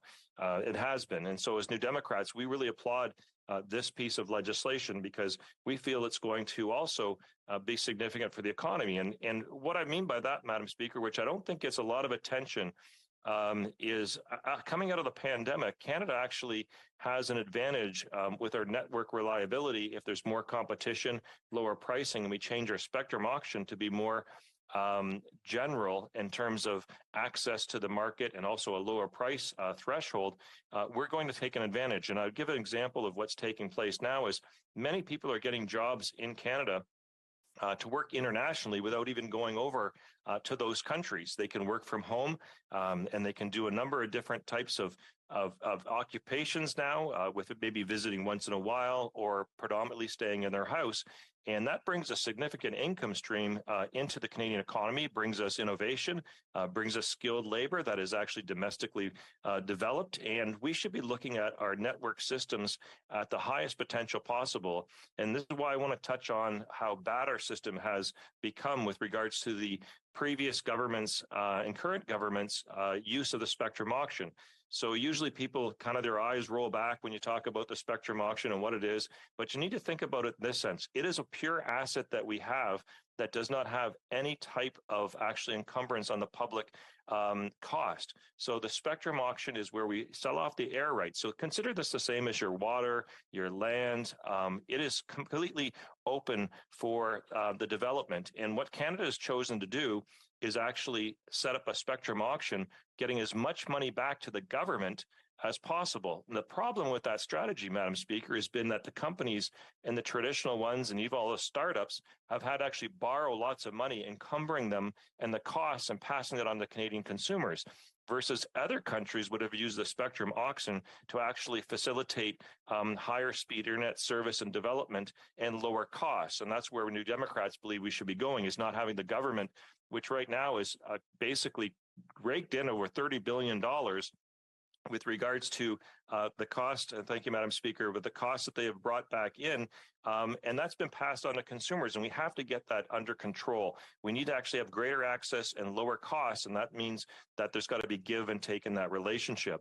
So when we look at a bill like this, this is going to also provide some extra competition from a number of different sector proponents, and also straighten out some of the myths that are behind some of the costing platforms. And it's also going to show some of our vulnerabilities in the systems that we have, which I think we need to address. And I really think that might be one of the more underrated aspects of this bill. Might be less about the fact that you want to pay and get what you are supposed to deserve on it is very critical, and it should be your basic right no matter what. But second to that, which could be really helpful, is where are weaknesses in rural and remote and also even urban settings that are underperforming, that are actually declared that they're supposed to have certain service requirements, because that actually affects economic development, it affects education, it affects your social integration. All those elements actually we'll have to look at shoring up or seeing where the real problems are. And having the CRTC and having the capabilities of that reporting to be public is critical. So I want to conclude again by thanking the member for bringing forward a very thoughtful bill during a minority parliament where we want to get things done. And I think that all members should rally around this because at the basic level, it is for consumer protection, but also beyond that is the actually economic development that we have necessary, and of course, social integration and social justice for inclusion. Thank you, Madam Speaker. Resuming debates, the Honourable Member for Cypress Hills Grasslands. Well, thank you very much, Madam Speaker. It's an honour to rise once again in the House and to be able to talk to what I think is a fantastic bill by my colleague from Dauphin, Swan River, Neepawa in Manitoba. As a result, we're continuing the conversation about reliable internet access. There have been many speeches and questions in the House on this issue, and there are many members from different parties all across the country who care about the issue. The government's made announcements and promises over the years, but progress has been slow. Bill C-288, however, is doing something more than talking about a problem. It is taking some practical steps forward that will make a real difference for Canadians. To begin this debate at second reading, the member for Dauphin, Swan River, Neepawa did a great job of laying out the three pillars of this legislation. The first is a requirement for internet service providers to provide Canadians the typical download and upload speeds they offer, and not just the maximum theoretical speeds.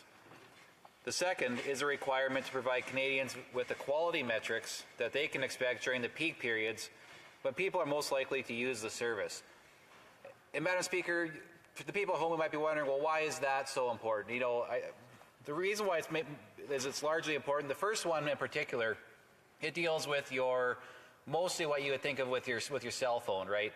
A lot of the cell phone companies will talk about your LTE speed on your cell phone could be up to 80 megabits per second. It could be 100 megabits per second. The reality is that you're only going to realize those speeds if you're standing within 100 meters of the tower with nobody else connected to the tower. That's the only time that you're going to theoretically get that 100 megabit speed. As technology has advanced and moved along, we're slowly getting to the point where more and more people might actually be able to realize some speeds closer to that, but it doesn't change the fact that for years and years, people have been told that they could theoretically get that without ever actually coming close to getting it. That second metric that I mentioned is especially important when you think about companies that are providing service via satellite or maybe via a wireless connection, wireless to the home connection. Because again, as you get more and more users on a system, You're told that you're going to get X amount of speed, but the reality is more and more users are utilizing the system. It's going to drag that speed down to a point where it almost becomes unusable. And as we all saw over the last couple of years, with people doing school from home, people working from home, it's become almost impossible for a lot of people, and particularly people in rural Canada, to be able to participate in the economy, to be able to participate in school.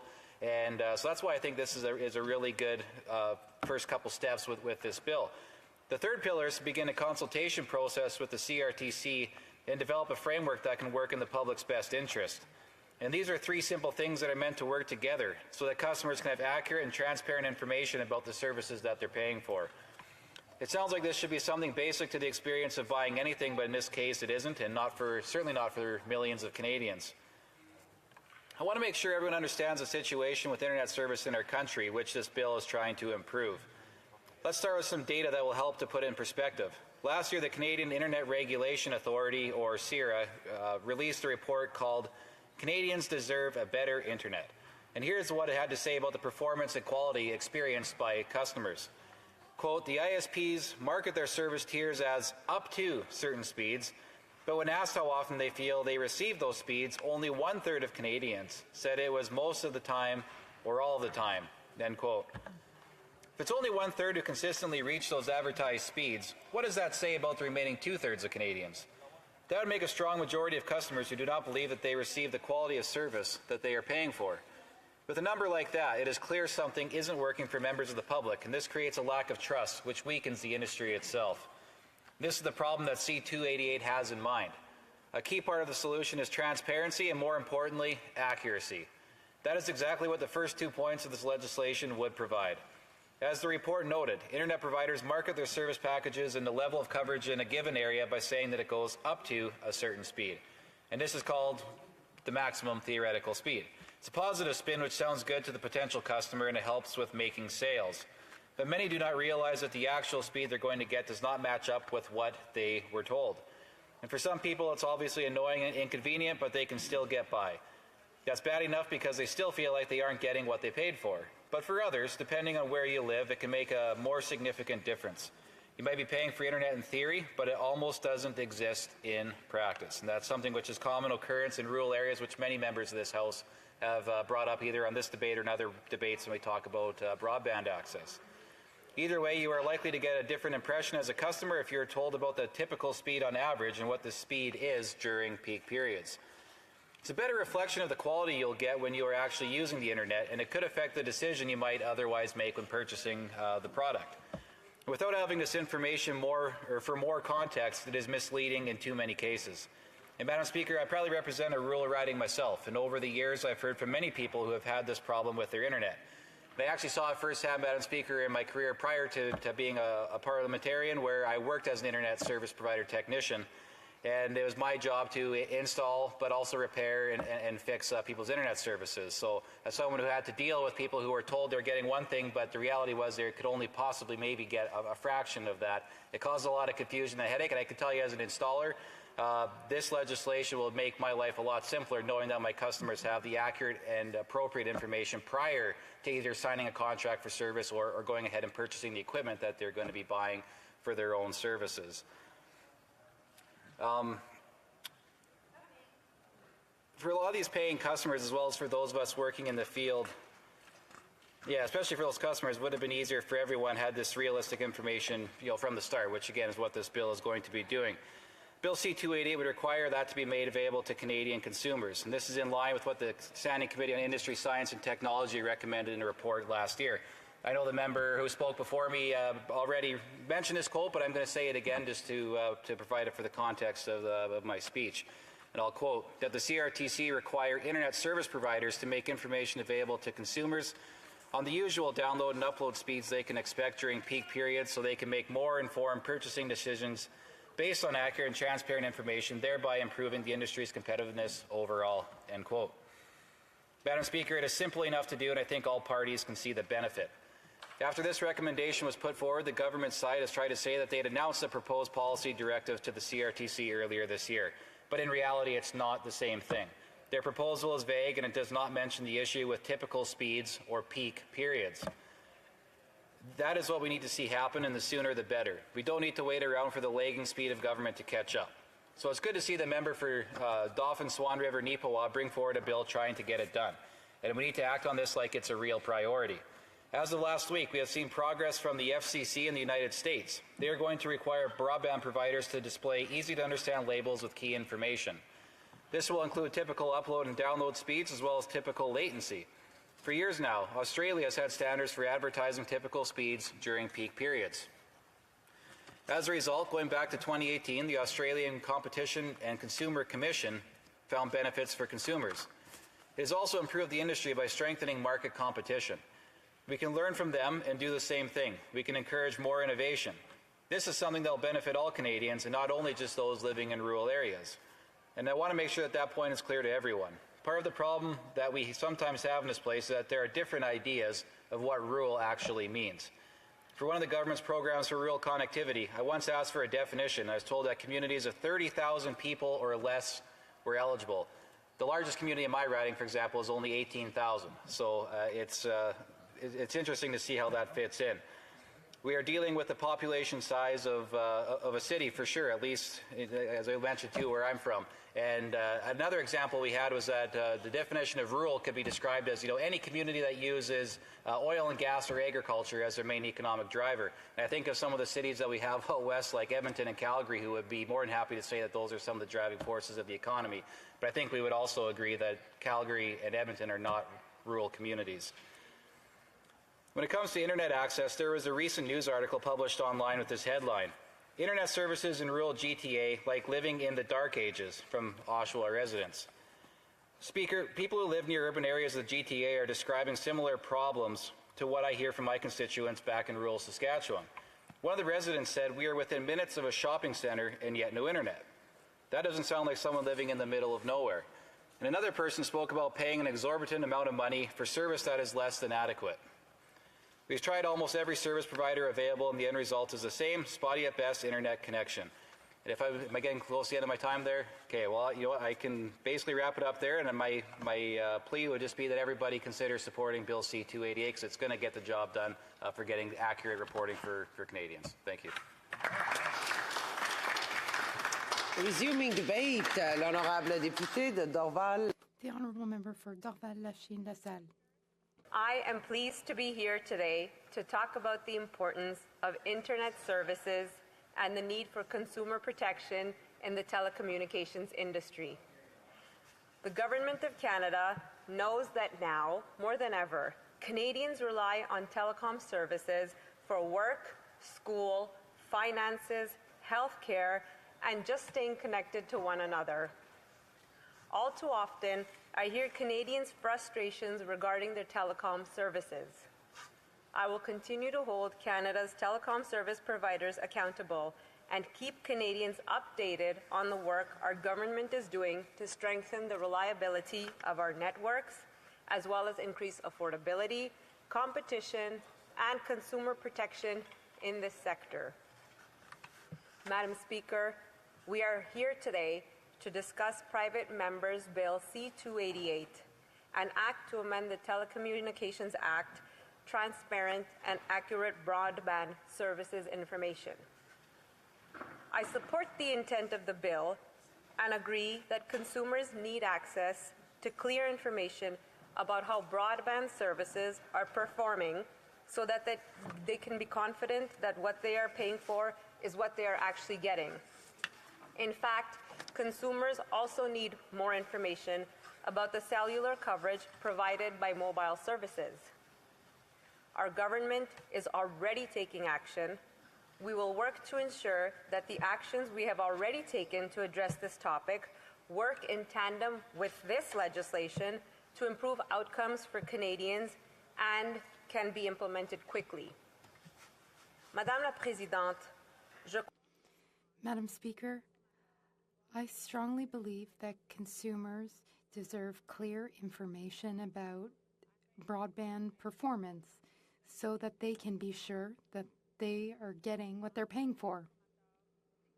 In fact, Consumers should also be better informed about wireless services which provide cellular coverage. In May, our government tabled in both houses of Parliament a draft policy direction to the CRTC on a renewed approach to telecommunications policy.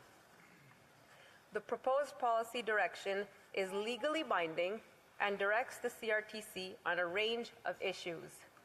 These include putting in place new rules to improve competition, enhancing the rights of consumers and their access to information, speeding up the deployment of high-quality broadband networks, and promoting lower prices and better telecom services for Canadian consumers. L'instruction. The policy direction also requires service providers to collect, publish, and make available to consumers information about the services that they offer. The policy direction also requires the testing of technologies more commonly used in rural areas, such as fixed wireless. In addition, we call on the CRTC to develop and to implement a rigorous and consistent approach to reporting on mobile wireless coverage. Sans fil mobile. Another key part of the proposed policy direction would require the CRTC to take measures to promote clarity and transparency of pricing information and service plan characteristics in marketing materials. This will allow consumers to better understand their choices in the internet market. Madame la Présidente. Madam Speaker, the CRTC has already done some work in this area. An example, the Measuring Broadband in Canada program, in which the CRTC tested broadband performance in a number of areas, such as measuring download and upload speeds, the impact of peak periods, and latency for the internet service plans with the highest subscription rates. However, there were shortcomings in the program. It was voluntary, this program, and did not take into account the reality of rural areas. Technologies such as fixed wireless internet services were not included in these tests, leaving many Canadians, particularly those living in rural and remote areas, without information on the performance of their internet service. Madam Speaker, our government understands that the CRTC needs to ensure that it is not only testing broadband performance generally, but that it addresses the gaps in the previous tests. We have measures underway to make sure that this happens. We are in agreement that the CRTC needed additional direction to ensure consumers are fully protected, and the binding policy direction will achieve that in parallel with the new legislation. L'instruction proposée. The proposed policy direction was laid before both Houses of Parliament on May 30th, 2022, for a minimum of 40 sitting days. It has been subject to extensive public consultation. Shortly, I will present the final version. The final version takes into account what we have heard. I will present it to the Governor and Council. It will then be published as an order in Council, which will be legally binding for the CRTC. Policy direction requires that testing be done on a regular basis and clarifies that participation is mandatory for ISPSs. It also captures more technologies by including mobile wireless in addition to broadband internet. L'instruction sera finalisée sous peu. The policy direction will be finalized shortly, and the government will be able to easily update it as the market and as technologies evolve. If new technologies emerge, we can ask the CRTC to take steps to test them. I think that everyone here recognizes that this is a very important issue. We want to show Canadians that we are working with our colleagues to improve the telecommunications sector's response to consumer needs. For these reasons, I am also supporting adjustments to the proposed policy direction text so that it takes into account language from this bill and makes clear that we recognize the importance of regular, mandatory broadband performance testing. Madam Speaker, this approach will demonstrate that Parliament is working together to progress diligently toward important goals for the telecom sector. L'instruction comprend de nombreuses. The direction includes many other important initiatives which will promote competition and benefit consumers. For example, the policy direction will remove regulatory uncertainty for small, competing service providers. It will also strengthen their business case so that they can offer more services in the marketplace. Elle ordonne également au CRTC d'améliorer l'accès. It also directs the CRTC to improve access to telephone poles and similar infrastructure, which we know is important for the construction of new broadband networks.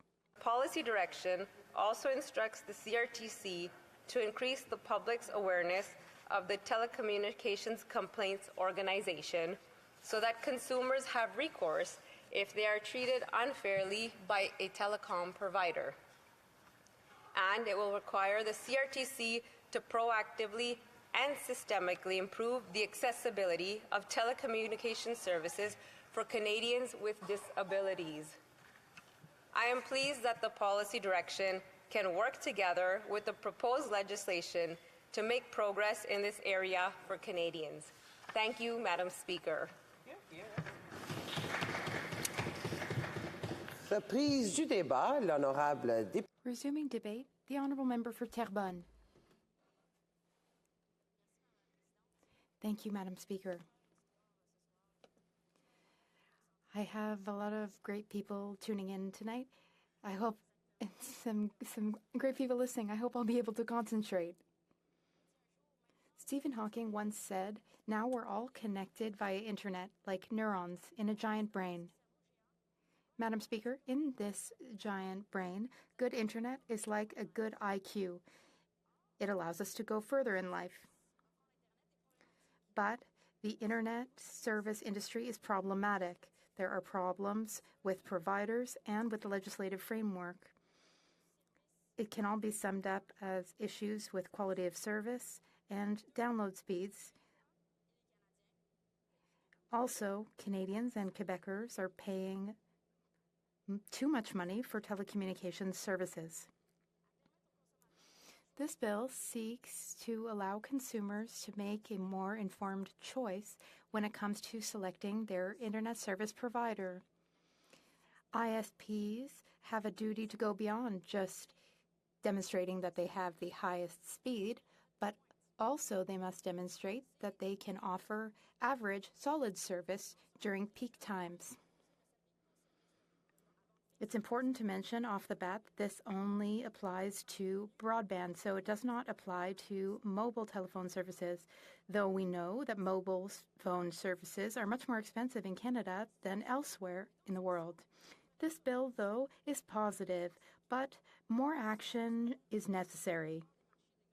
It's important to have serious discussions about the quality of major players in the industry. Now, access to quality internet connection is essential. It should also be affordable. Affordable quality internet is inextricably linked to Quebec and Canada's success economically. In Palau, I actually worked in Palau. I helped the Minister of Finance there improve services in order to receive foreign funding. But, Madam Speaker, you should know that there is very little internet on Palau. It's a beautiful remote island. So I didn't have as much work as I thought I would because there's less internet. But the island has suffered economically from its lack of internet access, and I experienced that firsthand. The pandemic has shone a light on internet connection issues. Telework and the ability to work from home should have been an occasion to improve internet access in Canada's regions, but unfortunately Canada's government is lagging behind when it comes to the digitization of our economy. It's futile to talk about economic development without talking about the quality of access to internet networks. This is as critical to economic development as the development of our electricity grids was in Quebec in the 60s. The government should work hard to improve high-speed internet in remote regions. This is a priority for Quebec's government. Quebec is working very hard on it and has invested heavily in it. Thus far, Quebec's government has set aside $1.3 billion in its budget to improve access to high-speed internet. Quebec has a fund which, with a total of $275 billion, which is $160 per person, but in Canada, only half is invested, about $75 per person. Now, let's take a look at the situation abroad. The journal The Economist every year compiles data on internet services and prices around the world. Canada has strong scores in education and literacy and in Canadians' access to internet and services, but unfortunately, Canada is not a leader when it comes to the prices and the affordability. If we truly wish to improve the situation, then we need to look at our Competition Act, because Canada has allowed and sometimes even encouraged monopoly in the market. A couple of businesses have taken a huge swath of the market, which gives them a lot of leeway in setting the price of services. But in a free market, in an ideal market, the cost of the service is equal to the marginal cost, that is, what it costs the provider to provide the service. This has been demonstrated. And in fact, economists have proven that in Quebec and in Canada, we are paying prices way beyond the marginal costs. Some agree with me here. An example, Bell, Rogers, Shaw, and TELUS, among them, have 71% of revenues for income, for internet, 71% of revenues, and that is a huge monopoly. Three businesses, Bell, Rogers, and TELUS, share 91% of the market among the three of them. Generally speaking, having more businesses on the marketplace is advantageous for consumers and advantageous for the economy as well.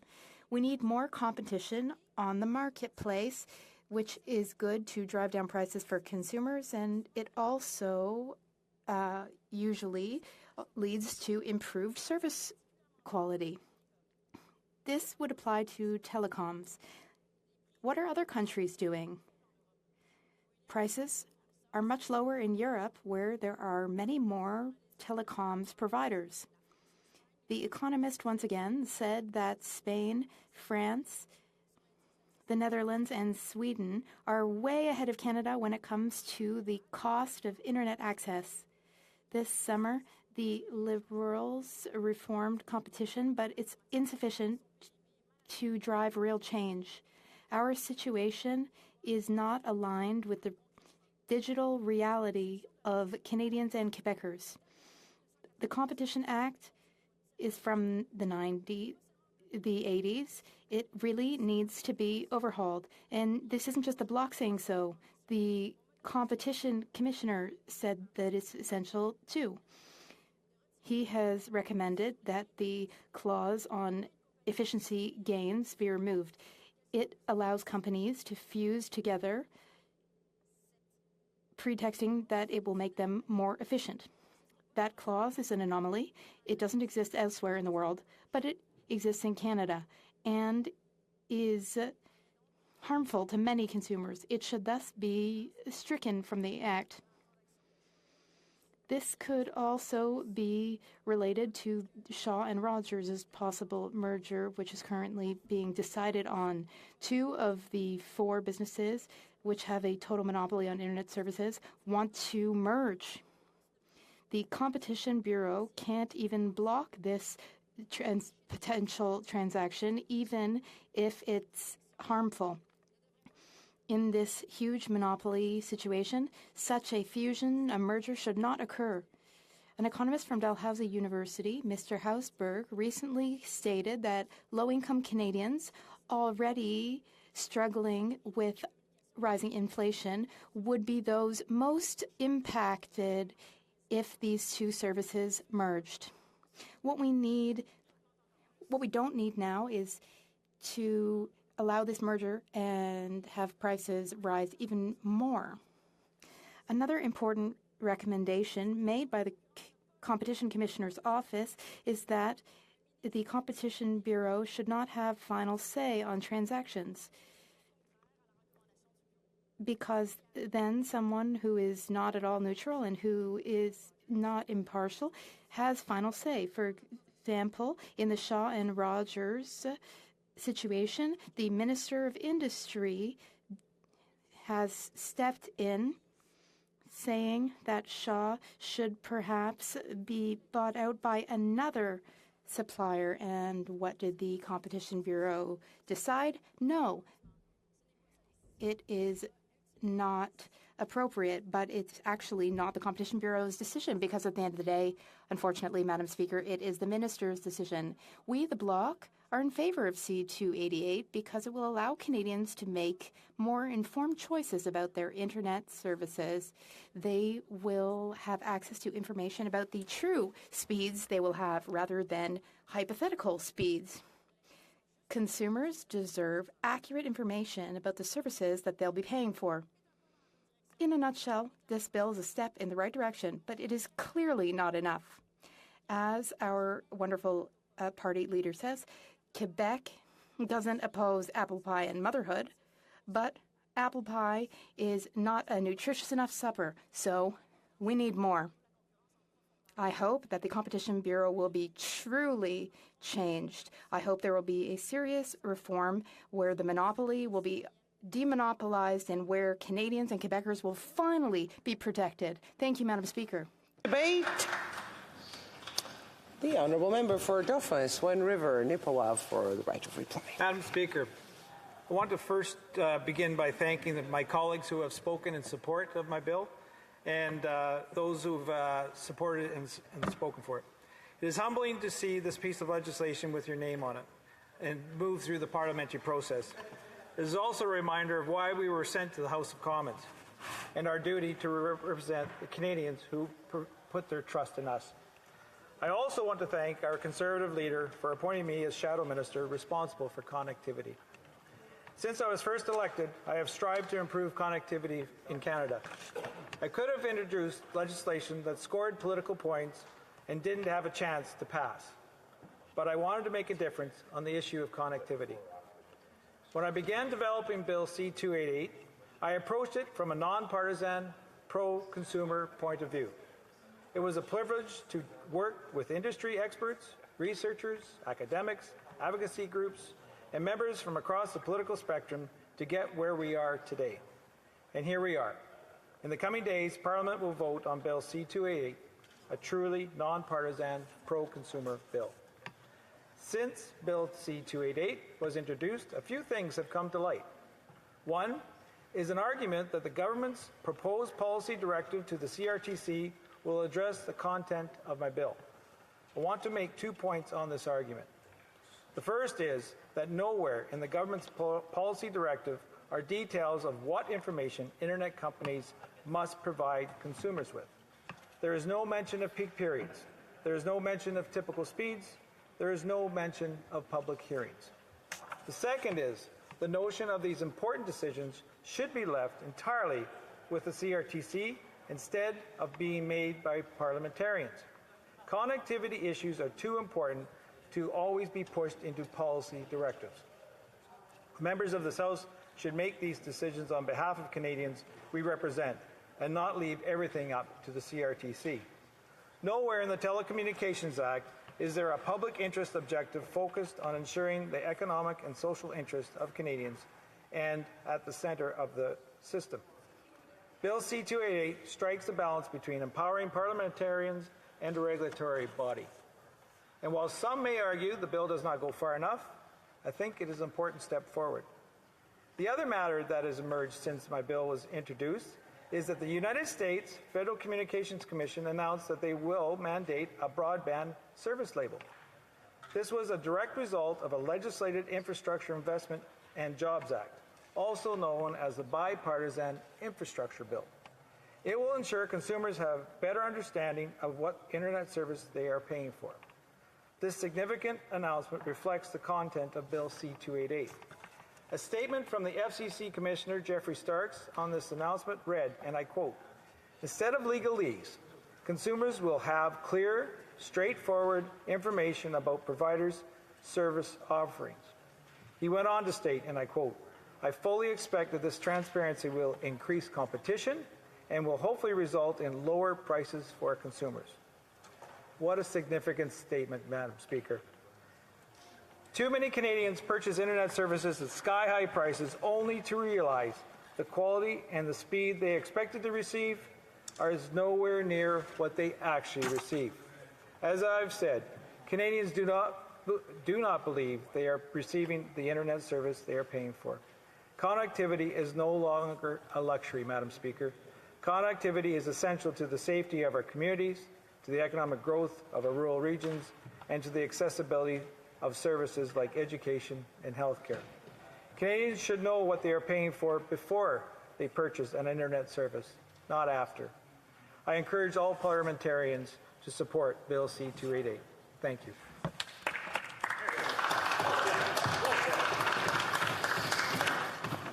The question is as follows. Mr. Mazur, seconded by Mr. Nater, moved that Bill C-288, an act to amend the Telecommunications Act, transparent and accurate broadband services information, be now read a second time and referred to the Standing Committee on Industry and Technology. Si un député d'un parti reconnu présent en...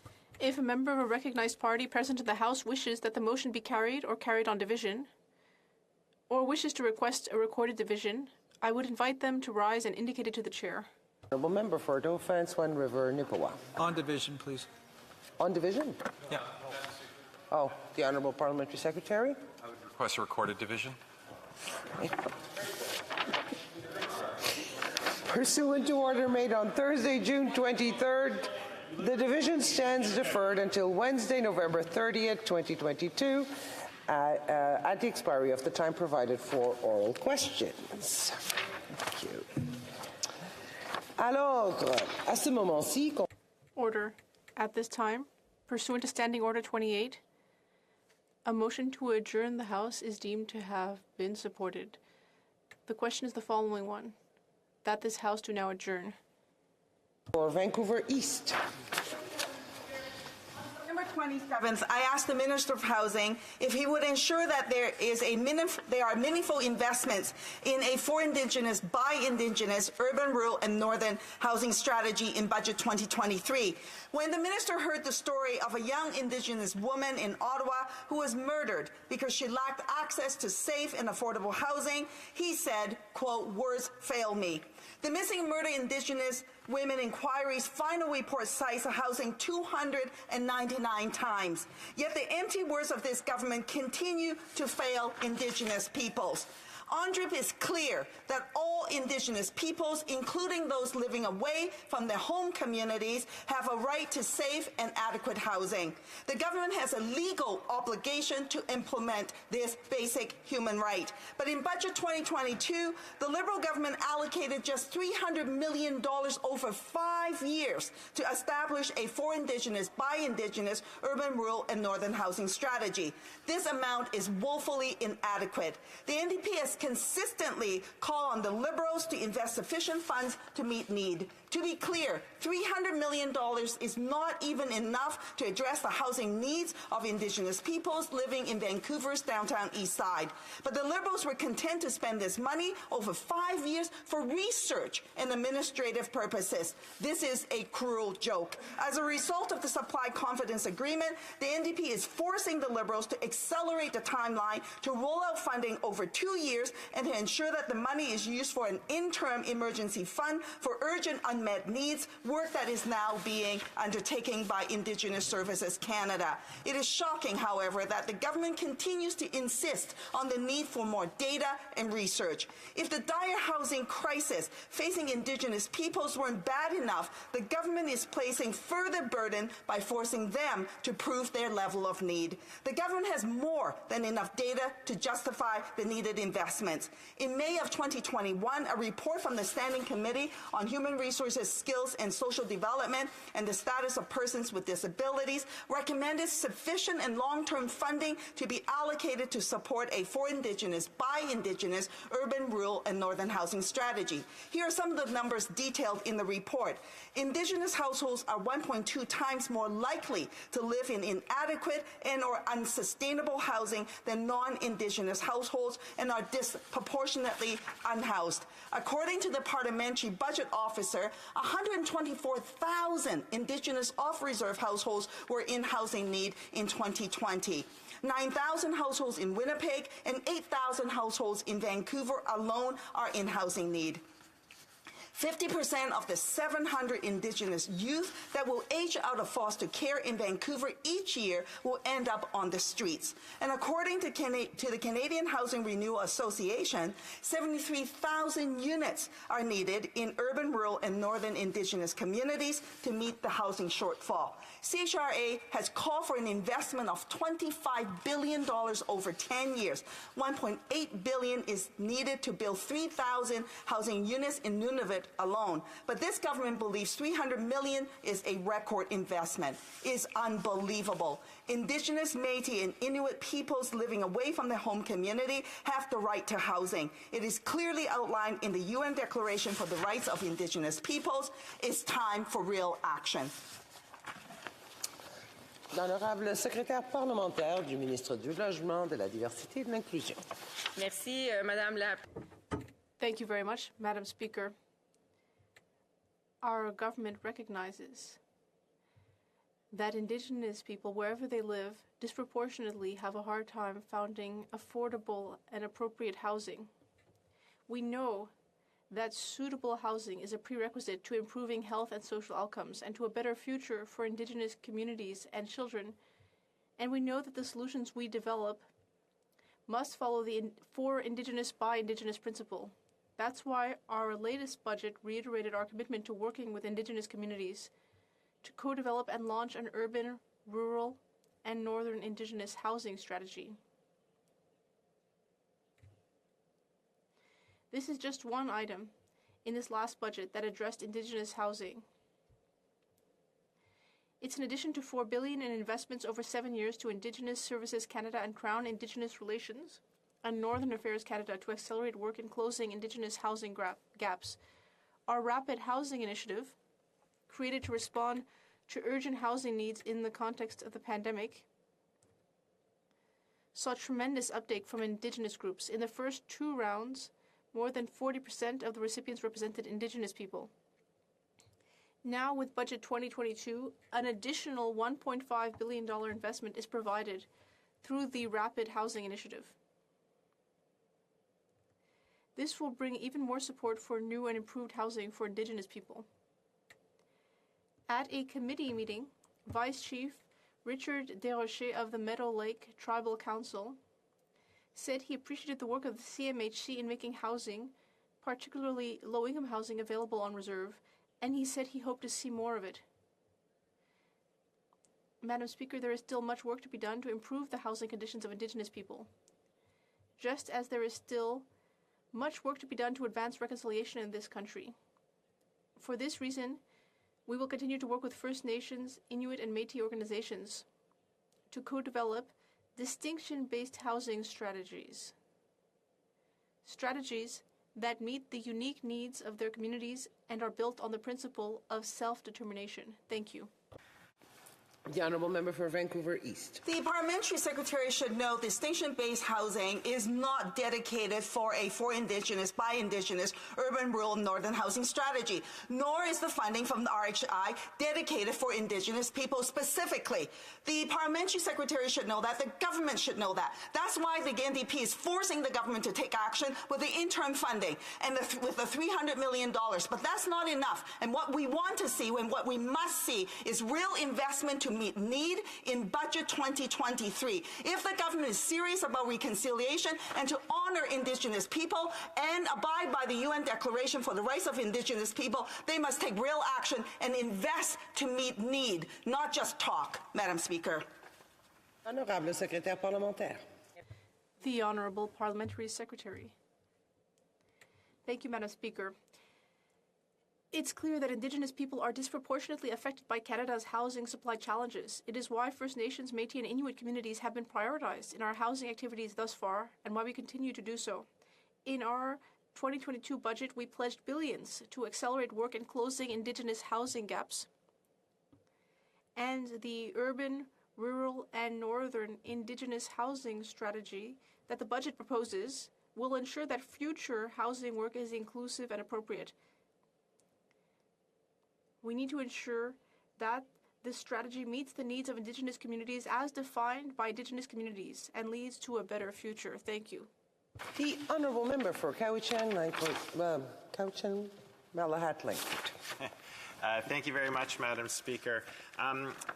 You know, over the last number of months, we have seen serious allegations of political interference into the RCMP investigation that was going on in Nova Scotia. And I'm a member of the Public Safety Committee. Those allegations actually prompted our committee to have the Minister of Emergency Preparedness and the RCMP Commissioner appear before our committee twice, once in the summer and once more recently, so that they could answer questions about these allegations. Our second meeting was done after the recording was actually made public, so we actually had a transcript of the actual words that were made on that call. And while I'm now satisfied that we don't have enough evidence to substantiate those claims, throughout this process I've always been curious about how we can fix this problem, how we can prevent it from actually happening again in the future. And what I've discovered, Madam Speaker, is that I think a large part of the problem lies in how the Royal Canadian Mounted Police Act is currently written. Currently, under Section 5.1, and I'll just read it out, it states, "The Governor and Council may appoint an officer to be known as the Commissioner of the Royal Canadian Mounted Police to hold office during pleasure who, under the direction of the Minister, has control and management of the force and all matters connected with the force." The terms used there, under the direction of the Minister, is so sufficiently vague that you could drive a truck through it. It is open to interpretation, and I think it's led to problems here. And that's why, Madam Speaker, last week, after having introduced a private member's bill, Bill C-303, to actually tackle this and firm up the language, I was able to ask a question last week on whether I could get the government's support on this bill. What my bill is seeking to do is to specifically add clarity, that dividing line between what the Minister of Public Safety can do, the kinds of directions he can give, and what's reasonably expected to maintain independence from our national police force. So in my bill, Madam Speaker, I'm taking the time to state that the Minister cannot issue any directions when it comes to operational decisions, when it comes to matters respecting law enforcement decisions in specific cases, such as those relating to investigations, arrests, and prosecutions, and any matter that would interfere with the Commissioner's powers or authority in managing the force. So again, just putting that legislative thick line between what the Minister can and cannot do and also the powers of the Commissioner. Now, Madam Speaker, I think this bill is a good idea, and I would really encourage the government to look at it seriously. In fact, I would even welcome them presenting their own bill on this, and I think they would actually find a lot of support in the House because, again, the problems have been so very clearly demonstrated. And don't take it just from me, Madam Speaker, because actually Commissioner Luckey was on the stand at the inquiry last week And she directly referenced my bill. I'll just quote. She said last week, Madam Speaker, quote, "I think it's time that we put something to writing that outlines what you can do and cannot do from both the Commissioner's perspective and the politicians. In the last 6 months, I've had to respond to it on several occasions, and so my hope is that my replacement won't have to." So again, those are quotes from the Commissioner of the RCMP, who herself acknowledges that this is a problem, acknowledges that my bill would fix this issue, and therefore I turn it to the Parliamentary Secretary and ask, given all of this information, will she now commit to supporting this bill so that going forward we don't have to worry about this issue any further? Thank you. The Honourable Parliamentary Secretary to the Minister of Public Safety. Thank you so much, Madam Speaker, and I want to thank the Honourable Member from Cowichan Malahat Langford for his continued good work on the Public Safety Committee, his keen interest in the issue of police accountability and oversight, and for his pragmatic, progressive leadership on a number of issues where we share a passion. The Honourable Member knows the independence of law enforcement is vital to our democracy. Good governance is essential to good policing. I look forward to reviewing the legislation that he has brought forward and will continue to work with all members of the House in support of the continued independence of the RCMP. I'd like to also add that police operational independence is a key principle that underpins the rule of law. Our government has always respected the independence of the police so that they can never be subject to political interference. This is imperative so the public trusts that the police will follow the rule of law, and as such that the police will act in the public interest. I also trust you will agree with me, Madam Speaker, when I say that it's the government's duty and responsibility to the Canadian public to ask questions about how police can best serve our communities. And I will continue to push the RCMP to meet the needs of the communities it serves and transform its culture into one in which accountability, equity, diversity, and inclusion are foundational tenets. Police services in Canada are entrusted with a broad mandate and significant powers to enforce the law, keep the peace, and maintain public safety. Maintaining the trust of the public through accountable, transparent policing is crucial to effective policing in a democratic society. Madam Speaker, our government is committed to improving civilian oversight of the RCMP. We're advancing accountability in several areas, including our commitment to enhance and strengthen the role of the Management Advisory Board, an independent body that provides advice and expertise to the Commissioner. Our government has also introduced Bill C-20, which would establish a new Public Complaints and Review Commission for the RCMP and the Canada Border Services Agency. This bill is a pivotal step forward in ensuring the transparency and accountability of these organizations, and it represents a commitment to Canadians that they can expect consistent, fair, and equitable treatment when interacting with these organizations. I know the Honourable Member shares my hope that this legislation will pass quickly so that we can raise the bar on transparency and accountability and increase the confidence of Canadians in their law enforcement institutions while respecting the operational independence of policing institutions in Canada. Thank you, Madam Speaker. Honourable Member for Cowichan Malahat Langford. Well, thank you, Madam Speaker, and I do appreciate the Parliamentary Secretary's assurances, but assurances are not a substitute for solid legislation, and I think there's an argument to be made for my bill. Previous governments have gotten into trouble. The Chrétien government got into trouble in the 1990s with the APEC summit. The Diefenbaker government got into trouble in the 1950s. Both involved political interference with the RCMP. So there are precedents here. And we need to look at the Manitoba Police Services Act, the Ontario Police Act, abroad to the state of South Australia. These are all examples where this type of specificity in the legislation is already in operation. So I'd encourage the Parliamentary Secretary to not only look at precedents, but look at existing examples. And again, I put it to her. I hope that the government will entertain this legislation as a serious initiative to prevent successors from ever encountering this problem. Thank you. The Honourable Parliamentary Secretary. Thank you, Madam Speaker, and I will assure the Honourable Member that he is heard. And I would reiterate that good policing requires good governance, and I look forward to working with him and all members of the House on the continued independence of the RCMP. Thank you, Madam Speaker. The Honourable Member for Peace River Westlock. Chair. I'm pleased to rise today to speak about the urgency of protecting children from predators and sexual abuse. This is an issue that I've raised many times in this place, and I've often confronted this government for their seemingly lack of concern and their lack of action.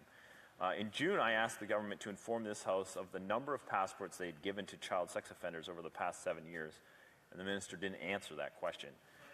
The Harper government, the Harper Conservatives, left this Liberal government with an important tool to protect kids abroad from sexual exploitation. Far too often, Canadians travel abroad to pay to countries to pay to sexually exploit and rape children. Common destinations around the world are countries in Southeast Asia like Thailand, Cambodia, the Philippines, or countries south of Canada like Mexico, Costa Rica, or the Dominican Republic. And just before the 2015 election, the former Conservative government changed the passport order to allow the Minister of Citizen and Immigration to revoke passports of Canadians who are likely to go abroad to exploit children. However, the Liberals have not been making use of this particular tool to help protect children. Between 2015 and when they came into power till the mid-2021, the Liberal government has only revoked 13 passports for child predators and only refused 8 passports. Canada has 60,000 registered sex offenders, and 72% of them are child predators. That's over 42,000 child predators in Canada. 2,500 to 3,500 new names are added to this registry every year. 6 years in power, and this Liberal government has only refused 8 passports to child predators. It's horrifying, it's unconscionable, and it's immoral. It's almost as if this government has been doing as little as possible to protect children. They have a track record of being soft on criminals and putting the rights of predators first, and this is another example of that. For example, the United States is also a key destination for Canadian child predators, and since 2016, the U.S. government has been pleading with Canada to share information when a convicted Canadian child sex offender is traveling abroad or traveling to the U.S. The Liberals' response? No. We must respect the privacy rights of these child predators. It was only last month, after the Globe and Mail continued to shed light on this, first in February and then a few weeks ago, that under public exposure, the Liberals finally agreed to this request from the United States. Considering that in the first half of 2022, the United States had provided Canada with the details of over 165 Americans convicted of child sexual abuse who have coming to Canada, that we were able to then deny 112 of them access to Canada. During that same time, Canada only gave the United States the heads up once. I guarantee you, Madam Chair, it was only after the first Globe and Mail article. I don't know that for sure, but that's my suspicion. Madam Chair, through organizations that work to rescue and restore children who have been exploited, we know that Canadian child sex offenders have been convicted of horrific crimes against children and are traveling back overseas. And this Liberal government knows that they're traveling. How? Because they gave them passports. They also know that these predators have to notify the government every time they travel, and yet the Liberals do everything they can to protect the privacy of these predators. I expect the Honourable Parliamentary Secretary to tell us how they plan to introduce a bill to make sharing the information of child predators easier and put more restrictions on these predators. But the reality is, nobody trusts this government when they aren't even using the tools that they have. So once again, can the Minister tell us... Honourable Parliamentary Secretary to the Minister of Immigration, Citizenship and Refugees. Madam Speaker, I would like to thank my colleague for his questions. But before starting to answer the questions, let me give a little bit of background information to make sure everyone understands the process. So the Passports Entitlement and Investigation Divisions, known as PEID, renders entitlements decisions. And those decisions includes approval, cancellations, refusal, and revocations. They can also impose periods of refusal of services where a situation merits much administrative sanctions. The divisions conduct administrative investigation into cases of possible entitlement frauds, identity frauds, and passports misuse.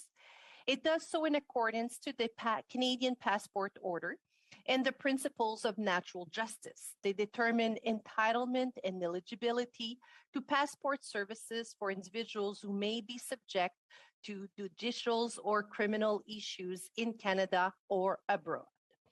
In 2015, the Canadian Passport Order was amended, as mentioned, to include Section 9.2. And this sections allowed RCC to cancel a passport when there are reasonable grounds to suspect and refuse to issue or revoke passports where there are reasonable grounds to believe that such action is necessary to prevent the commission of sexual offense against a child in Canada or abroad. Now, about today's questions.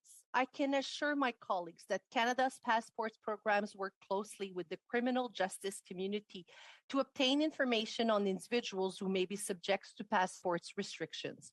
I can also assure my colleagues that whenever information is shared by partnering agencies, RCC will conduct an administrative investigations to determine if action is merited pursuant to the order. So let me explain how it works. In order for information to be actionable, it needs to be indicative of the potential for the activity occurring in the future. If information is not sufficient at the time of review to refuse issuance or revoke a passport, the individuals will remain on the passport program system lookout watch list. And this is for monitoring purposes for future review of their entitlement for passport services. Here, it's important to note that other sections of the order allow for action when charges or judicial restrictions exist in these situations. Madam Speaker, all we know is that there are 4 more law-abiding Canadians who are deserving of a passport, and we want to serve them well while protecting children from sex offenders. Having worked as a social worker and an advocate for children's rights, I am too concerned about the safety and the security of our kids and grandkids. However, their safety remains paramount. Our government will never compromise that. Every passport's application is scrutinized and assessed on its own merits, while balancing service standards with safety, Madam Speaker. And that's why security and integrity have always remained at top of list over the past year as we put measures in place to respond to the increasing demands for passports. The service offered at Service Canada centers continues to improve, but always in compliance with security and integrity. And for example, one of those improvements is increasing the number of sites offering 10 business day passports pickup service to 13. And that also included in my own community of Orléans. It also allows applicants to keep their personal documents and not to have to mail them in. Madam Speaker, across the country, we are continuing to improve services, and we are continuing. Honourable Member for Peace River Westlock. Well, Madam Chair, I still don't have an answer to my question. The question was, how many passports has the Liberal government given to convicted child sex offenders? I noted off the top that there's 72,000 Canadians on the sex offender list. There is 42,000 of them are child sex offenders.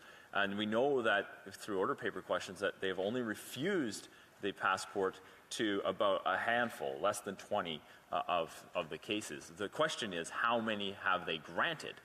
That is the question that I'm trying to get at. The fact is that I know of the review body. I know of all of these things. What my question is why are child sex offenders getting passports?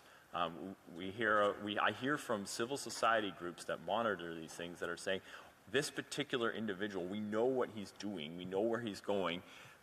Why does he get a passport? Secretary. Madam Speaker, this is an attitude of all hands on deck to make sure that individuals who do not deserve a passport don't get it. So Canada Passports Program is working hand in hand with partners such as the Correctional Services Canada, the RCMP, police services, and partnering agencies to make sure that sex offenders do not get a passport. And we're doing so while making sure that all other Canadians who do deserve a passport will get it in due time. We may have implemented many well thought out reality-based solutions to speed up the process to get a passport this year, but one thing that we did not do is compromise the integrity of the passport's rights. At all costs, we must protect our children, and that is exactly what we're going to continue to do, Madam Speaker. The motion to adjourn the House is now deemed to have been adopted. Accordingly, this House stands adjourned until tomorrow at 10 a.m. pursuant to Standing Order 24-1.